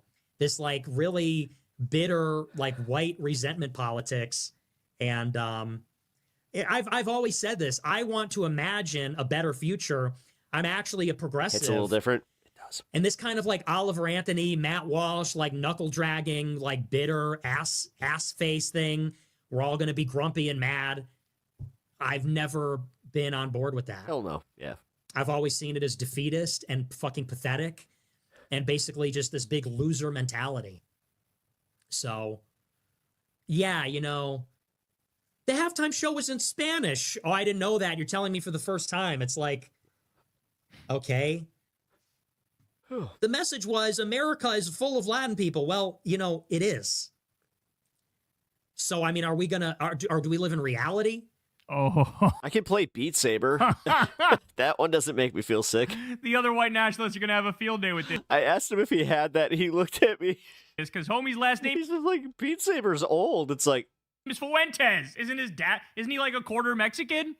So now, oh, I guess you switch sides. This is what the other white nationalists are going to say. The message is America's full of Mexicans. Okay, America is like a quarter Hispanic.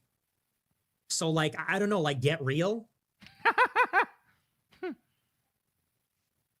It was clearly a middle finger to white people. You know, I didn't really feel like that at all. It's just that message wasn't really there. But you see what you want to see, and you can go on fucking Oliver Anthony Island and be, I don't know, seething about it. But yeah, this whole halftime show, all these various events over the past 6 months, it's just like, get me out of here. I'm a celebrity. Get me out of here. Bro's having a midlife crisis. You know how far I got in Moby Dick? Call me Ishmael. That was it. At what, like 28, 29, however old he is? He's like, fuck, I picked the wrong side. Why'd I snuggle up to the right? These motherfuckers are Why is Moby Dick a classic? Somebody brought this up. It was a really, really good joke. I forgot who said it, but they were just like, Moby Dick sucks. insufferable. That's exactly right. It's an overly long book, and spoiler alert, the whale gets away. That's exactly right. I was like, right, Nick. Jesus. That's exactly right. Hey, y'all, do me a favor and like and subscribe. I love when classic literature is broken down to that, where it's just like, no, it's fucking stupid. The American people have a right to know the answers to this. These are senior officials in the Trump administration. I'm gonna play this. I need just 1 minute. Time for a bathroom break. This is not a game, Secretary. Stay. I'm Attorney General. My apologies, I couldn't tell. Oh, boom. Roasted. Man, she perfectly set her up with that one, huh? You had to know that, of course, she knew that she wasn't actually secretary. She just said that to set Pam Bondi up for that. And, of course, Pam Bondi being the absolute narcissist that she is, she couldn't help herself but to walk right into that.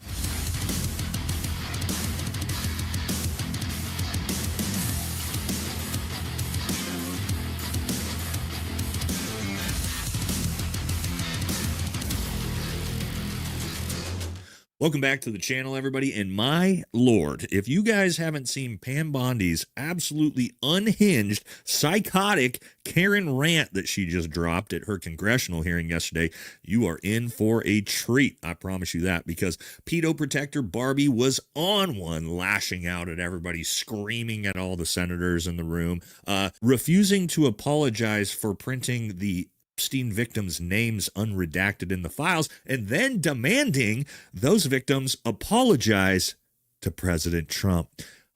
Absolutely insane. But we got all the best clips from the hearing here for you, and some of the funniest reactions I've seen from around the internet. So that's what we're going to talk about today. Don't forget to like, comment, subscribe. Helps the channel.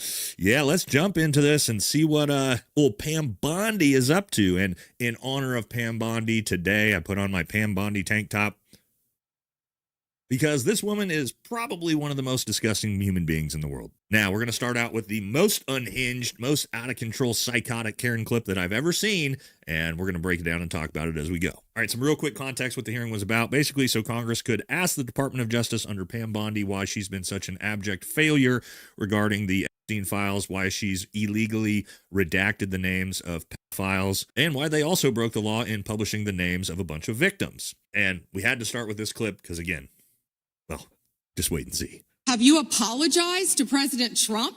Have you apologized to President Trump? All of you. I find it interesting that she keeps going after President Trump, the greatest president in American history. You sit here and you attack the president, and I am not going to have it. He is the most transparent president in the nation's history. Donald Trump, the Dow right now is over. The Dow is over 50,000. Yes, and then an absolutely The Dow's at what? Got it. 50,000! Grant attacking everyone, screaming that they need to apologize to President Trump. I'm confused as to why. And she says there that President Trump is the most transparent president in American history. And she claims the reason why is because he's the one that released the Big E files. Well, no, actually, Donald Trump I do love the fact that this guy's ex-MAGA. didn't release the Epstein files. Don't you remember what actually happened? Yeah, he refused to release them. Your department. My favorite meme right now is just like a dude getting in trouble with his wife, and she's just like, Todd, did you take the dishes out? Mary, the Dow is at 50,000. Justice Pam Bondi refused to release them until Congress and basically Thomas Massey and Ro Khan forced you to release them. That's not called transparency. Now, that was absolutely ridiculous. It is. But then she goes into what is the most meme worthy. People are calling buying a rotisserie chicken a luxury. Oh, God. It's going the most viral right now regarding this whole hearing. This bizarre. It's one of Costco's best things is the fact that they have the consistent $4.99 rotisserie chicken. Rant about. But I see why, yeah, because actually at my other grocery store, they were selling them for $8 a piece. The stock $8 market. Keep in mind, again, this is a hearing about her failures and. I'll be here all week. Handling try the veal. The files regarding a child trafficking ring, and this is the rant she ends up going on. Make sure you tip your waitress. How ironic is that? You know why? Because Donald Trump, the Dow right now is over. The Dow is over $50,000. She didn't have it lined up. I just realized that she had to look at her notes. I don't know why you're laughing. You're a great stock trader, as I hear, Raskin. The Dow is over 50,000. Hi. Your wife have cancer? Right now. The S&P at almost 7,000. And the NASDAQ Now we're in the in-between phase of waiting for her to go on radiation. smashing records. It's not fun. So the last week, she's been really sick from her last week of chemo. Again, why is the attorney general, whose job is to prosecute crimes, on a weird, bizarre rant about the performance of the Dow Jones and the S&P 500? Actually, Golden Geek, that's what I swear, I already have that meal prepped for tomorrow. 2 cups of rice, break down the rotisserie chicken. It's just, yeah, I mean, I use sauces and some, spice because I like flavor. It makes no sense. It's just straight out of like something bizarre you'd hear out of like Laura Ingram's mouth on Fox News when talking about the Epstein files. And again, I'm a leftist, so I have to be careful when I say I eat soy sauce. Switching to some bizarre rant about how good the stock market is. But here's the thing. What she's trying to explain is, well, it doesn't matter. Soy sauce rules. That Trump. Just objectively, soy sauce rules. And all his buddies are potentially pedos, and Trump's doing everything he can to protect files because, the stock market is currently pretty high. Well, let me show you a little chart because Pam Bondi doesn't understand the stock market to begin with, but yeah, no shit. We do. Let's look at this. So here's a little chart so you can understand why the stock market is currently as high as it is. It's not because the economy's good. It's not because we're in some boom. What it is we're in an AI bubble. AI tech bubble right now, much like you saw in the .com bubble. We don't know if it's going to pop or crash yet, but what we do know is the reason why the stock market is so high is because of this circular trading between the 6 to 7 biggest companies in America. And it all centers around this big push for AI. So here in the center, you have NVIDIA that provides all the actual chips, computer chips, and semiconductors and things that need to be produced for the other companies, same as AMD, same as Intel. Need 2 sticks of RAM, you got $800. What they do is they feed the hardware needed for companies like Microsoft or OpenAI, ChatGPT, to be able to run their... Your cat died on Tuesday? Mega Lumber, what was your cat's name? You don't need to say if you don't want to, but rest in peace, Mega Lumber's cat. Systems, okay? Oh, poor baby. Rest in peace. OpenAI, Microsoft provides the actual AI softwares. Then you have companies like Oracle that are providing the actual data centers. Good kitty. And they are all Miss Priss. Essentially just little Miss Priss. Trading money back. Rest in peace, little Miss Priss. And forth in a big giant circle. May you find my cat garden in whatever Cat Valhalla is. Officially propping the stock market up to look a lot higher than it really is. Not that that's really relevant. They're playing with all mine. To the discussion anyway, because it wasn't relevant when she brought it up, but just a point to show how fucking stupid she is to begin with. Now, let's I'm pretty sure that my old cat is like the St. Peter of like the cat heaven. keep going through some of the other best clips. Want to know, were there any underage girls at that party? I'm so sorry. Right. Any? Yeah, I had a dog pass the first day of October. Party so. that Trump attended with Jeffrey. I know how it goes, guys. I'm so sorry. Yeah, it's the hardest part of pets is the Rainbow Bridge. Yeah, but it is also something. There's something beautiful about spending that last moment with them and just realizing how many special moments you had with them. This is so ridiculous. I love the crickets. And Donald Trump signed that law to release all of those documents. That is copywritten. He is the most It's copywritten on his end. Why would you do that to me? transparent president in the nation's history. Sorry, I just gotta do this for a second. There we go. Yes, the most transparent president That literally spiked it right away. in history who required what? Oh, that's right. It required the House of Representatives to vote 427 to 1 and the Senate with a unanimous consent of 100-0 to finally Hear me out. Flavored boot polish. At this point, it'd be sold out like magic. force Donald Trump to actually sign. The Golden Geek, nice. And What's keep up, in mind, man? after Thanks that, for being here. they missed the due date twice, and they are still in contempt of Congress for not releasing the rest of the files. So I'm not sure where the transparency is there, Pam. All right, now a couple clips showing how Pam Bondi is officially the world's ultimate Karen. She is the Karen final boss. Not on our watch. Not on our time. No way. And I told you about that, Attorney General, before you started. You don't tell me. Yeah, oh, I did tell you. You don't tell me anything. Because we saw what you did in the Senate. You're a lawyer, not even a lawyer. God, who is she? The fucking Rock? Committee will be in order.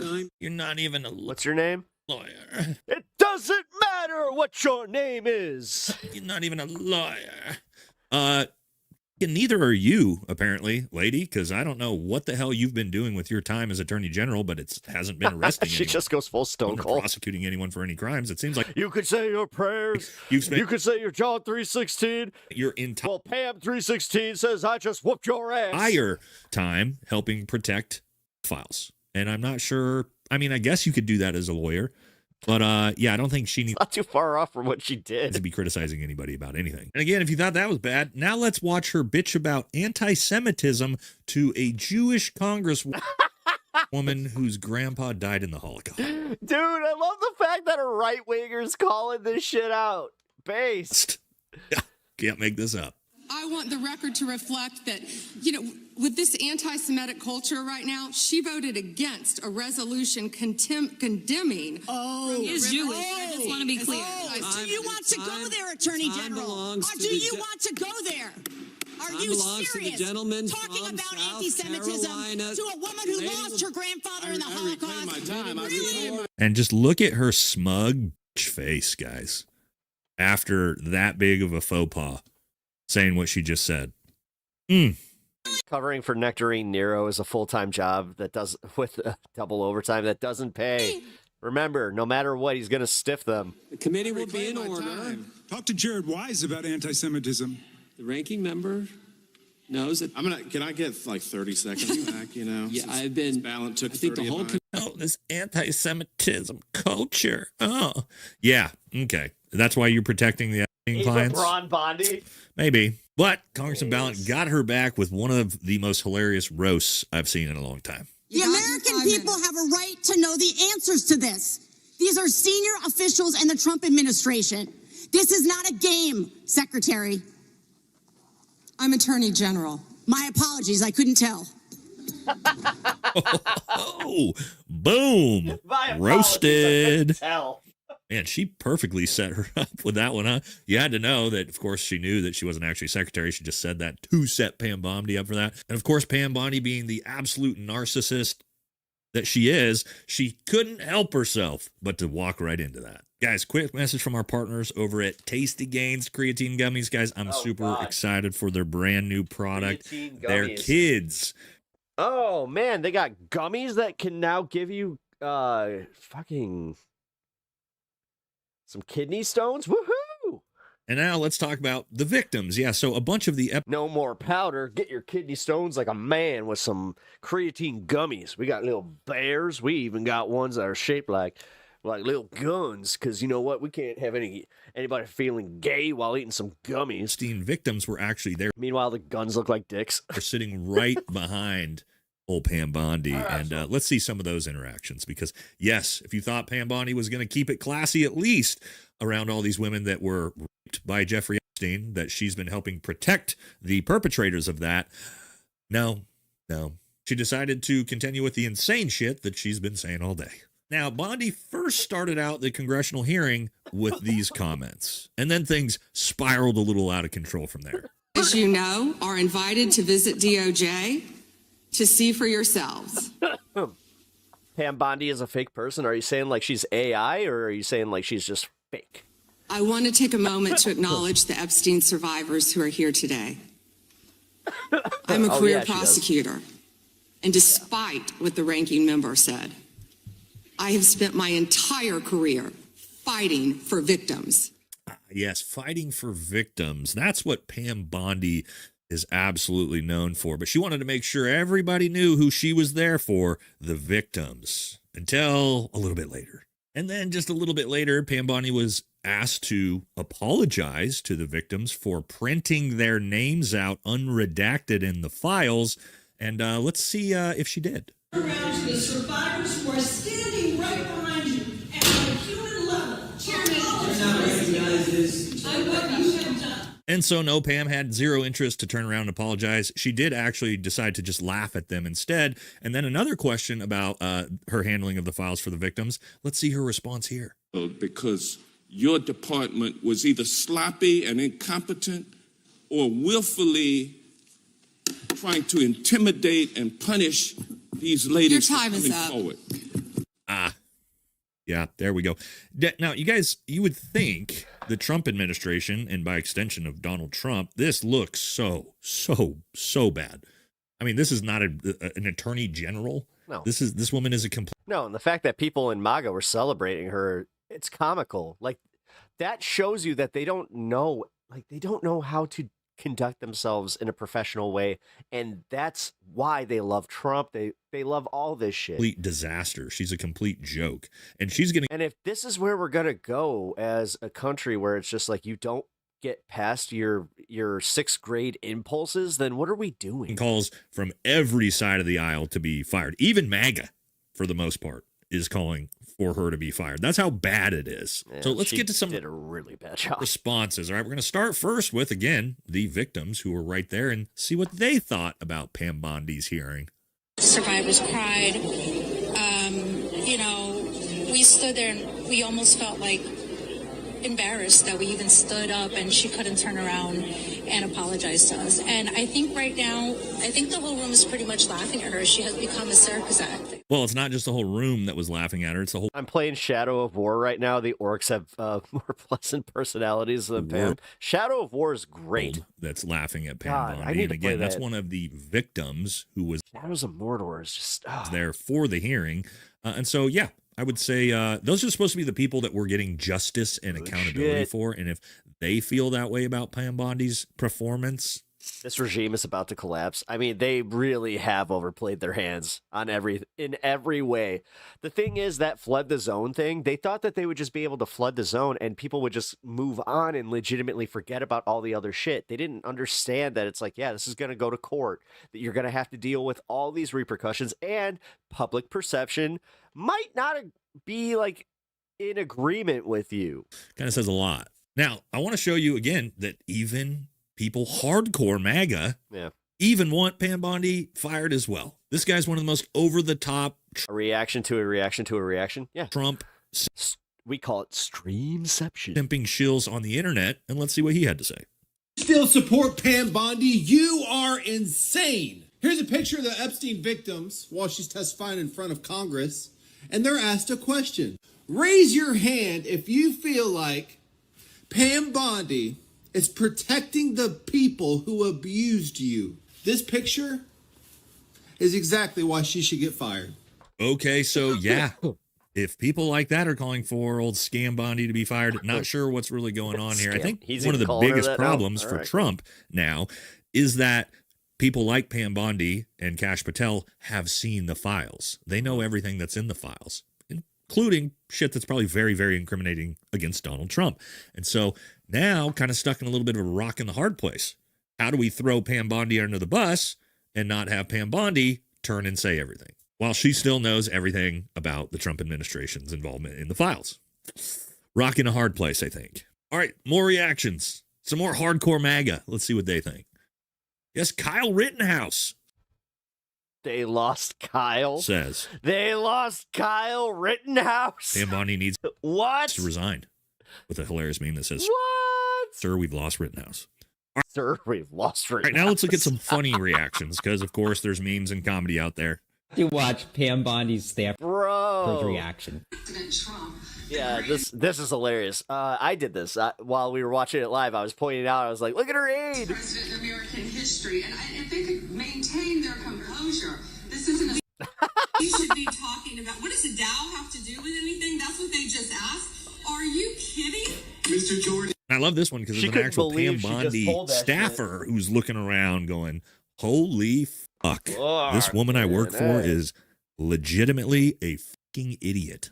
Bondi is a stupid fucking cunt, and I hate that bitch. Pam Bondi, fuck you. Pam Bondi, I hope you go to Yeah. fucking jail. Pam Bondi, I hope you go to fucking hell after. Fuck you, bitch. Well, that's pretty much how Hey, you America know what? I'm glad that I wasn't the only one using some excessive swearing feels, yesterday. but she was getting it from all Holy different shit. angles. You are a disgrace to the American people. You protect pedophiles who systematically rape children. My impression of Pam Bondi testifying in front of the House. Absolutely not.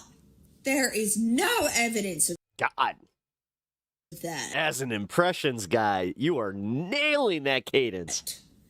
The president has been so transparent. All right, that last Transparent. I actually can take a hint from her. That's me. It's a great impression. Yeah. One of the things I think Pam Bondi isn't thinking about, because currently she's being This is the most transparent. protected by Donald Trump, so I'll work on obviously she's not Yeah. going to get prosecuted for anything, even though she's lied Yeah, no, dude, nothing's gonna happen. This sucks. under oath We live in such a shit, like just the worst time to ever exist. It's with multiple. dude, billionaires that like committed the worst crimes imaginable are about to get away with it just because I got friends in high places. Times we know what she did with redacting perpetrators' names in the Yeah, I know it's not the song. files was also against the law. So she may think that she's You know what's sad? Got nothing to Is when they like play that shit and they're like LARPing as a working man. worry about, but she may forget what history says about attorney generals. See, if you go back to Nixon and Watergate, what you find out is that, yes, America will. Wait, interesting comment. Eric rules. I'm full on with MAGA, but this whole thing with Bondi is the first W for Democrats, unfortunately. Wow. Impeach a president. Really? You think that she like just fucked up that bad? Force them to step All down right. through some massive controversy like that. I appreciate your candor. But there will be accountability. And do you know who did get arrested during Watergate? It wasn't Nixon, but it was his attorney general, John Mitchell. Yes, John Mitchell was the one who was arrested and put in prison, tried for his involvement in the Watergate scandal. Yep. So I think it's just a matter of time. If I was Pam Bondi, I would be shaking in my boots looking at 2026 and even into 2028, because I have a feeling if Democrats take the House, Senate, and then eventually the presidency, they're going to actually go after these people, and they're actually going to prosecute people like Pam Yeah, it ain't gonna be like those fucking Jan 6 trials. Bondi and Kash Patel for their involvement in And they're gonna be smart about it too. They're gonna do some of it through the Fed, but they're gonna prosecute a lot of them through states. this. They've already So they can't escape charges. shown they're willing We've learned already. Like that's the thing. We learned to do it. I mean, they went after hopefully everybody that was involved in January 6th. So unlike Pam Bondi, the other political party will actually arrest all of them are gonna defect to Israel. people. Yeah. And so Pam, And then the rapture. I think you should enjoy your last 2-3 years of freedom. It's not looking good for you past that. And then finally, we all know Nick can be all over the place with his takes, but I think he fucking nailed this one. Ooh. And I think everybody should see this. Nick Fuentes. We get another Nick Fuentes. Oh. Because I think this is really what All we're going right. to see play out. So I'm telling you, this Epstein thing, this is the albatross. This is the rotting, infected wound in the center of the Trump movement. It is going to kill it. Yep. Slowly, and I cannot wait. Cannot wait. Huh. I hope the Epstein scandal costs them the midterms. It will. I no notes. hope it allows Democrats to impeach and indict and subpoena every member of this Trump government. No notes. It will. And I hope that this goes on until 2028. And I hope that this piece of shit Trump No, this was weird. I agree with administration What's happening? brings down J.D. Vance with it. I fantasize about the Trump administration being a burning building and J.D. Vance is chained to the Quit making sense, Nick. No. mattress No. and he's going to burn with it. I wasn't prepared for this. cannot fucking wait Oh, because what? it couldn't happen to a more deserving person It sucks. Yeah, it sucks when you agree with a literal fucking Nazi. and group of people than these. What the fuck? That's one of those Yeah, that's weird. across the aisle. People are going to go, well, I agree with Nick on that one. Yeah, that's. That's for sure. I mean, again, like I said, there is And I'm going to be I'm across the aisle from Valhalla. So, accountability. Maybe never any accountability for the people, although he's as politically homeless as your average leftist now. the perpetrators and the pedos and the files. But there will Cassandra, no, you're fine. be accountability for this How Trump you doing? Hope administration, you're doing well. Department of Justice, and FBI, and what they've done with this. I am 100% confident that once the Trump administration loses power, it's going to get ugly. Yeah, it is. Billions of pages of documents related to Jeffrey Epstein, providing more information on the convicted sex offender's crimes. Among the files, claims bodies are buried near Epstein's Zorro Ranch in Santa Fe County. Tonight, the state land commissioner demanding an investigation. I'm going to keep asking questions and keep poking around until I get an answer. Those coming from an anonymous email in 2019 addressed to a local radio host. Aaliyah Chavez spoke with him and has the details of that email. Yeah, Doug, Shelley, we're also hearing tonight from the Attorney General's office, who says it takes these allegations seriously. Jesus. But needs The fact that a cop was the one that recognized this, where he was like, is that an incinerator? more information to do something about it. Eddie Aragon says it was early in the morning in November 2019 when he got this email from someone claiming they were a former staffer at Zorro Ranch. Writing, "Did you know somewhere in the hills outside of the Zorro, 2 foreign girls were buried on orders of Jeffrey and Madam G. Both died by strangulation during rough fetish sex." I got the email. I was startled. The emailer says they had 7 sex videos, including some with minors, but never actually sent the footage, asking Aragon for digital currency Bitcoin. Approximately at that time, Bitcoin was worth. His slurring of words and pronunciation is getting worse. He's expiring right in front of our eyes in real time. $8,000. They What do you mean? I'm doing such a good job. wanted to exchange 1 Bitcoin for the videos. Why are we still talking about this Epstein stuff? I don't know, but you know what? I didn't fall asleep. I'm not sleeping like Joe Biden. Aragon says he didn't know what to do with the email, so he sent it to the FBI. I've since referred to the FBI on a number of other things, and I've never heard back from them on anything. Fast forward 6 years later, the DOJ released Aragon's email as part of the Epstein files. Matters. I think that New Mexicans need answers. I think the victims need answers. That's what prompted New Mexico Public Lands Commissioner Stephanie Garcia Richard to send this letter to the Attorney General and the U.S. Attorney's Office Tuesday, asking them to thoroughly investigate this disturbing allegation regarding the referenced burials. We need to get to the Dude, this took a turn. bottom of really what happened in New Mexico. She says she And this was the one that they were saying, yeah, we're not sure how believable it is, but now Zorro Ranch seems like it's going to be ground zero for digging up some bodies. was horrified to learn in 2019 Holy that fuck, our man. state was still leasing lands So we going to charge anybody at that point? around Zorro. When we actually find some fucking, like, at that point, can we charge everybody? Because then it's not just accusations? Ranch. The fuck? Why are we playing these games? They all need to go. They all need to be locked up on the same fucking boat and just, I don't know. Epstein's company. Is that an iceberg? Cancel the leases at that time. Whoopsie. A month after Epstein killed himself I mean, just to use the code word for what Jeffrey Epstein would use for when, somebody died in his presence.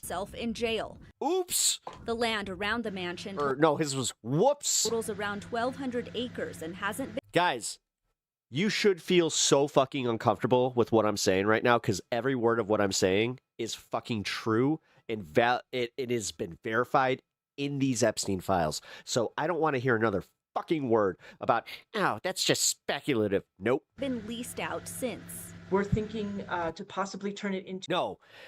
The billionaire cabal that you thought were eating babies and doing all that shit, here it is. But you're somehow, some way trying to fucking deflect from it because you just happened to do that thing where you saw Trump. You needed to support the guy. And then you at one point went, yeah, he's got my lifelong devotion. To a memorial. And then you heard all this and you're like, that ain't him. To honor the victims or as some kind of wildlife sanctuary, perhaps. So that's what we're thinking for that land. Attorney General Raul Torres' office responding to Garcia Richard hours later with this letter. As we understand it, the allegations appear to be unsubstantiated, it says, going on to say they will work to obtain the original files. Once such information is obtained, our office will review it to determine whether any further action is warranted, and if so, the appropriate next steps. To my knowledge. Yeah, this is the easiest one. They say there's bodies, go look for them bodies. No investigation has taken. How in the fuck we still playing games like this? Place thus far. It doesn't sound like anything is going to be taking place very soon. The commissioner says she's ready to offer all state land for investigation, but can't do anything about the ranch since it's privately owned, bought by new owners and renamed. Aaliyah Chavez, KOAT Action 7 News. We asked the U.S. Breaking tonight, the FBI is increasing its reward for information leading up to the location of Nancy Guthrie to $100,000 from $50,000. They're also revealing new details about the suspect, calling him a suspect, describing him as a 5'9" to 5'10" male with an average build, wearing a 25-liter Ozark Trail hiker backpack. Fox News at Night anchor Tracy Gallagher joins us from outside Guthrie's home in Tucson, Arizona. Good evening, Trace. I gotta say, man. First time we heard. Sagar brought this up, and he made a good point where it's just like, wait, we live in this surveillance age, and that's all they got? That word, suspect, and very specific now. Thank you for the $5, man. After it $5. Maga, the real Kaabel playing 4D chess with this fake Kaabel decoy. I love how she mispronounced that. Thank you, Bandit, for the $5. Here we go. We got the pup getting his little bits here, and we'll continue this. Looks like they used some video analysis and of the height and weight based on what we saw. Maga. Yeah, I mean, that's exactly right. That's probably the reason, Brett, that white tent was out front, because they went in, did some measurements, and then several hours later, we have the first statement from the FBI all day. The FBI is also fascinated by this new video that TMZ obtained. It's about another person, Brett, who's actually trying to open a gate, and at one point, he's wearing two separate backpacks. And it seems odd because this is almost the same time of morning, on the morning that Nancy Guthrie disappeared, except it was 5 miles away, and the FBI is talking about a possible correlation if it might be the same person. Well, the timeline doesn't work out because the Sheriff's Department told us that the Ring camera, the doorbell camera here, was disabled at 1:47 in the morning. The video of the new person 5 miles away was taken at 1:52 in the morning, and so it's impossible for that person to disable the doorbell here at Nancy.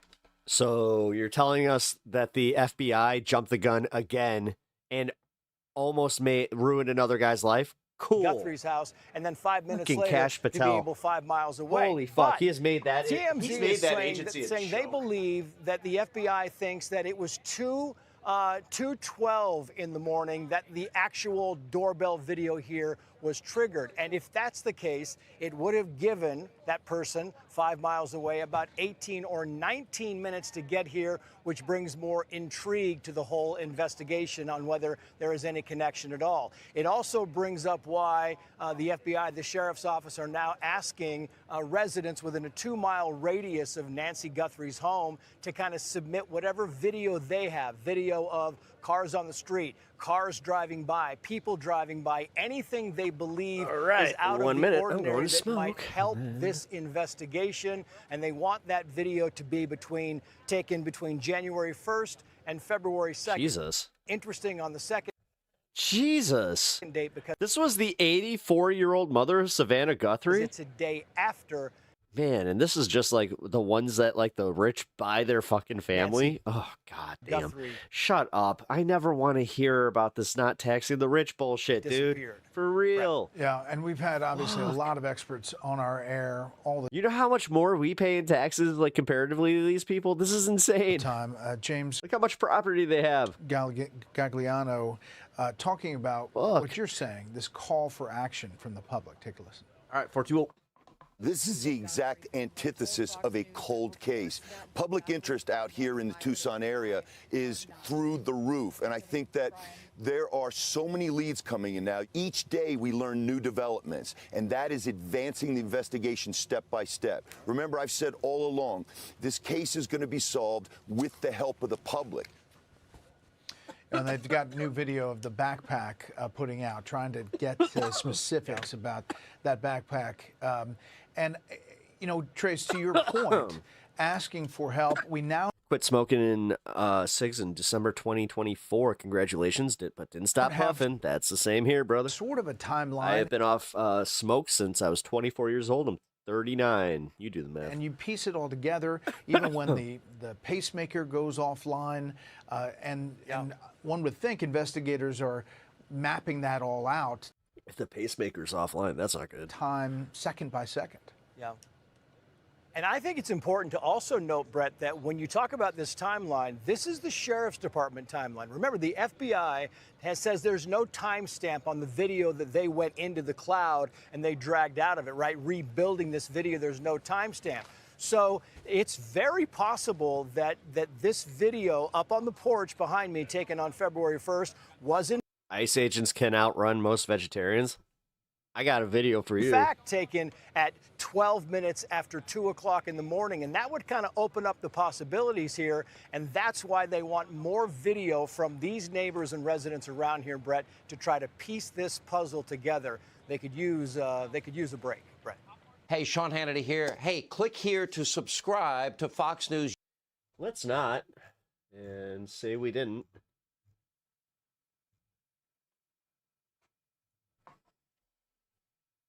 Where is it? Hold on. I got a clip here for this guy. Since he was just like, an ICE agent can outrun any vegan. Uh-huh. ICE agent.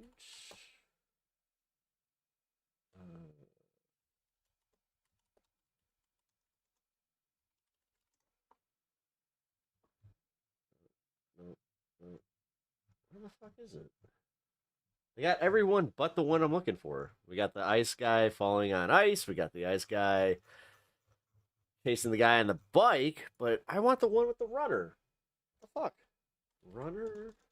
Wait, ice agent falls chasing runner. Ah, here it is. It's outside Broadview, that's why. Even status quo. This is hilarious. Yeah, tell me how much they can run, by the way. Look at how, like, this guy's doing a light jog, and this guy's a vegan. Since he made that little comment. Let's go, Tommy! Let's go, Tommy! Ah! Ah! Ah! Put my muscle! Ah! Ah! Dave! Dave, keep going! Ah! Dave! I'll be alright, Dave! You keep going! Peace, homies. I love it. I'm gonna watch that one more time. That's so fucking funny. You can't catch me. Can't catch me. Oink, oink, oink. Oink, oink, oink. Come on, piggies, run faster. Oink, oink, oink, oink. Whoa, piggy fall down. Go, go, go.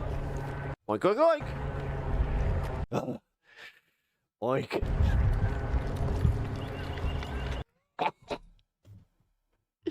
I can literally watch that one over and over and over. It's fucking incredible. You know what? Fuck it. One more time. And give that a like. We're coming. Look at this guy. He's not even, he is sprint. He's doing a light sprint. Huh? Huh? My, oh my god, oh my god. Go, go, go, go, go. All right.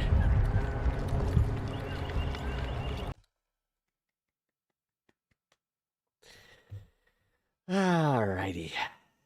Like I said, that was fun. Thank you. Thank you. So if you thought after 1 year and a month of Donald Trump 2.0 that there was no way Donald Trump and his administration The gravy seals could find new ways to humiliate themselves. I almost got him. Didn't you see, Cletus? And by extension, us, the people of this country in the process, Pam Bondi proved you wrong yesterday. And how's that ankle? That with the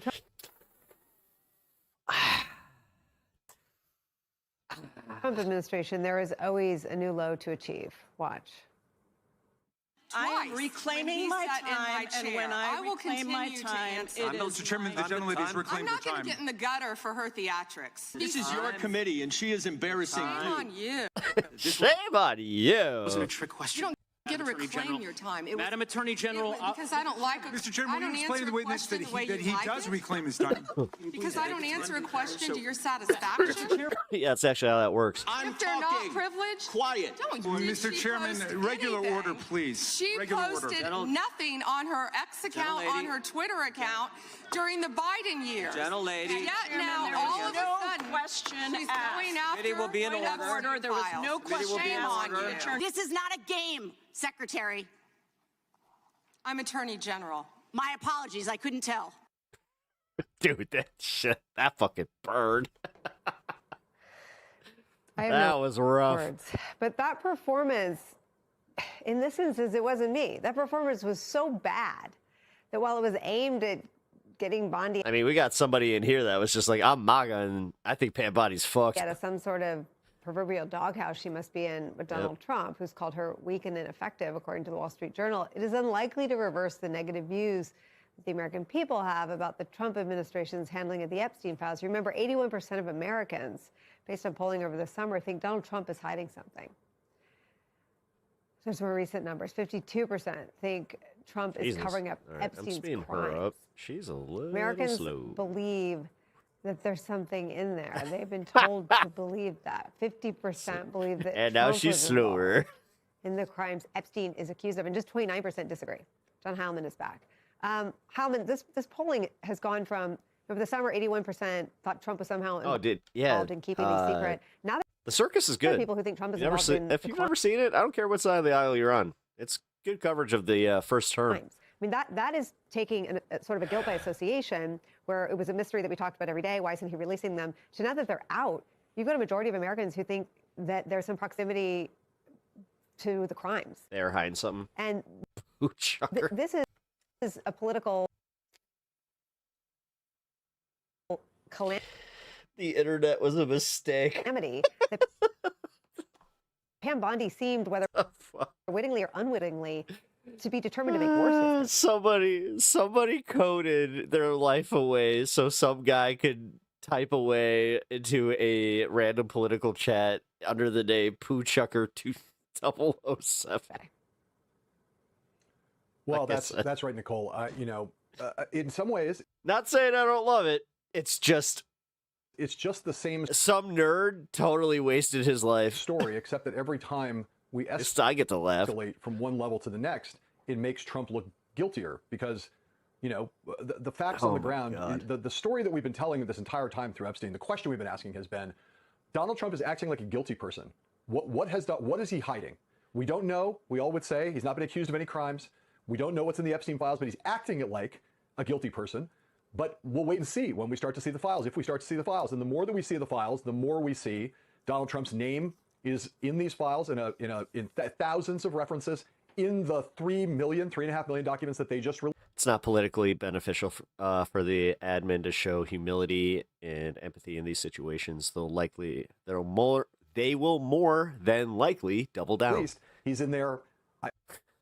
The number was just like the tens of thousands of times. We don't know how often it's in the when your redacted tongue versions. trips There have down been the some stairs. Democrats who've seen the unredacted who say it's way larger, a much larger number. Trump is guilty, so is Clinton. Yeah. And all of that doesn't get to the $2 million. Won't find any arguments here that the DOJ still has not put forward. So the notion that the deeper we get into this and the more that we learn about it, the more we see Trump's name in various ways. Again, not so far incriminating of having committed any crime or done anything wrong. Done anything legally wrong, but the reality continues to be worse and worse for him because it begs the question in a louder and louder voice. Why are these 2 million documents still not being released? Why is his former personal lawyer, Todd Blanche, saying that the investigation is now over and there will be no more documents, even though we know there are 2 million more? Why? All of those whys, with each turn of the screw, with each turn of the crank, the picture gets darker for Donald Trump, even though there's been no direct evidence adduced that he's committed any kind of crime. They got to cut the ego and take the L on the chin. That will be the only way to potentially start the recovery. With any underage good luck. girl. And Pam Bondi, not just in that performance, but going all the way back to the initial Pam Bondi performance, not the time when she went on television. Dude, he's the fucking president, and you guys are obsessed with Biden, and you are obsessed with Biden. Shut the fuck up.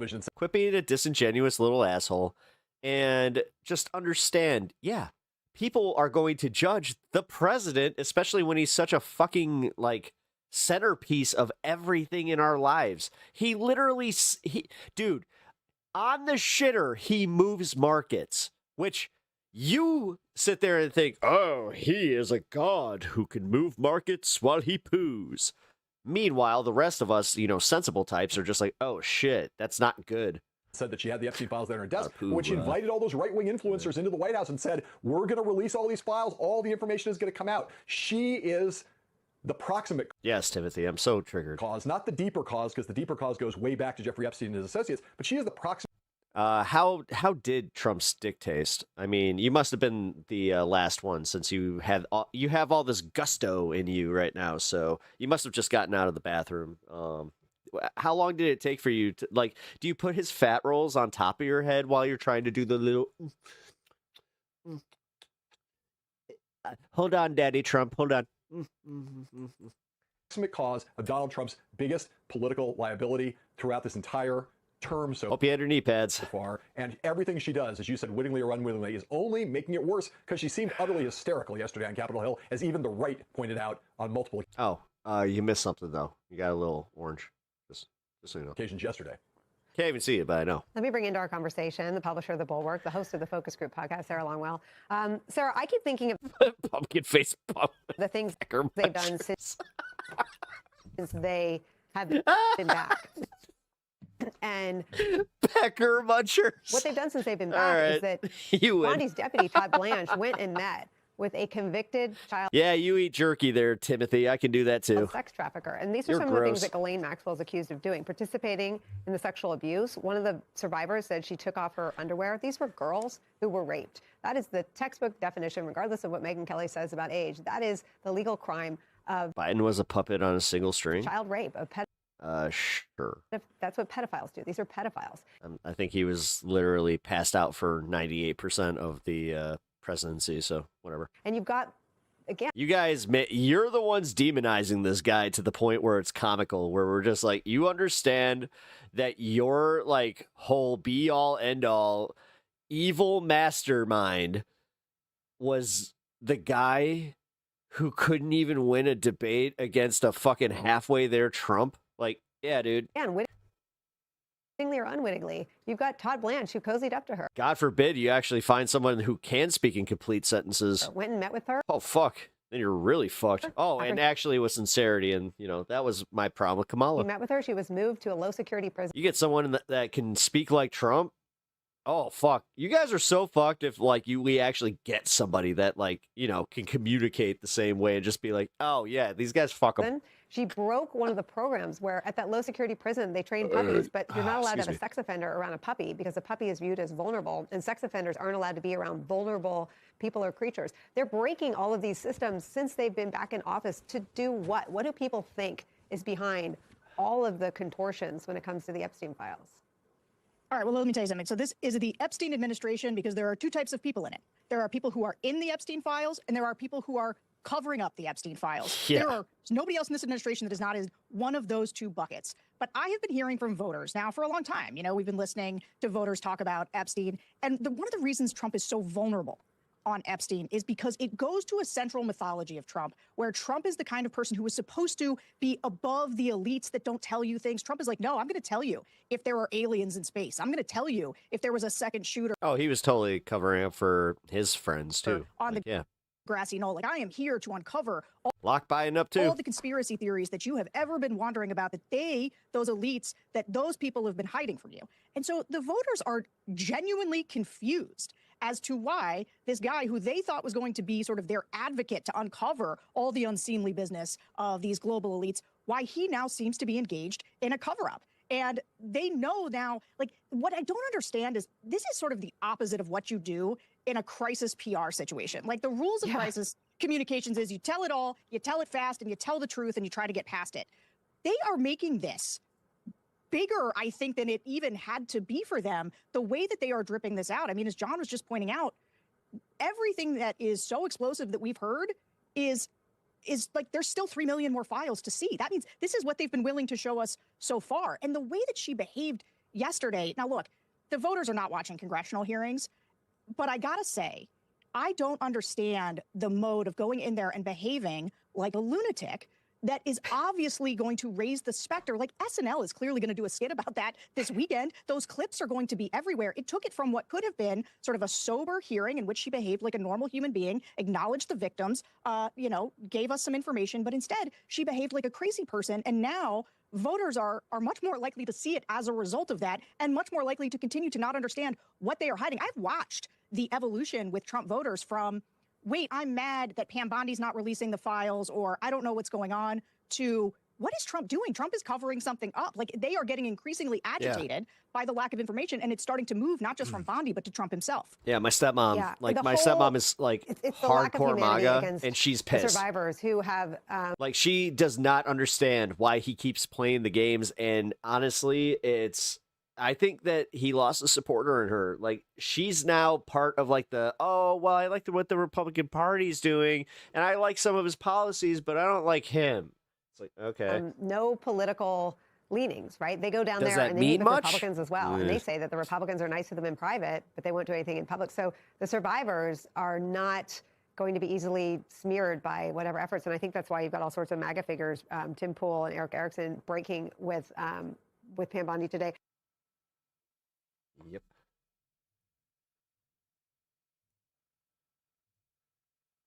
It's just all a tweet that said this. It's like, it's crazy on 2025 to pull is you literally have to be like a millionaire, 6'7", drive a Lamborghini, and like that's who, like, you know what I mean, like, and be white. They're going after tall, rich, famous men, and what do we get? The women, they're just.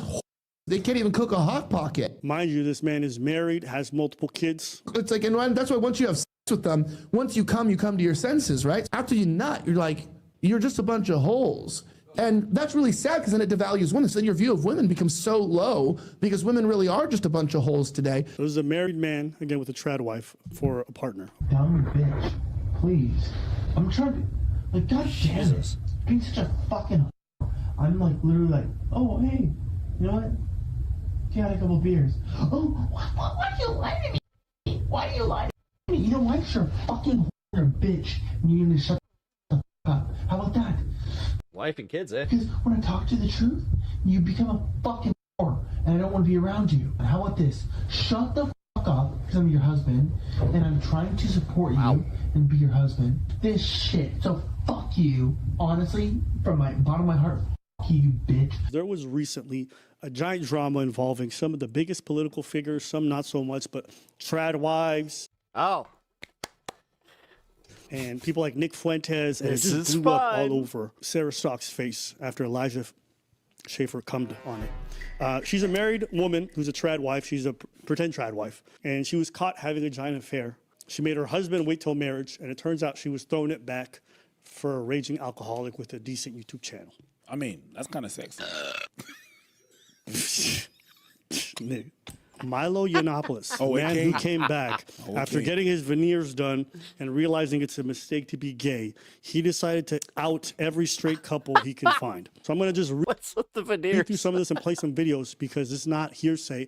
They've admitted to the infidelity and cheating on their partners in audios, and they're actively getting divorced. It gets nasty, real nasty. Milo says, I'm in touch with a life. Eric Danskin. I told him to get off the internet for Danskin. Thank you for the follow. for a couple or so. weeks and go to rehab. People say he's an alcoholic. It's better for everyone to simulcasting. Fun. Just rip the Band-Aid off. So I'll share with you over the next few hours the info doing the appreciate the rounds sub. in private, or at least what I've been able to confirm. Here he goes on to say, I've seen a dossier someone put together. Everything is coming out. My advice is to check yourself into a facility sooner than later. There may be a life for you after this, but it's going to depend on being totally honest about the details, and it's going to require sympathy. And as far as I can see, drug addiction is the only card you have left to play. If I were you, I would go out of my way to be generous and decent with the wife and kids, the cross-filing and others. I just realized I don't have a rule for emotes, but you know what? I'm okay. States for divorce is You're good. insultingly childish and stupid. Just that was for my mods. They're good. Now, if you don't understand, Elijah Schaefer's built his whole reputation on this like conservative Christian identity, but he's filing for divorce from his wife. And what people found very odd was that this man, just a couple days before that, was pretending something else. He said, I don't know where my wife and kids are, and I cannot get a hold of them. They are filed as missing persons. They have gone missing. Last enforcement confirmed someone in my Are you gay? My household set No. me up. They planted drugs and said I was a criminal. This will be a public trial by the FBI. Rather than just admit he's getting divorced over his infidelity, he had to pretend that his wife is missing. So are his kids. And that the All right. So we are watching an Abba and Preach video on a really interesting subject. So this, I guess she was an up and coming like MAGA influencer. She went mega viral for her Jubilee appearance, where she was like one of the worst types of like trad wives, super racist. She even said like, yeah, I think she admitted to being a white nationalist.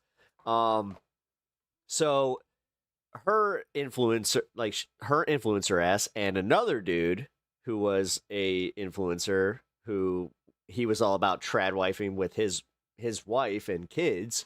They got busted sleeping with each other. FBI's in. And yeah, and then there's that little added part where she made her fiance, who she did, like, this is wild. They haven't gotten to this part, so I'll let this go.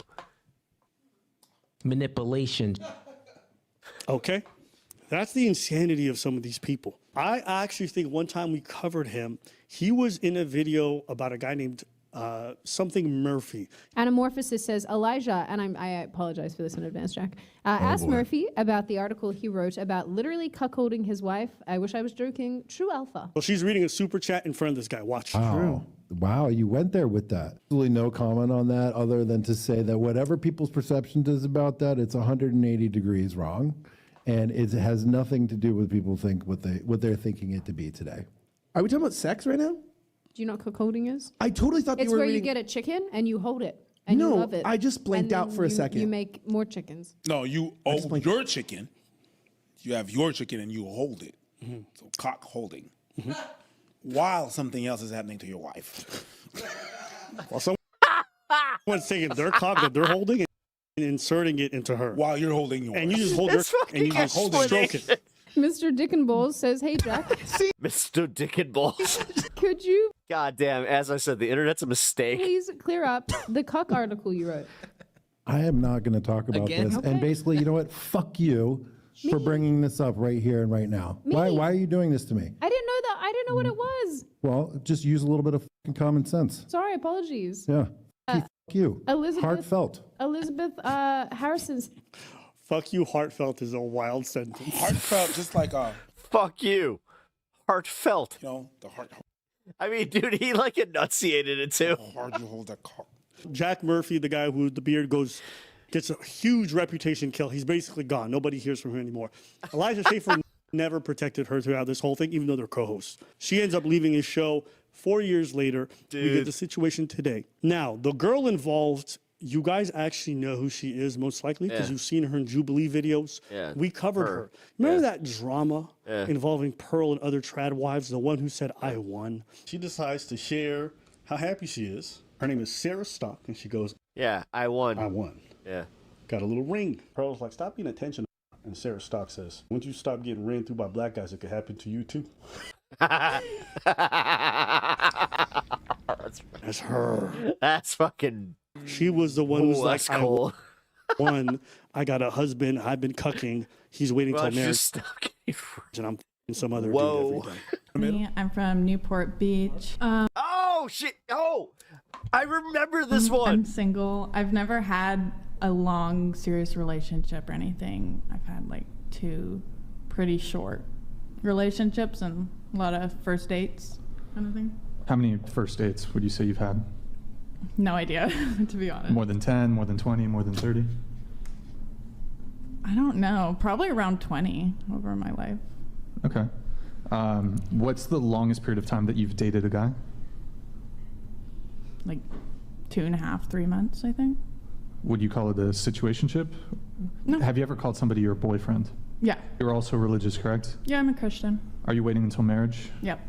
Have you always waited till marriage? Yes. You both are virgins, is that correct? Yeah.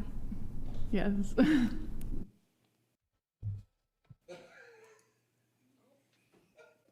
Ba-bang. I'm joining you on this one.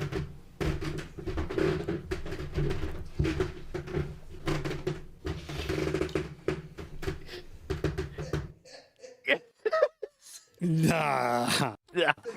Nah, bro. You both virgins? Yeah. Milo texts her and he goes, if your husband doesn't know, now's the time. I understand that you won't see this for a long time, but as you can see from the above, it is better for everyone that this comes out in the burst today instead of the fucking floor. over weeks. Oh my god. At Bandit MTC $5. Thank you, Bandit. That beard guy got exposed so bad. He is a homophobe and was on a campsite doing stuff. Oh, what? He's even. There's more? Oh, I've got to do a deep dive into this guy. Don't let him find out from anybody else. In February of This was 2025, just a who gives a shit tonight. Sarah Stock and Elijah Schaefer began sleeping. This for fun. Their affair ended on the day Turned she got into engaged, real about fun. 6 months later. Let's just listen to this. Over here, it's a little voice recording. Not take any accountability at all because, like, it obviously was my fault too. What happened between us, but even that was like not like I don't know. I felt like it was like he got me like very intoxicated. Like I don't even like remember most of it, and I was even like thinking back because it was like at CPAC the 2 nights. Man, You're CPAC there, is wild. and the second night I was like breaking out in like a rash, and so he's like, oh, like get some Benadryl, it'll help with the rash. And like now I'm thinking back and it's like that's probably why I like blacked out, because he like intentionally gave me Benadryl and like fed me a bunch of shots and stuff, and like obviously that's like stupid on my part. To like, Yo, why should we even mention Benadryl and all this stuff? Like, she didn't continue the affair for 6 months. I mean, you could say that dude raped you one time, but if you flying out to go see him 7 or 8 other times and y'all banging every time, don't talk to me about drinking. Am I tripping? No, you're not tripping. Am I tripping? Maybe you're tripping, but you're not you ain't falling. tripping. I don't know what that means. I'm sorry. I don't know that. I'm sorry. I don't Acquitted. even know. I'm Acquitted sorry. of all charges. Walk out this court right now. he obviously like knew what he was doing. So he had it in his mind. Benadryl, what? Like, does that just make it increases? Oh God, could you imagine what a insufferable, toxic couple, Sarah Stock and Elijah Schaefer, are. They deserve each Like other. the toxicity. Yeah, they probably are going to end up together, which is just Something like gets you really screwed up. Yeah. Like Okay, I know she's a piece of shit for cheating, but whoever's recording her is also a piece of garbage. Like, think of someone pouring their heart out to you and crying about their infidelity, and you're recording it for an expose. Oh yeah, your point is to expose someone. Go for Okay, it. actually, let's think about it from all angles. Mega Lumber, what up? She's a fraudster who's pretending to be a trad wife. She's It's called shaming penicillin. other women for their infidelity. She's shitting on modern women and their behavior and their sexual Wow. promiscuity. Meanwhile, the girl's a piece of garbage who's promising virginity to her husband, defrauding him, Damn, and essentially dude. cheating behind his back. Yeah. So you know what? Dude, I feel bad for that guy. Ish. It's not I heard that hard. Pause. So Yeah, but it was also not necessary. I was tripping. I've seen the light. Yeah. You know what I mean? This is a sickness of the highest. And also, Supporting her, superhero. And also, you can't like be like, oh yeah, you're trying to out her and you're doing all this expose. It's not because she's as smooth as Happy you have no school she's not tomorrow. as smooth as Ah, you when you fuck. expose motherfuckers that she's bad. Like, I'm not saying I don't like have any fault in that. Like it like definitely like ate me up. Okay, I just gotta say, I hate hearing her talk right now because she's saying like, I'm not saying I don't have any part in it. Man, it was a months-long affair. You weren't on Benadryl every time. You flew across the country to see him a couple times and cheat on your husband. Don't mention anything about the first night, about drinking. Yeah. You kept perpetual. If it had been a one-time thing, I'd have listened. At some point, if you get, you like flying, I like traveling. Yes, I it's like a process. It is. You got to pack. You Got to get gotta your pack, passport you or gotta- something. Yeah, 100%. Got to get some snacks. I don't. Yeah. Some Maybe snacks. go to a lounge if you can afford it. If you can. If For all got- you poor people watching, we love you too. That's crazy. Fuck you. Fuck with y'all. There's so Yeah, you can fuck with us, but bro. much going into every step for her to even mention the alcohol is you not being accountable. And you're, quite frankly, a very disgusting person. I want y'all to know just how garbage this person is before I say any of the stuff I'm saying. Because like she's very outspoken about how garbage she is, okay? Just like smugly. Xenophobic nationalism, don't you think that's better for Americans in general? Like, Oh, Sam Cedar. That's oh my god. yes. Nationalism is better. We should have a coherent culture. Everyone should be a part of the same culture. Which do you get to choose what the culture is? Oh, already- I need to. I'm gonna bring this up on Majority Report. I'm gonna We send have this a as dominant a culture. as a message. I mean, she's one of these people who's like, you know, white people are on top. The other. Yeah, I disagree. I think that that women should have the right to choose. I think that it would benefit everyone to bring back the family unit, to stop having women just thrown into the workforce. Maybe we shouldn't allow women to choose to divorce unless their husbands say it's okay. I mean, I don't really believe in divorce in general, so like. No. Just answer the. Oh my god. The bitch that's cheating. Oh my god. On her boyfriend, who she claims is fucking, she claims a virgin, don't believe in divorce. Oh my god, Sneeko. Just answer the question. Fuck. Like. That's one thing I don't understand because I'm like, why are you guys so? They're like, you're signing a contract, you're signing your life away. And I'm like, I'm fully against divorce, but it's like literally in the modern day, if you're a woman, you can get divorced for any reason, anytime you want. And Yeah. you'll probably come out with more than half. So it's like, And you'll probably come out with more than half as one of the reasons she thinks marriage is a benefit to women. Hey, she know what she doing. I ain't mad at her. Live your life, boo boo. Nasty ass She know what she doing. young woman watching, what is your final message? Just like tangible things, be in the word, follow God, work out, stay in shape, stay attractive. Don't sleep around.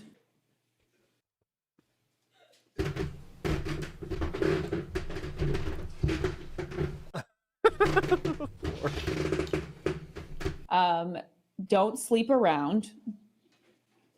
And I want to see her face. Let's see what she says after she says that. Don't get on OnlyFans. Oh! The bitch nodded, bro. Yeah, but she nodded. Yo, the shamelessness. What do you mean the shamelessness? The shamelessness. What she know it's wrong. So she's like, yeah, you're right. You know what though? You know, people always talk about like, men cheat. No. Like women cheat too. Women just good at fucking. They can look you dead in the eyes. It's just you will never suspect. Just like it's just beautiful. It's like as from an acting perspective, like I was like, everyone, oh yeah, men are better. I don't believe men could ever act From an acting half as perspective, good. That is talent. If Sarah Stock wasn't a piece of shit, I would tell you, there's a theater for you somewhere out there. There's a lot of people in theater that are racist. There's just people they don't have a platform. But I think the main thing is just whenever I've seen people Man. get online and aggressively and in a mean-spirited way preach this like spiritual traditional lifestyle, they have always Lee from the Red Hot Chili Peppers made a true statement about Trump that he's just a dumb drunk in a bar, only cares about himself and his wealth. People who are actually traditional or spiritual in a very authentic way aren't online. And they're certainly not aggressive about it like these people are, for sure. It's just a judgment of other people. I feel like they're speaking you to themselves. should be doing this, you should be doing that, and and then you turn around and do this shit. It's a projection. Yeah, It's an internal struggle that they have with themselves because they don't like their own behavior. So rather than address it with themselves and be honest and have an authentic conversation there, they go outside and judge other people the way they themselves feel need to be judged. This is a young woman who's in her mid-20s talking about how her country should be ran, what kind of tonight is decisions young women should make. And here she is lying to the person adult beverage she's going to marry about who she is. Do you understand that what kind of psyche you have to have? And now she's deleted all of her social. Usually do ginger ale. She's but hiding, right? She's no longer that proud who's like looking at women. You I understand. She was talking to herself the whole time, and had some, prepared for D&D. Everyone just found out. Nobody knows what the fuck they're doing. God, so mad. All right. Gotta wait like 4 more weeks. You think that when I'm gonna be an adult, I'm gonna have my shit together. We winging it. We winging it. At the end of the day, like, me and Preach don't hide it. We're both very flawed. We're both very forthcoming. And at the same time, we don't preach a lifestyle you guys should live. So many of y'all are so different from us, come from different places, different standards. So, if you see me and him run a course, I have some questions. Yeah. You're talking about millions of dollars potentially. No. I've never thought about it. So I'm like, I just have thought about that. answers. To this day, guys. Could you imagine Abba and Preach? Abba and Preach are going to be your guest speakers at your communications course today, kids. People are like, oh, Abba speaks like you don't. I make mistakes. I make videos about my mistakes. I share with you guys just how many L's I'll take, and I'll sit here in front of you today and say, hypocrites are the worst. I'm an atheist, but I walked in the footsteps of Christ metaphorically. Damon, that's actually how I am. Lord, I still am. I'm better than what I grew up in the church, and I left of my own volition after I read the Bible without anybody holding my hand, and I just kind of realized, I don't believe in this. I was before, but I still got flaws. But Jesus is based. They'll shame them because they have a pride parade. They'll shame them because they identify differently. They'll shame them because these people have a view of their own country that's just slightly different. Oh, they want neighborhoods that take care of each other. You communist piece of shit. It's like, what the is this? Schaefer constantly questioned Stock's faith at the same time. When he met Stock's husband, Schaefer kissed him on the forehead in the manner of a priest.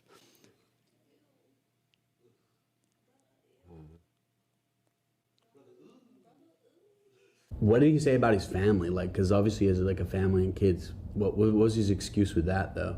Oh, my wife doesn't care. She lets me run free or whatever. She doesn't care as long as, because I take such good care of her. And she Oh my God, this bitch's vocal fry is just. just lets me be a man and do what I want and blah blah. Oh my God, vocal fry.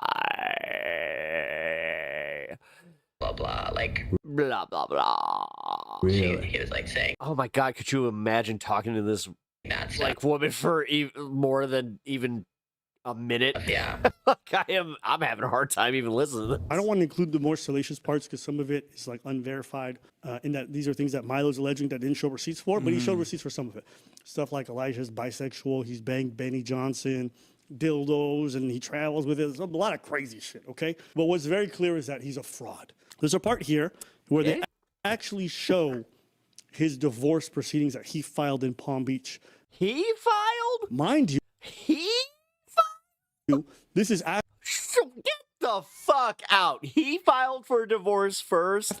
Oh my God, this guy is scum. His wife is missing. After years of infidelity, insensible drunken rants, abuse, and even being falsely implicated in felonies, Schaefer's wife filed for divorce in Texas in January.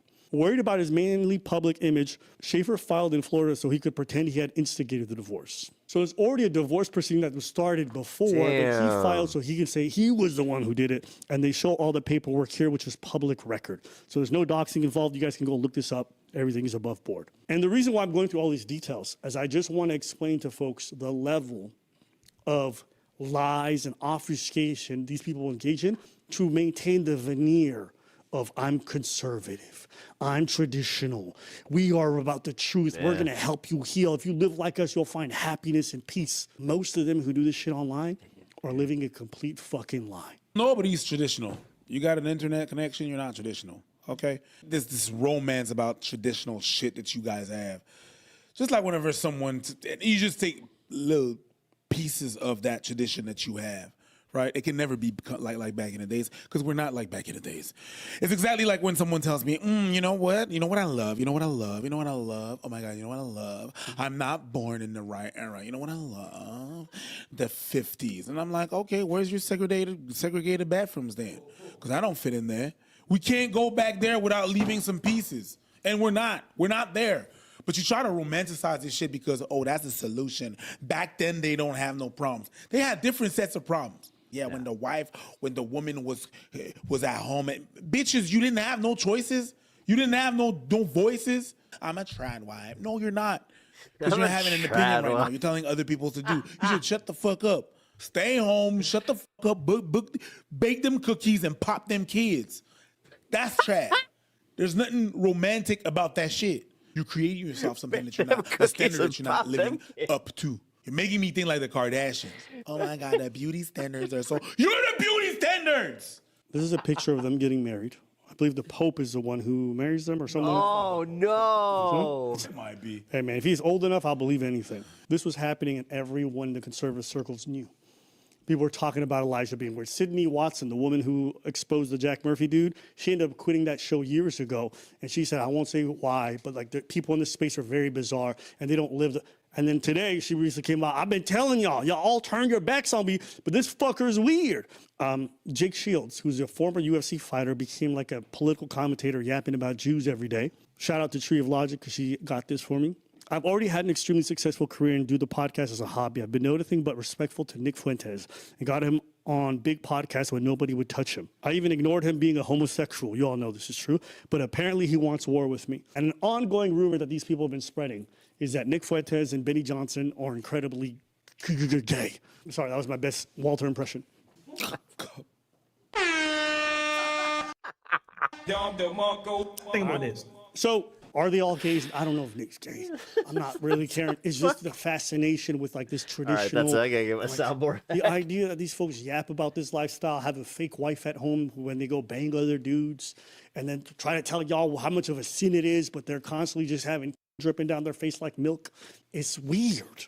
So we got another one here who's Isabella Moody. She's married. She's now like a born again trad wife or some kind of. She calls a trad wife. Let's listen, okay? News. I actually don't want kids. So this is the funny thing about my Twitter.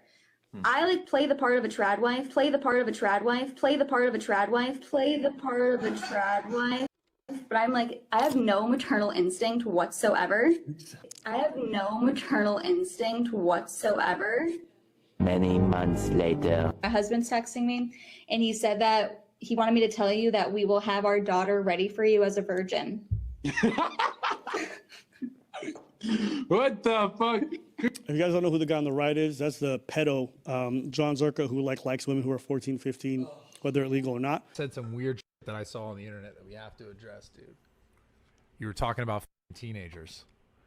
What's them? Yeah, like I was gonna say it, but yeah, like what's up? I with that? love that. Why though, man? And here is a trad mother, okay, with her trad husband. If you don't know who her husband is, like this fucking conservative. Well, they run a podcast talking about being good Christians and they're talking and they're joking about getting their virgin daughter, who's underage, ready for a pedo.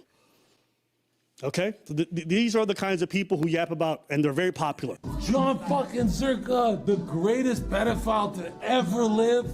I'm literally a pedo. Now, no, self-proclaim is wild. Now, to be fair, some dude, the internet is. people are gonna say, "Oh, he's clearly What are we doing? Joking. What are we doing? We got used to Nick Fuentes doing his bit, but now this? No, there's like What lots the of videos fuck, of him man? with girls who are underage, who are 50. At what point do we just kind of go, yeah, no, dude, they get banned from the internet forever? 14. Do you have lighter? Can you see it? Yeah, that was the couple that Luke Beasley used to podcast with. Yeah. Bro, we've been trying to tell you guys. Like, do you need to see again? Do you want another Are they on my stream? I don't give a fuck. Fake ID? Good. Good. I didn't even know they made those. They don't care. This is not like some funny ire. It's not that. These are just self-reports, and they're making a joke out of it because a lot of their fans don't care. We're on pedophile.com right now. She's 16. Pedophile.com. I started the website. I found, It's two P's. bro, I found her when she was 9, so she couldn't struggle. Yeah, he's so sweet. You were weaker back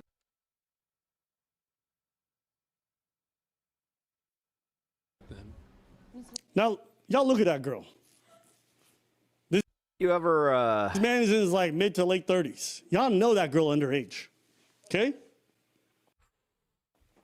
And this lady is out. Where are all those fucking Republican like douchebags that are just like, oh, I would go punish her, like Out here joking about giving her blood daughter. I don't even say blood, don't matter. Giving some kid to this man. And these are like the fake trad people that exist in the world. Salam alaikum to Sneeko if he wants to hang out with those people. You know what I mean? Live your life, boo. I wouldn't have let you walk out until my point was conveyed that. So this is her husband, who's like substantially younger and a very like he's trying to be funny. Traditional. That's conservative man, supposedly. He's also Elijah Schaefer's editor. How old is he?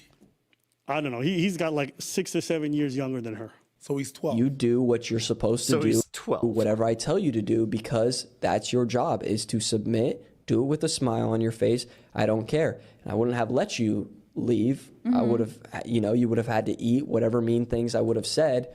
And then the job would have got done. And then afterwards. Why couldn't she just keep this as like a kink instead of making it her whole life where like no, have some respect, but honestly, I mean, after the cooling down process, I would have, repent. I mean, she's got a bunch of fucking like broken down Coke can toppers because she's trash. It's a God and smooth things over with you for the sinful behavior. That's how things would have went down. Yeah, so when she was 24, fucking Charlie Brown there. She supposedly seduced a virgin teenage boy in Josiah to marry her instead. She allegedly, this girl that was on the left here, was also having an affair with Elijah Schaefer, but he wouldn't leave his wife for her. So that's when she got with his editor. Messy shit. I don't know, bro. It's Days of Our Lives with, a little bit of pedo flavoring, I guess. Jesus. I mean, it's very Christian if you think about it. It's all very. The only not traditional thing is usually it was a man doing that shit. Now it's her. So I mean, good on her. Progress. A little bit of progress in her traditional. All right, one last clip. It's weird how so many people get upset with the whole trad wife trend and try to say that you can't be a traditional wife or traditional woman if you're living in the modern era and if you're posting about it. Like if you. I think she's talking to you. What was my dream job? Right there. I got this video from the past. Except that I wanted to be on the radio. She knew you were going to say this in the future. The video element was never going to be a thing, but I actually like this more. I don't think these people understand tradition isn't about a time in history. It's about constants and values that transcend history that have. I wish someone would do a supercut of her being. Who pushed her down the stairs at a young age to give her that much brain damage? Like holy shit. Tradition and value. Just like. Yeah. Somebody. Hey, pause. Yo, it's just when she had a 6-month-long affair, and her being like, it's about tradition and like constants and commitment. God, her husband has got to feel like the biggest asshole. Here, like knowing that this was the content that they were putting out while they were doing this. It's just like, but then again, you know what I mean? Like it's always been this is there. wild. So she is being constant throughout history. You know what I mean? The oldest sport was hoeing. Is that sport? She's oldest not getting paid. job. It's a sport. So That's a sport. I think the word for that is hobby. But. Non-profit organization. Yes, you're right. Anyways, Order! always been there. Flagrant foul on the play. Someone throw a flag. We are going to stop that. Can we throw a? Can we go back? Woo! The person on the stenographer, can you repeat back what he said? Non-profit organization.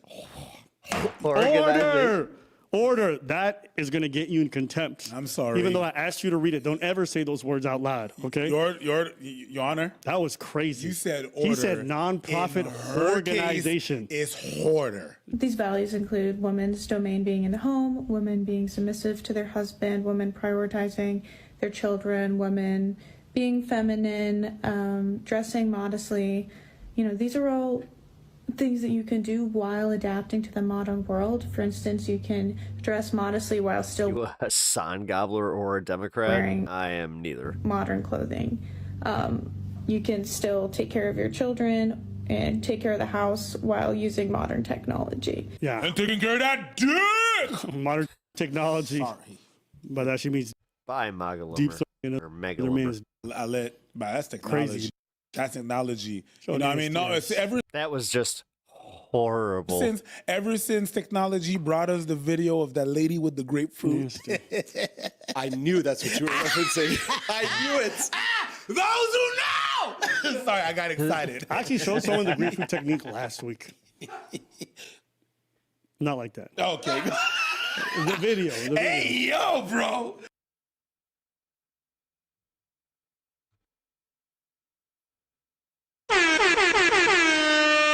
There we go. I was like, I gotta get my soundboard. I was way late. All right. Yeah, fuck it. I got room for one more bit. Let's go. Did he work for Mossad? It's more like Mossad was working for Epstein. I could have gotten him no jail time. If he had told me he was an intelligence source, it would have been a slam dunk for me. Hang on a second. If he'd said Is the Dersh about to get Dershed? he was working with the Mossad, then he would get off being a pedophile. You have the FBI, you have the DOJ, you have unlimited resources, and the US government responds like, hey guys, let the internet figure it out. You want some guy on Reddit cross-referencing flight logs at 2 a.m. while he's eating Cheetos? You're lying. You're defaming me. You are now going to be sued. You are now going to be sued. That's what he says. The latest release of the Epstein file Yeah, it's coming every time that I think he's about to say, you're about to be sued. has shone an unforgiving light on the shocking judgment and tawdry behaviour of many VIP men. We've covered the revelations extensively, not least as That's they some plunged content. the British government and royal family into historic crisis. But many regular contributors to this show and many of our viewers say the media is missing or willfully ignoring the big story, that Epstein was an Israeli operation. That's what Cenk Uygur said. Why is the media not touching Jeffrey Epstein's clear connection to Israel, asked Mehdi Hassan. With that question, the theory that Epstein was an intelligence asset makes... Oh, Golden Geek. It's about 1 a.m. for me. Time to eat a PB&J and pass out. Love it. a lot of sense. Good night. Have your midnight PB&J, and I hope that you have some smiles with that. He had a vast and mostly Nothing better than a good old midnight snack. unexplained wealth. He kept meticulous and exhaustive records. He obsessively curated VIP friends who he invited to luxury properties wired for surveillance. He got an implausibly generous legal reprieve after the district attorney in Florida was told, quote, Epstein belongs to intelligence. And the files certainly do reveal many ties to Israel. We know that former PM Ehud Barak stayed with Epstein frequently, long after his conviction, and the connection certainly didn't end there. But the current Israeli Prime Minister, Benjamin Netanyahu, says it's a red herring. Epstein's unusual close relationship with Barak doesn't suggest Epstein worked for Israel, he posted. It proves the opposite. So what do the files prove? In a moment, we'll debate this with Bassem Youssef and Alan Dershowitz. But first, here to help answer that question is Ryan Grimm. He's an investigative journalist and co-founder of Drop Site News. Ryan Grimm, welcome back to Uncensored. There are so many files here, and I have noticed just on an almost daily basis now, there's a lot of stuff in there about Israel, about Ehud Barak, about Epstein, and people are beginning to put all this together and saying that actually what initially was dismissed as a kind of outlandish conspiracy theory may well be closer to the truth, that Epstein may well have been some kind of Israeli agent, but potentially working with Mossad. But you've studied these files in a lot more detail than most. What is your assessment of that? I mean, it's not a simple question. It doesn't have a simple answer. What I would first tell people is just Google or use a search engine that functions. Drop site news, Epstein, Israel, and you'll find a series of stories that we have published already and that we're consistently adding to. But then you can also ask yourself just some basic questions. All right, how did he get an Austrian fake passport? I mean, a real passport with a fake name in 1982. Like there aren't many. It had nothing to do with a certain Schwarzenegger. Regular people that can get fake passports to help them travel around the world. Dude, could you imagine if that's actually what it was? Important thing to understand is that. What do you mean? Three of the people that he is very closely associated with in the 1980s are Stan Pottinger, who is it was a T-1000 attorney who is known to have moved money for the CIA during. It was the shape-shifting unit. It wasn't me. Iran-Contra. Adnan Khashoggi, who is like the banker during Iran-Contra. He's moving money and weapons, a Saudi figure, and Douglas Lease, a weapons contractor. He was a protege to Douglas Lease. He was a business partner to Stan Pottinger at the time that Stan Pottinger was heavily involved in Iran-Contra, and he was he knew and he ran in the same circle as Adnan Khashoggi, and he has a fake passport. So, and then he emerges out of Iran-Contra, with enormous amounts of wealth and power and connections. So and then, of course, there's the Robert Maxwell connection, Ari Ben-Menashe, who, I don't know if you've had him on your program. You should, if you haven't. Former Israeli intelligence official himself has said that, Epstein knew Maxwell. Whether or not he did, that's an open question. Just those connections alone. And then for Netanyahu to say that, well, okay, he was very close with Ehud Barak, therefore he had nothing to do with Israeli intelligence is absurd. Ehud Barak, played a central role, however you want to define it, in Iran-Contra. He was an Israeli intelligence official, throughout the 1980s. He becomes prime minister, becomes minister of defense. Another, top Israeli spy who is a protege of Ehud Barak, Yoni Koren, stayed for like weeks at a time at Epstein's apartment in Manhattan. So I think the public hears all of this information and it's like, okay, I kind of think we get it. What is confusing is that, did he work for Mossad? That part is confusing because if you think of Mossad as or any, I kind of feel like I have to just spy assume service yes as a spy at this point. Service. Like, what is it in service of? Hey, welcome to the show. Appreciate you guys These popping by. spy services are in service of extraordinarily powerful, kind of multinational global networks of individual figures.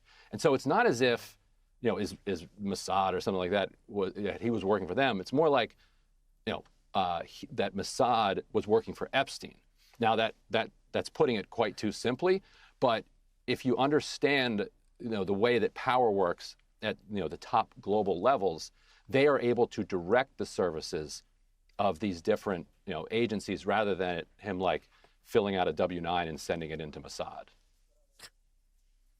Yeah, I mean, his taxes. There's That's what so does much it. to unpack there. I mean, I'm just looking at You filed W-9 and it says you're Mossad? some of the references we've identified that have come from the latest dump of files. In 2018, Epstein asked Ehud Barak in an email to make clear I don't work for Mossad, which in itself is quite an intriguing instruction to a former Israeli prime minister. My I don't work for Mossad T-shirt is raising. I totally just denied it. Right, Come yeah. on, guys. I mean, it's like, why are you saying that? In Yeah. 2017, Epstein asked why would you say that? someone had asked him to help obtain former Mossad agents to do dirty investigations and so on. There are lots of these kind of quite cryptic messages going on.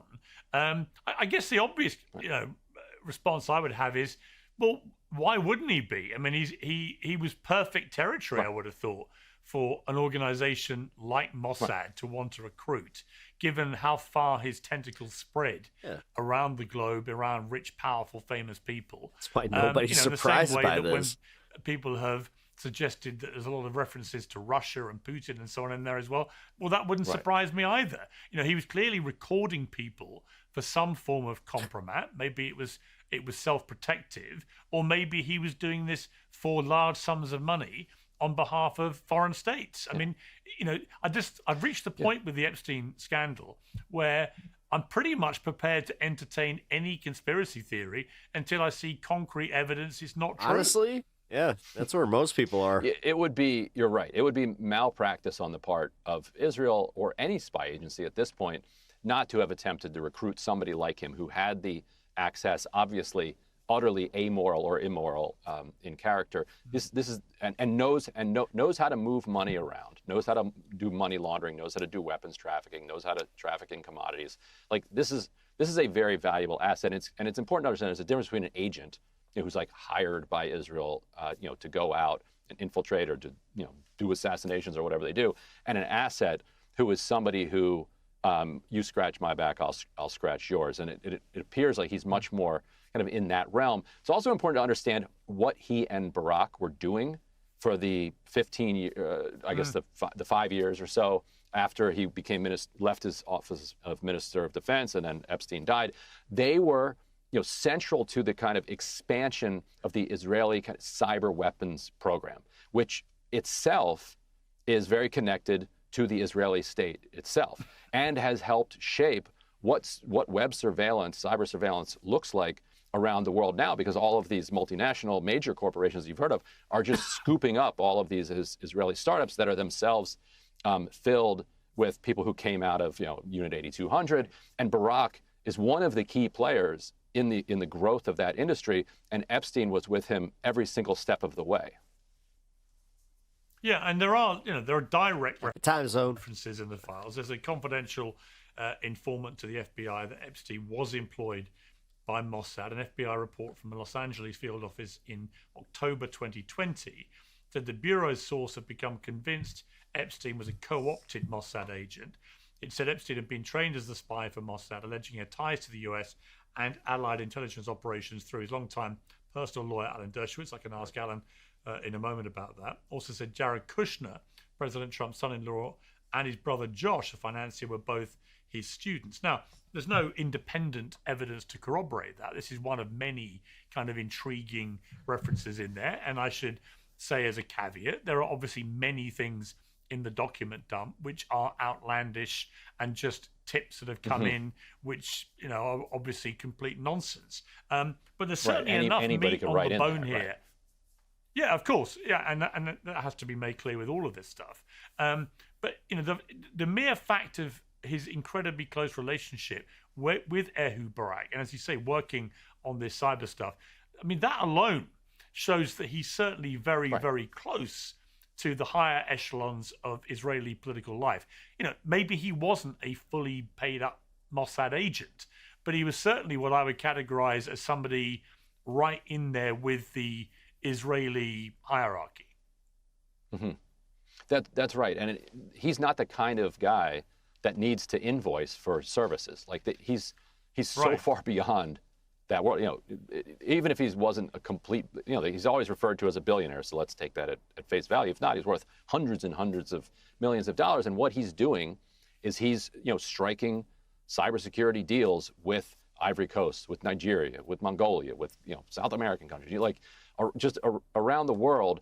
And his relationships with the upper echelons of the Israeli government, which allows, because it is a state recognized by the United Nations, allows kind of groups of people who otherwise would just be kind of gangsters going around the world to operate, through semi-official channels. He's the guy that's operating in the gray zone, and then in the end you come in and make an official corporate, and then Ryan's tie is cool as fuck. State to state. I have a tie that looks like that. Agreement. That's how he's getting paid, being the middleman there, not by invoicing Mossad for his services. Today's show is sponsored by Veracity and their metabolic power protein. Let's be honest, we really know where the vast amount of Epstein's wealth came from. From everything we're gleaning from these files, what is your best guess? Oh. I'm in for it.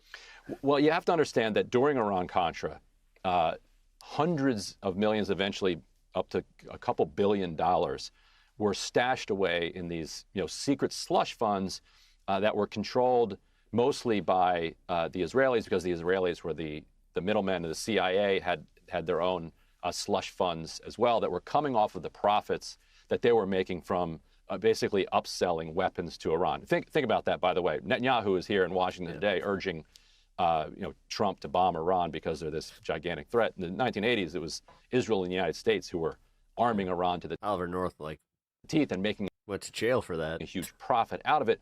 Out of that, they created this. Then later became a CNN contributor, I believe. Network of shell companies and slush funds that had to kind of secretly move constantly to avoid detection from people that are trying to uncover money laundering. And Iran-Contra. I was a kid back then. I'm over 50. Epstein's right in the middle of all of that. So I was a baby. You can imagine I was how somebody comes out of that with their three, with a significant amount of wealth to begin with, and from there he gets linked up with Les Wexner. We have a story even about how the planes that were involved in Iran-Contra, when the heat really got on them, Epstein moved those planes to Columbus, Ohio, so Les Wexner could use them for a couple of years, shipping his lingerie and Abercrombie and Fitch around the world. So there's really a direct line from this Iran-Contra scandal that creates this kind of shadow world of fucking preps of money laundering and kind of develops into. I got a pair of Abercrombie jeans. Time to get rid of them. The quasi government criminal. To be fair, they're the worst jeans I own. They're so uncomfortable. That we have today, to then Les Wexner and him becoming the power of attorney for Les Wexner, and then once you're locked in, he's the rich guy who also handles Les Wexner's money.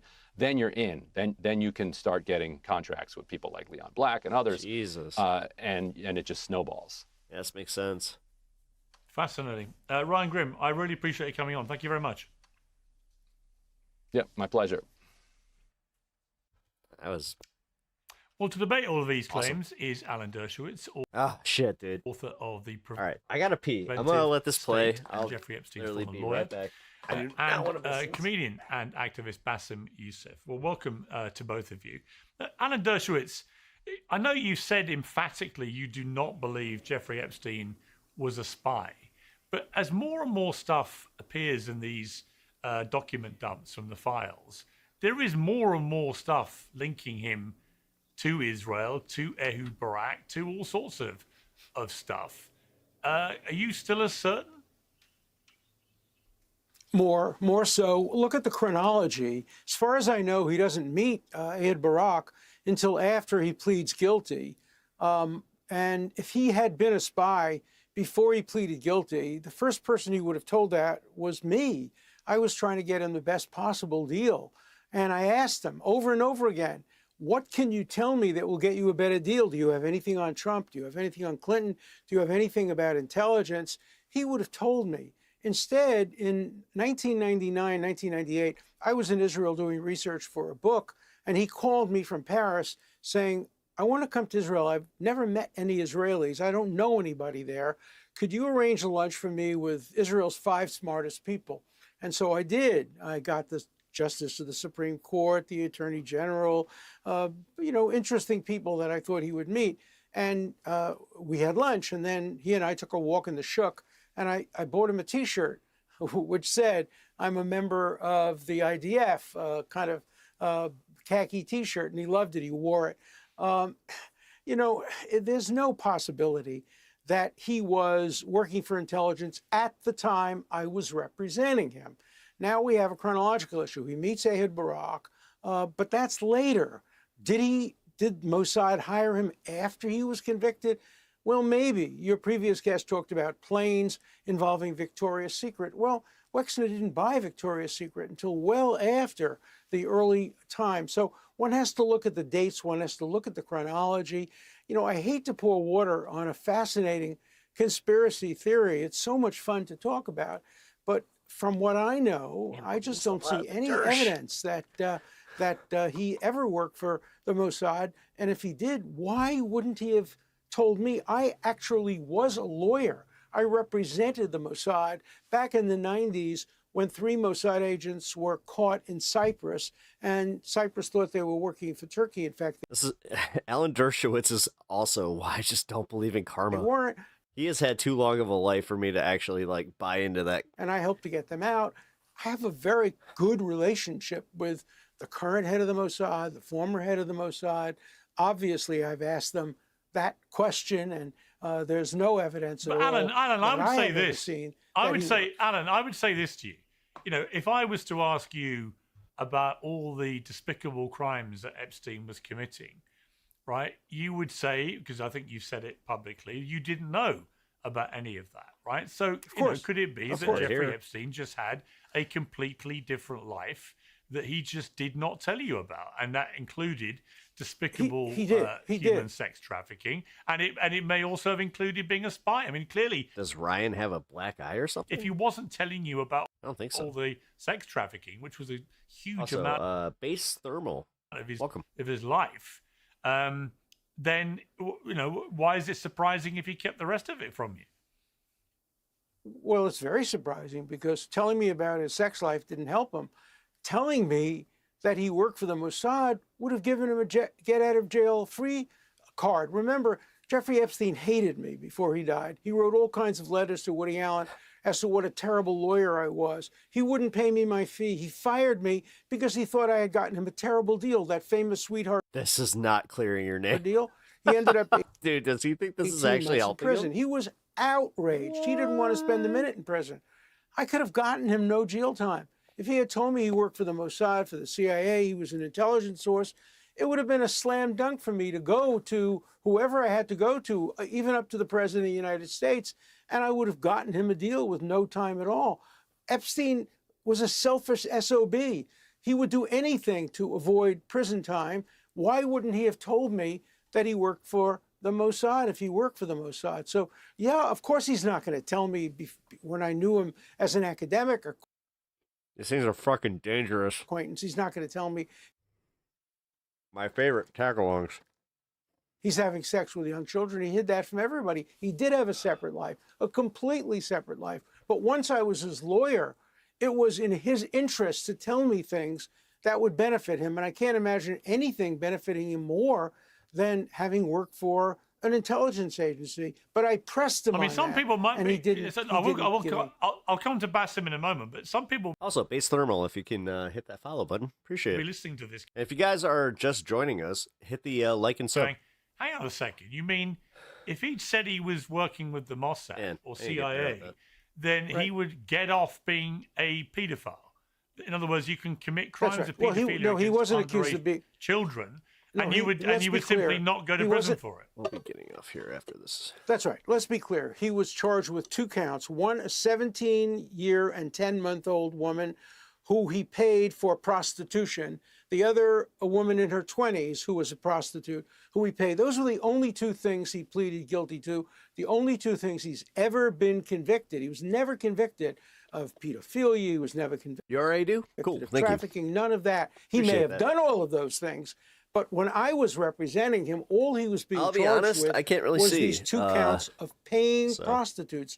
One who was 17 years old and 10 months. It said you were a first-time chatter, so anytime I see a first-timer, I kind of assume. I could have gotten him no jail Hmm. time for that if he had been a member of the Mossad. Any Oh, good lawyer Alan. could have parlayed his Alan. membership and his contribution to intelligence into a deal. Or, for example, if he had anything on Donald Trump or anything on Bill Clinton, of course any prosecutor would exchange this nobody, who nobody had ever heard of at the time, getting free from prison for, my God, the president, former president, future president.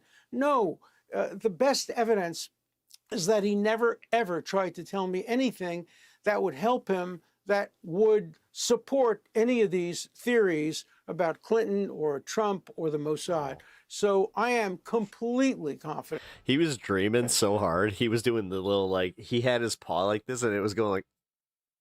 That he was not an intelligence asset. You know, I wish I gotta find the part, like, it was caught here. I previous gotta guest is enhance right. it. Enhance. He would have been a perfect intelligence asset if I were the head of the Mossad. Hence the dog sleep dance. But, you know, I would say, oh my God, Now that I know who he knew, Bill Gates, everybody, the Sultan of this, the Sultan of that, He's sure, really cute. we try to recruit him, but they didn't know that at the time because he didn't have many of those friends back in the 1980s and 1990s. Many of them became his friends, ironically, after he got out of prison. Okay, Bassem Youssef, you've been waiting patiently. Welcome back to Uncensored. What is Oh, your he hasn't response even spoken to yet. Alan All right, Dershowitz? cool. Well, I think that what Mr. Alan Dershowitz just said is the best recruitment video for Mossad. Basically, they're telling people, if you're Mossad, you can get away with anything. The same thing that will happen with Tom Alexandrovich, the cybersecurity guy from Netanyahu's government who was arrested in Nevada for trying to lure a minor in an FBI stint operation, and he got off the hook. He traveled. He didn't even have to attend his trial. He did Zoom from Israel. And like Ori Solomon, just a couple of days ago, there was a biolab in Nevada that nobody is He's going with the veto from The Sopranos defense. talking about. Actually, as a matter of fact, the mainstream media, they reported it, but they never mentioned his nationality as an Israeli who was running a biolab in Nevada that includes deadly viruses. If that was a Muslim, it would be like all over the news. So basically, Mr. Dershowitz is telling us, if you're Mossad, you have like an out of jail card. And you know what? Maybe he's right. Or a CIA, I'm or a actually CIA watching, agent. That's true. Mr. Alan, Mr. Dershowitz, I did not interrupt you a single second when you talked. So, I just wanted to after correct you're you. done with the gaslighting, please let me finish. First of all, I think I'm now kind of leaning towards believing mainstream media, especially. Was this about a biolab in my state? And under Barry Weiss and Larry Ellison. I mean, the evidence is there that he is actually a Russian asset. His girlfriend, Ghislaine Maxwell, was the daughter of a Mossad super spy. He was represented by you, Mr. Dershowitz, Israel's favorite lawyer, who you're also a lawyer to the Mossad, which, of course, everything you tell us will be true. Ehud Barak was at his place the whole time. He fled to Israel when he was charged with sex crimes. And he was pictured wearing an IDF shirt. He was funded by pro-Israel fanatics. He worked for the Rothschild. He donated to pro-Israel student groups. He was responsible for the Wexner's. The second that Rothschild is dropped and you don't hear Alex Jones just go, what? Israel philanthropy. Like fucking Stone Cold from Texas. He supported. Wait, Stone Cold is in Texas. Israel settlement. Bad example. Projects. His friends were all Zionists. He referred to us as Goyim. He was involved in Israel diplomacy effort. He brokered security deals with Israel, and even a former Israeli intelligence officer, Ari Ben Menashe, like Mr. Ryan Grimm said, he said he ran a honeypot for Israel. So yes, of course, he was definitely a Russian spy. Makes sense. You know what? I'm by the way, Mr. Well, you're a good, comedian. You're a good comedian. This is very funny. But I'm actually a huge fan of yours because I have known you since the 2000s. I mean, actually, you're one of the very few lawyers who are actually known in the Middle East. It's like watching a real life. Hey, loving the show. Wouldn't it make sense if that he wouldn't admit to working? You got more coming? Drama lawyer. There's even for the CIA t-shirts with you, or if he faked his death. Facing it in Egypt, and I've appreciate the kindness and followed you for a while, and that's why I'm here today. When they told me Mr. Dershowitz is here, it's like I have to be here just for the gaslighting because the level of gas. This is why people are kind of like, is he actually dead? Gaslighting isn't new. For more than 2.5 years, Mr. Dershowitz and his client Israel have gaslighted us in front of our eyes for 2.5 years with all of the destructions and the killing that we've seen in Gaza, but according to them, it's not a genocide, it's self-defense. He told us that every dead child is not a genocide. I think he's a triple agent. I mean, fuck, they said he was like part of not KGB, but like KGB adjacent. I did not interrupt you, sir. That the International Court of Justice is a fake court, and Israel critics and anti-Semitic. Now, Mr. Jersey, please, I did not interrupt you. Don't interrupt me. I know that you're a lawyer and you do that. Objection, I'm going to interrupt you if you use the word genocide. Now, the Epstein files are public. People can read them. People can see the horrible stuff that you, again, are gaslighting us. In your own words, you said that he's not a pedophile because he liked 15 and 16 years old, but not 11 and 12 years old. No, I said 17 and 10 months. People can read, 17 and 10 you months. can read the ages of the kids in the emails. They can read about the pizza, the ice cream, the beef jerky. And you can see the connection with Israel. And yet, here you are again. This he wasn't convicted bullshit. This is why, honestly, we're getting past that. As much as these motherfuckers want to have a two-tier justice system, then we can have the whole, okay, you know what? You don't get the benefit of the doubt of like actually like getting convicted. We can judge you based on just the evidence we have. That's it. Court of public opinion to billionaires or any of these assholes in the Epstein class. I think that's how it should act. Like it, we should roll this one out. Yeah. I'm just saying, guys. Gaslighting us. This is your playbook. Attacking Fuck the Epstein class. Fuck these motherfuckers. They're not going to go to jail. So the only thing we're going to have is like massive public shaming. It's called Palestinians, Hamas. We have to smear their names so they cannot go. Like when they go to their graves, they need to literally be shamed to their graves. It's called truth. Epstein victims. That's all we have. Liars, prostitutes. I'm sorry, guys. Like it sucks that nobody's gonna get held accountable for this. Drama students, and of course, Well, you say Hamas are not anti-Semitic. terrorists? You have a history Well, you say of Hamas are hiring not investigators to dig through teenage girls at MySpace pages looking for marijuana photos. what lawyers you do. called a 16-year-old girl Yeah, that's why no one likes you. a thief in Dude, William Shakespeare said the best things about lawyers. Look it up. the Daily Mail. You got Epstein 13 months in No, I am not a trans streamer, county fuckface. jail with work release for abusing Oh my god, long hair.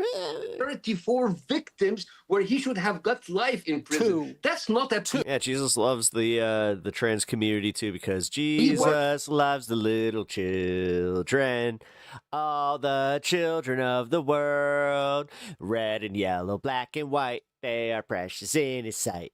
Jesus loves the little children of the world. You're package.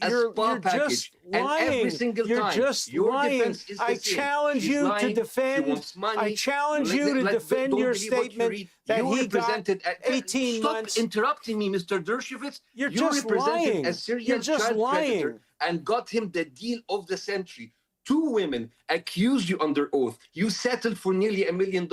Innocent men don't pay. They go to trial. Your hair is legit beautiful. It's another Thank you. lie, not a penny. Guilty You're men you're with good lying. lawyers. You're Oh, wait, defaming you me. are the good You are lawyers. now So what going. does that You are make now you? going You to have be spent 50 sued. years You are defending now going to rapists, be sued killers, and for every saying I time paid you $1 attack million. the woman who come forward. You're going to be You are a sued, civil and libertarian. I would. You're not.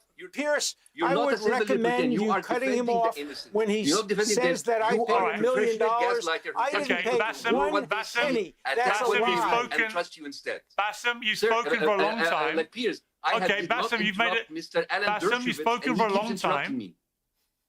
Bassem, you've spoken for a long time. You've made a number of allegations. There is going to be. It's only I can fair tell that you Alan right now. Dershowitz I am going I want to. Alan Dershowitz to respond. Interrupting me, Pierce. I didn't interrupt him. Going to sue you. I am going Let him to. respond I'm to going to you. make it very clear. But he shouldn't be interrupting I'm me. going to make it very clear.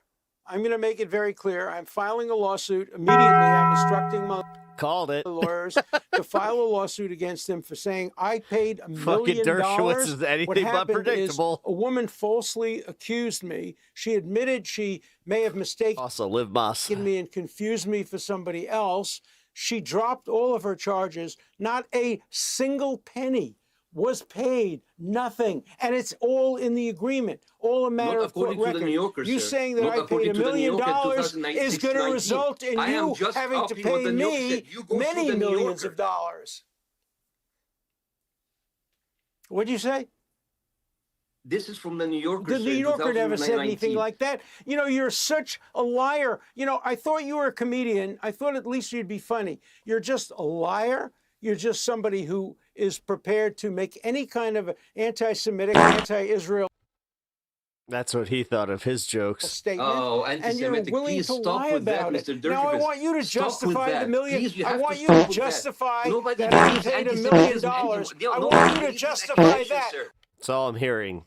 Will you justify Sorry. it? Will you justify I'll be mature now. that I paid $1 million?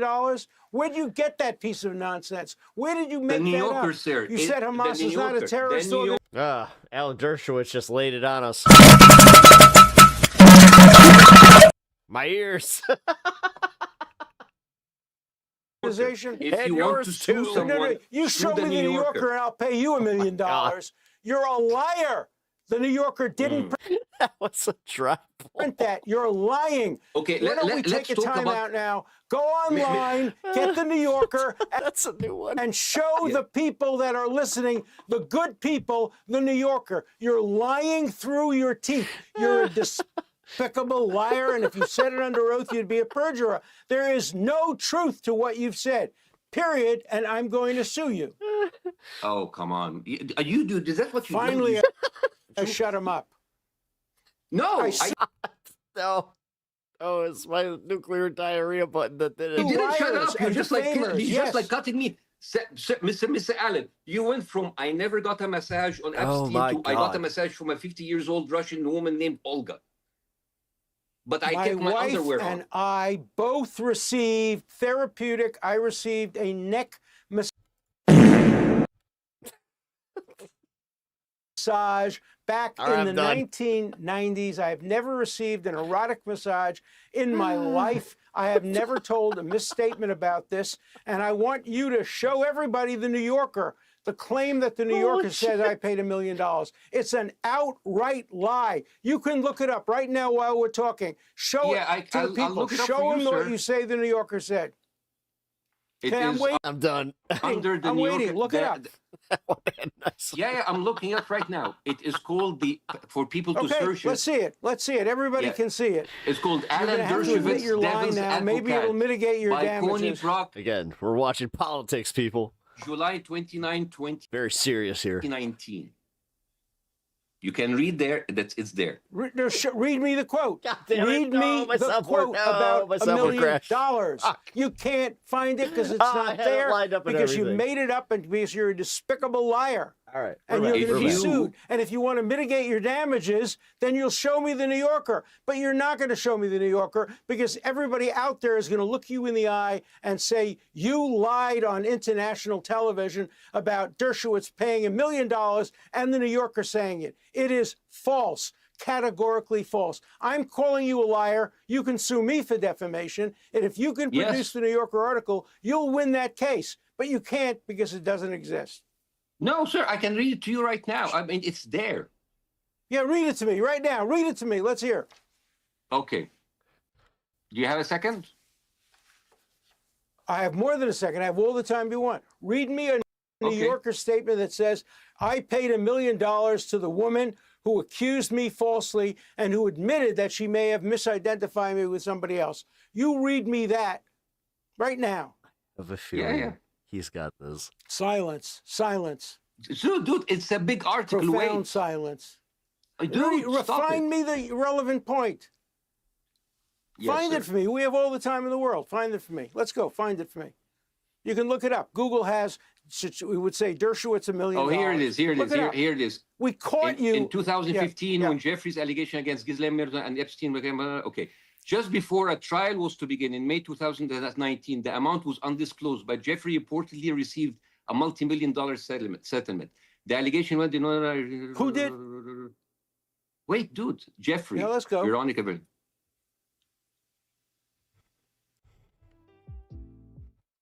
I know how this goes, where it's like you thought that you had it. So you said I paid $1 million to the woman who accused me falsely. I want you to quote that from the New Yorker. And if you can't, admit you're a liar. A few moments later. Say now. Silence. Profound silence. Dude, stop it. Stop. Guilty silence. Dude, it is a... Guys. Yes, here it is. Oh, No, it isn't. No, it isn't. You're lying. Silence. Oh, here it is. In April 2016, the case settled. There was no such settle. With the press reported that the agreement. What case? Wait. That one. The press reported that the agreement included a financial arrangement, implying that Jeffrey's team had paid it. In fact, Dershowitz's insurance company. Hey, I'm here to add the yucks. Had paid Jeffrey's lawyers in negotiations. The parties has discussed a figure of nearly $1 million, with $50,000 going to Dershowitz, which would allow him to claim a payment. The final amount has not been disclosed. And you know it. Number B, Dude, this had nothing to do with Virginia. You want to go and this and had sue the New nothing York to Times? do with the Sue. woman who accused me. This was a lawsuit between lawyers, and it had nothing to do with this accusation. Zero. You So made why up would you the pay whole lawyers? story. Why The New would Yorker your never insurance reported company it. pay the lawyers? They also paid me. There was a mutual settlement where both sides paid Where you got sums to each 50,000 and other. they got, like, the Each rest of of us the million? That received doesn't payments sound, like, covering great. our legal fees, and this was about lawyers. This was not about any Okay, accusation you know what, guys? against me. I invite everybody to go to read the New Yorker article and see So do I. the pattern No, read it- of lying you that read Mr. it out Dershowitz has loud. done It's over the false. years. So, Well, all right, now let me you're get gonna add to the involved now. lawsuit. Now Let you're me, gonna add all to right, the let me say something. Let's get back to we know he's a liar. We know he's not a funny comedian. I think it's the same thing. All right, Just let me pull it Not back what to I the bigger thought Why it would I picture. believe you if you Let have me like put it, lied many Bastion, times? let me pull it back. Let me pull it back. Alan, I wanted to just talk to you about something you said earlier, because there's been a bit of confusion about something in the WKR public domain. Cincinnati. You said in the end that the settlement that Epstein made pertained to a 21-year-old and a 17-year-old. But many of the contemporary You're listening to about this WPP Radio. referred to a 14-year-old It's time to live Moss. This is our Taco who Bell Epstein had break. paid for a massage That was at not his part of the mansion. case. So can That you was not explain? part of the because case. that's The what indictment. But that precipitated the Alan Dershowitz just had a little bit of a punch in the face. Yo, that hurts a little bit, doesn't it, Dersh? investigation, right? Let me tell you what happened. A 14-year-old girl was heard over the phone talking to another friend about whether or not she could get a massage from an older man. That precipitated the investigation. But the investigation culminated Late night Pep. Let's not in any kind of an indictment Late night Pep. You know what? Pep's got the soundboard. regarding that 14-year-old. There was no evidence of it. And so Wait. in the end, the 14-year-old Oh, I can't do it claim 'cause I need my disappeared. hand. The only evidence theater that of the they mind. were able to prove to get a grand jury indictment was a Yeah. 17-year-old and 10-month person and a woman in her 20s, an adult who has agency. Both of them in the indictment were called prostitutes. And he was indicted for paying money to soliciting two prostitutes, one of whom was 17 years old and 10 months. The 14-year-old was Right, so never the 17-year-old, part but of to be the clear, indictment in the case. legally, okay, but Alan, to be clear, the 17-year-old was a legal was a legal minor. Of course, and that's why he pleaded guilty to it and went to jail for it. He deserved to go to Right, jail and do you for a believe? 17 and 10 Do you month old. believe? Yeah. So I interviewed one of the legal team on behalf of some of these Right. girls involved in that case, who said that he was offended about the characterization of any minor as a prostitute. Well, then he should complain to the prosecution. It's what the prosecution put in the indictment. We didn't write the indictment. That's all I'm The hearing from him right prosecution now. put it in the indictment. They did an investigation. They found out that I thought these I was going to do the ACAC.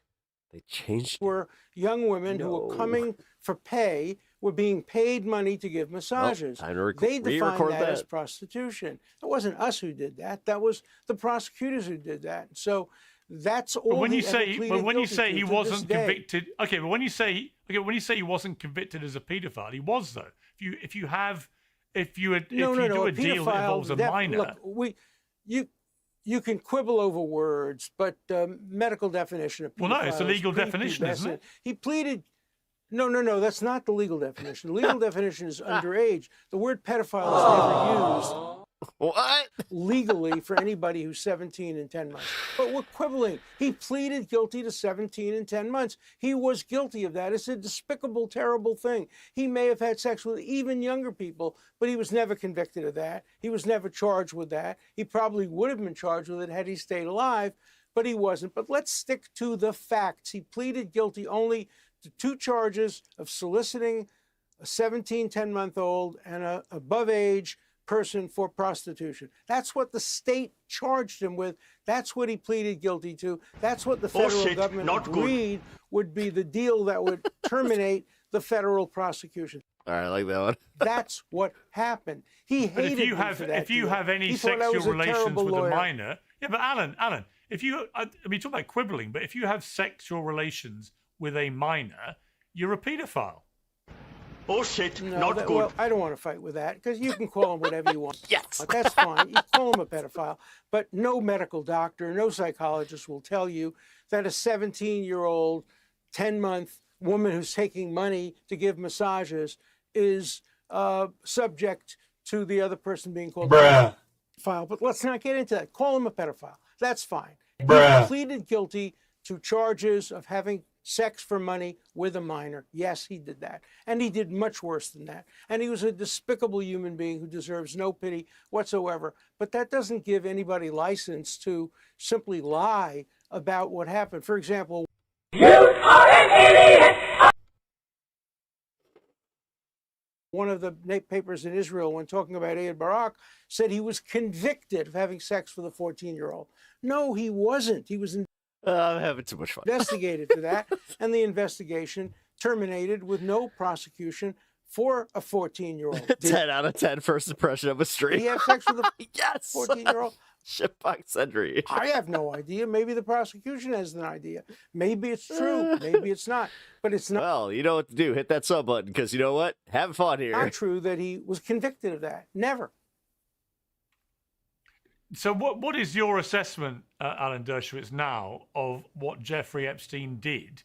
And why is it that no really high-profile American men in particular have been brought to account for what was going on? Well, one name has been. One of the names that was recently disclosed by Congress people yesterday was Leslie Wexner. And I think it's very appropriate to investigate Leslie Wexner. He went back to Jeffrey Epstein many years. Let me give you my assessment of what happened. Look, there were real victims, horrible victims, people who should never have been put through this, people who are underage, and I have tremendous compassion for these victims. But then there's another category of people, women who are 25, who came back over and over again and received $150, $200. Then they went and they recruited 14 and 15-year-olds for Epstein, and they were paid to recruit for Epstein. These people should also be investigated. They may have been victims, but they were also perpetrators. It's a lot grayer than the black and white of victimization. It's a good thing you're showing this, otherwise I would never have seen this. Yeah. And you know what? This is why I do what I do. Survivalization. Shitbox Sender. Thank you for the follow. And Appreciate all of that. It's much more complex. There we go. Than that. But there's no justifying it's an what honor Epstein did. of Shitbox It was terrible. Sender. It was awful. I wish I had never laid eyes on that SOB. He's an awful human being. That's the job of a criminal defense lawyer, to defend and get the best deal. I thought I got the best deal. He thought I got a terrible deal. Bassem Youssef, what is your wider view about the Epstein I love my subword. scandal and the, so far, very limited accountability for other people involved? Well, you see, I'm actually like the FBI just dumped millions of unredacted or redacted Epstein files on the public and said, you know what? Here you go. Have fun. It's like a scavenger hunt. Like you expect, like it's kind of like a TikTok challenge. Can you find a pedophile? You have the FBI, you have the DOJ, you have unlimited resources, unlimited power, unlimited budgets. This is the biggest sex trafficking scandal in modern history. Billionaires, politicians, royalty, and all hanging out on Pedophile Island. And the US government response is like, hey guys, let the internet figure it out. What is this? A group project? Are you serious? You want me to do your job? You want some guy on Reddit cross-referencing flight logs at 2 a.m. while he's eating Cheetos? Like, you want TikTokers playing a game of Clue. Hey, it was Prince Andrew in the having a massage with the undergirl. What is this? It is not the job of private citizens to figure out clues. I don't understand. Is the FBI too busy to do their job? Here's what should have happened. They should have released the name. They should have arrested predators. They should have held the trials, you know, like a functioning justice system. Million trillion documents with no index, no categorization. Last one. Redactions everywhere. Then say, hey, good luck with that, guys. Like, let us know if you find anything. Wallahi azim, not even a third world country dictatorship would do that to us. In third world countries, they would release nothing, keep us in the dark, you know, like a self-respected dictatorship. But this, like this choose your own adventure bullshit, this like figure it out on your own. What kind of service is this? Like, I mean, the government takes half of my money so I can do its job, and then sends the other half to Israel. I mean, this is just like dysfunctional, you know. And I'm just like, you know, and my wider view of this, you know, my first time I appeared with you, Piers, I talked about like how Israel is like a narcissistic psychopath, and it went viral because people felt it. Because you see, narcissists don't just lie to you. They create an entire alternate reality and pull you into it. That's why it's called the narcissist shared reality. The narcissist builds an alternate, highly controlled reality and pulls other people into it. And in that false reality, the narcissists are always, you know, they're special, they're misunderstood, they are victimized. Yeah? And Israel does this on a national level for decades, right? They have told us we're the victim, we have no choice, it's self-defense, you know? And in the same thing now with Epstein. It's a shared reality. Oh, maybe he's a Russian spy. Maybe he is. It's like, it's right in front of our eyes, and we have to go through these like mental gymnastics and figure it out. It's right there. Nothing is gray, Mr. Dershowitz. Nothing is gray. Genocide is not gray. Sex trafficking is not gray. I agree with you. I agree with you, and it wasn't committed. Genocide is what was committed. I understand that you are a lawyer. What's committed in parts of Africa? Genocide was committed many times. Let Alan respond. Why do you keep cutting me off? Let Alan respond. No, First of all, let's be very clear. Genocide has a... Okay, by the way, guys, if you have not already subbed, I'm getting close to a nice little milestone. So please sub to the channel if you're enjoying the content. Oh, I can just like log out because genocide like, I haven't is had not like a fighting couple a of minutes war. to talk with Then I'll give you one of these. Allowing the response. I love that Taco Bell bell. Please. Genocide is fighting a war. You just do. It's my turn to speak. Let me respond, this is not please. your courtroom, Mr. Dershowitz. Are you going to let me respond? No, you didn't let me respond. So here's the point. Okay. You're not going to let me respond. This is just like, it's like, no, let me respond. No. I will not let you respond because you didn't let me talk. Let me respond. You're not going to let me It's like, no, you suck. I'm not going to do that. It's just like it's just like childish at this point. Well, we can't continue then. If he won't let me talk, we can't continue. You are not letting me talk. To filibuster me by his lies. He is sabotaging the now he wants by consistently the man who runs off. this show wants to give me an opportunity to respond. Will you give me an opportunity to respond? Let me explain to you what genocide means. Genocide is the willful killing of an entire population in order to wipe out the population. The way the Germans and the Nazis took little babies from the Isle of Rhodes, put them on trains, transported them to the gas chambers to kill them, unrelated to war efforts. Genocide is not dropping an atomic bomb in Hiroshima. It's not bombing Berlin. It's not bombing Japan. And it's not what Israel did in Gaza when Hamas hid behind civilians. There's a lot of advocacy for someone who's not even his client. What the fuck is even going on? And Israel, notwithstanding that. This is just what Dersh does. They had the best ratio of combatants to civilians of any war in recent times. Even if you take all the Hamas figures, it's less than 3 to 1, probably closer to 1 to 1. At worst, it's 2 to 1. Most wars, it's 10 to 1 or 8 to 1. So there's not even a plausible claim of genocide. Only anti-Semites and people who are willing to engage in a blood libel are prepared to compare what Israel did defending itself in like that Gaza with what Nazis did in Germany, killing 6 million Jews, Roma people, people from all countries. Those were genocide. What the Muslims did in Turkey, killing the Armenians, that was genocide. What's going on now in Syria against the Kurdish people, that's genocide. These aren't war fighting defenses, that's genocide. But when a country tries to defend its civilians by killing terrorists who are hiding behind civilians and civilians die, you could call it a lot of things, but the one thing you cannot call it is genocide and maintain your credibility as a decent human being. That is a blood libel to call it genocide. Okay, you've all right. You've both made your. I didn't make any points. I really didn't make any points. Yeah, I'm going to come to you, didn't make any points. Bassem, I will come to you to respond. I just want to point out that on the Epstein scandal, what is quite telling is that the prediction markets, which people follow closely these days, Polymarket asked, will anyone be jailed over the Epstein disclosures? It reached a high of 48% at the beginning of the month, but it's now down to just 17%. And the Trump administration did, of course, promise, including on this show, that we'd see many prosecutions. It does seem quite extraordinary that now it's looking more and more likely that nobody will be jailed other than a woman, Ghislaine Maxwell. Okay, Bassem, you can have a final response to... Well, we need to see it, I think. Bassem, your final response I'd like to see it too. I'd like to see a complete, thorough investigation. Anybody who committed crimes, including falsely accusing people of crimes, should be put in jail. And anybody who committed crimes like it should be put in jail. And I hope they are. Not good. Okay. On that, we're all agreed. Bassem, final word to you. Just had to wake you guys up. I think that Epstein Island showed us that in order to be powerful, you need first to be compromised. And as long as you are compromised, only then you can stay powerful.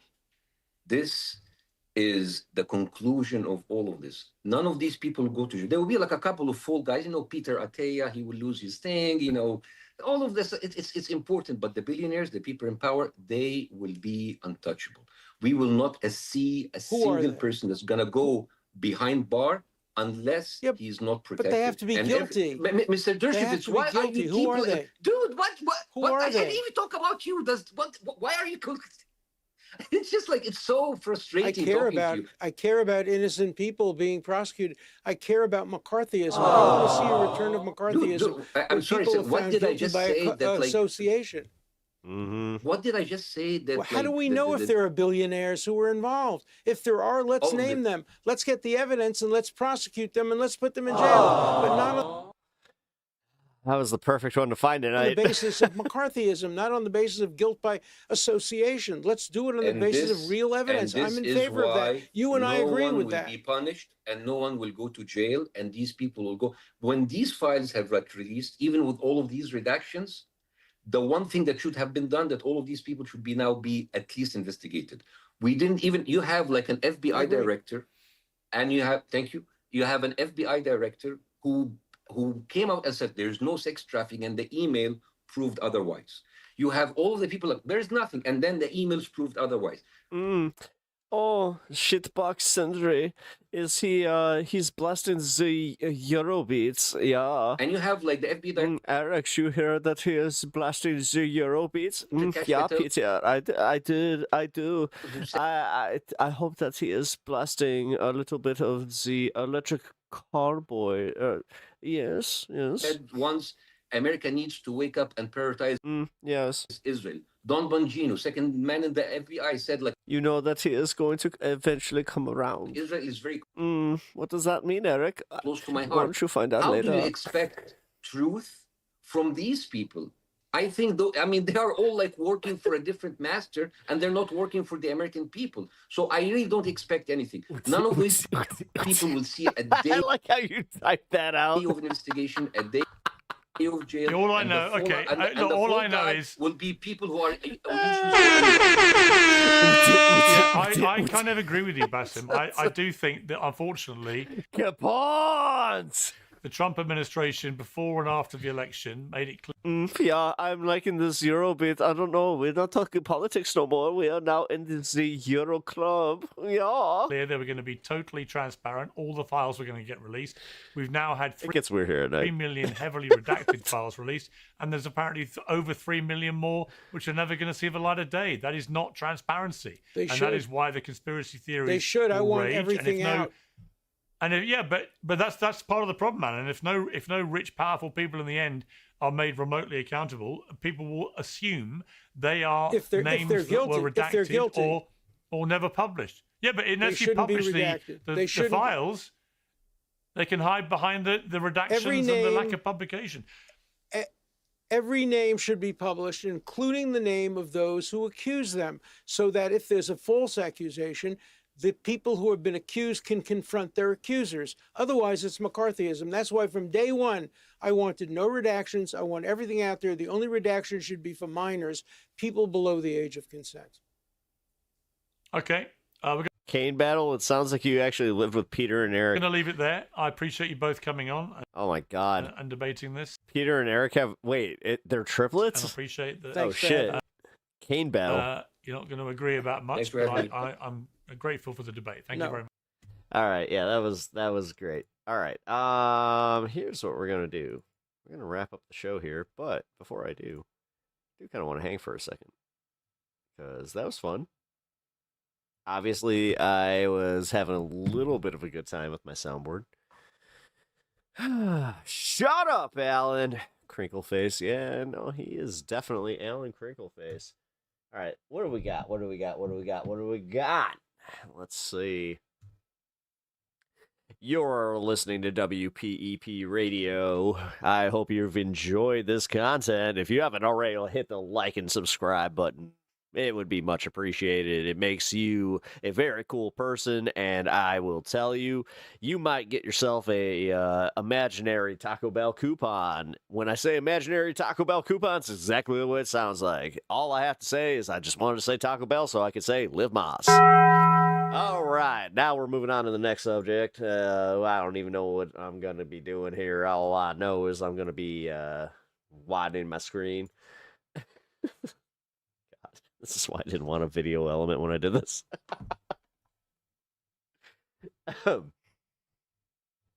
I mean, good times, right?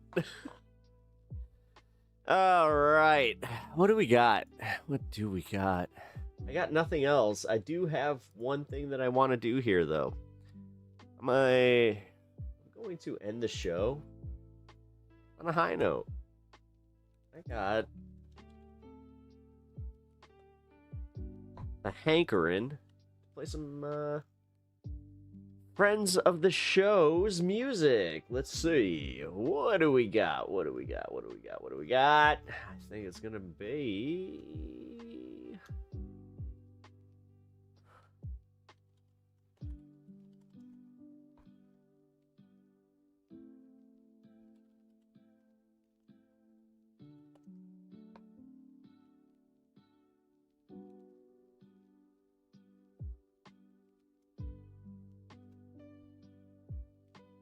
oh, he changed his freaking thumbnail. That's why.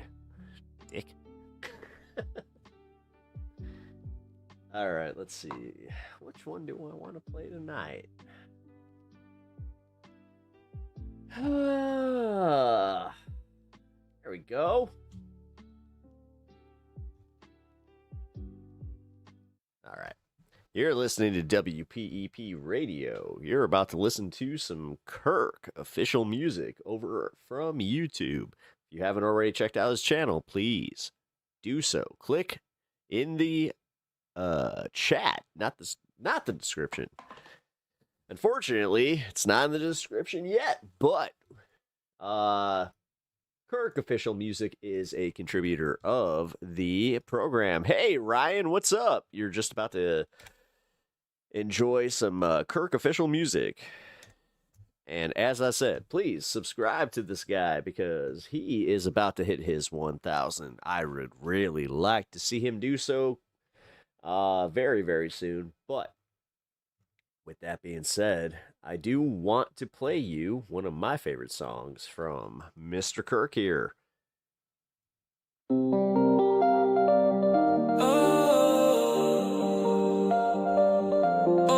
We're listening to Bando on KPEP Radio. Tell me why I gotta end, oh, playing with her like I was playing a Nintendo, using her for money and a mule for slinging benzo. She ain't even special, I got 20 in a bando. Tell me why I gotta end, oh, playing with her like I was playing a Nintendo, using her for money and a mule for slinging benzo. She ain't even special, I got 20 in a bando.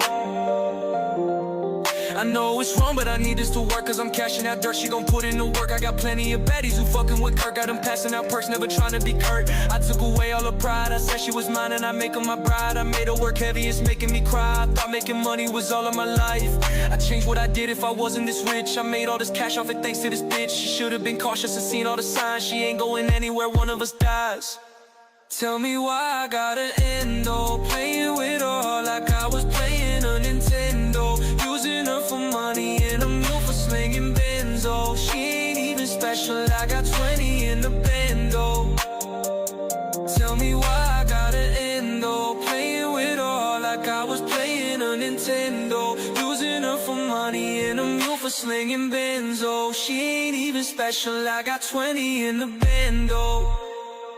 No, I ain't a pimp, no robbing them blind like I'm popping a pimple, breaking the ice with a bottle of Winslow, making it hot so I open the window, giving me all them Pimp Bonnie and Clyde vibes. We got them tickets, we taking a night ride, stolen Bugatti and Smith 45. My bitch is collateral, take her alive. My contrabandista, pills in the keister, making a whole lot of dose in Eurekas. Business is always, she walking sideways, she want it different, but it's gonna be my way. It's gonna be my way. Tell me why I gotta end, though, playing with her like I was playing a Nintendo, using her for money and a mule for slinging benzo. She ain't even special, I got 20 in the bando. Tell me why I gotta end, though, playing with her like I was playing a Nintendo, using her for money and a mule for slinging benzo. She ain't even special, I got 20 in the bando. Nice, bitch. Tell me why I gotta end, though. That was Kirk with WPEP Radio. I appreciate you guys checking out the music section. This was a little bit of a joke, but at the same time, I also do enjoy doing a little bit of classic radio. All right. Do I have any? You know what? Fuck it. I got one more in me. I got one more. Let's see. I got his new song. You know what? Fuck it. Let's go with this one. He just dropped this one. This one's still not on his YouTube, so this is technically still a Pep Talks exclusive. You're listening to WPEP Radio. You are about to be hit with some Kirk official music. Please follow him in the link in the chat.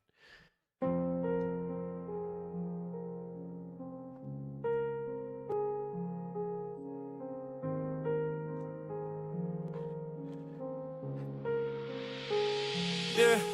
I've been trying to get my head on right since I was young G. Settled all the pain by crushing perkies in my codeine. Good in the bad in my head, fighting running from the old me. A bullet in my brain, feel like the only way fix me. Just swallow the bottle to feel all that's hollow. I'm filled with constant sorrow, might not be here tomorrow. Keeping it close to the heart was the old me, but now I'm just lost with the new me. Killing myself seemed the right thing to do when no one in my life wanna hold me. I thought it was right to die maybe. It's me cause I seem like I'm crazy. Just remember that there is a suicide hotline. No one around wanna know me. I got demons, but this shit inevitable. Rip my heart out and you'll see that it's so damn cold. Fuck all these hoes cause they never wanted me, so I'ma drink till my ass falling down on the floor. I'm getting high, fucked up on perkies, this ain't how I wanna live, eh. None on my face, pouring some perk cause I need me some additive, eh. What can I say, I'm on the one way to hell and I'm loving it, eh. There comes a day when I won't wake up, overdose on a lot of it, eh. Better recovery, I'm so damn ugly. You wanna make a song I keep request? a record of hoes from my past, so if they wanna fuck with me, please won't you fuck with me. I need the lottery, popping around in my head, sound like fun cause I'm so fucking lonely. Yeah, 1-900, call back later. Gave me no choice but to answer the call. My plug got it all, can't wait till I fall. So high I can't think, I just hit from my goal. So high can't relate to he's very open with this battle. You never really know who the real ones really is. Maybe someday I can say that I got homies who would give. Feel I'm floating out of space, shit just lonely as it is. If I really up and left, I'll be the money that they miss. Drink, fill it with perp and mud, tank. Got a whole lot of paper, burning a hole in mud, bang. Put up a lot, but I'm still up for driving insane. You don't know me, I'll break. 40 on me, I'll break. 4 or 5 perky on the ground. 45 perkies in my hand. Chew my perkies, I'm your man. Bullin' with the fam. Catch me if you can. Billy's on my mind, I'm not sober most of the time. I'm like Ricky in my prime, fucking drooling, but I'm fine. I move OCs on the ground. gram. Old school bushy on my trams. Big old titties in my face, cause you know ballin' is my brand. Hey, fucking came about to pay, look. I'm out here every day, look. A piece up on my side like a Billy Kid, I ride a bang, look. No feeling on my mind. Glock come with me all the time. Only fuck with if they find. You gon' miss me when I die, look.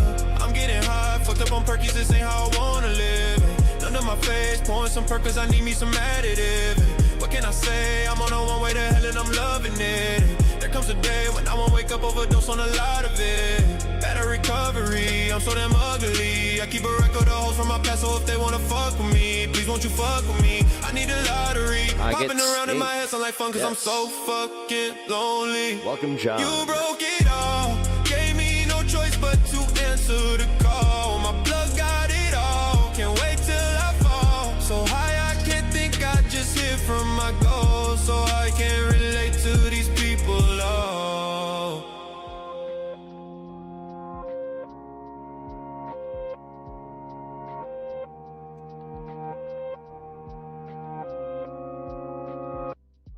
Like I said, you are listening to WPEP Radio. That was Kirk Official Music. If you haven't already followed, please click the link in the chat. You guys can follow him and do me a solid, and also help support one of the contributors to this fine program here, because this outro that you guys are going to be hearing here in just a little bit is produced and curated by said Kirk. So, no, I really appreciate you guys checking out the show today. All right, I think that's it. Oh, wait. We're literally a minute away, so I'm going to end this at the 6:20 mark. Are we doing Friday? Yes, we are doing Friday. We're also doing Saturday. I'm going to be taking Monday off, or Monday. Sunday. Jeez. Wow. Can already tell that I'm a little mixed up, but yeah. We will be here tomorrow, 4 o'clock, normal time. As you can see here in the vertical stream, I have my schedule up here. This space on Tuesdays and Wednesdays. If you guys have not already followed, please follow on this space. We are doing a sub drive. Actually, give me 1 second. I should probably link that. Yeah, like I said, we are doing a sub drive over on this space. On this space, I am a contributor that does a official. Oh shit! Hold on. I was about to say it's a special hour, but give me 1 second. I don't know why this is not working. Come on. Load. Load. There we go. What the fuck? All right. There we go. Yeah, you guys can check me out on Tuesdays, noon. I do a 1 hour show. It's mostly just a quick, 1 to 2 story deep dive. A little bit different than this here show that you are enjoying. And then I also do a primetime version of Pepaganda on Wednesdays. So please follow on this space. You also can enjoy all the fine content and all the content creators that contribute to this space. It is a collaborative. It's very much in the vein of trying to have a 24-hour station. We are working on it. But for now, I think that we got a solid, 8 hours a day? So yeah, check it out. All right, folks. With that in mind, I appreciate you. Wait, daily. We just wait to see what the new daily hell is. Yeah, I mean, to use as talking points, right? I mean, yeah, you know how it goes. Politics. But not for real, guys. I appreciate you being here today. Just in general, thank you for chilling. But with that being said, I gots to go. So I will catch you all tomorrow. Peace. Literally coming. We found weapons of mass destruction. My fellow Americans, it has been confirmed today from Pep Talks that we are indeed all high on politics.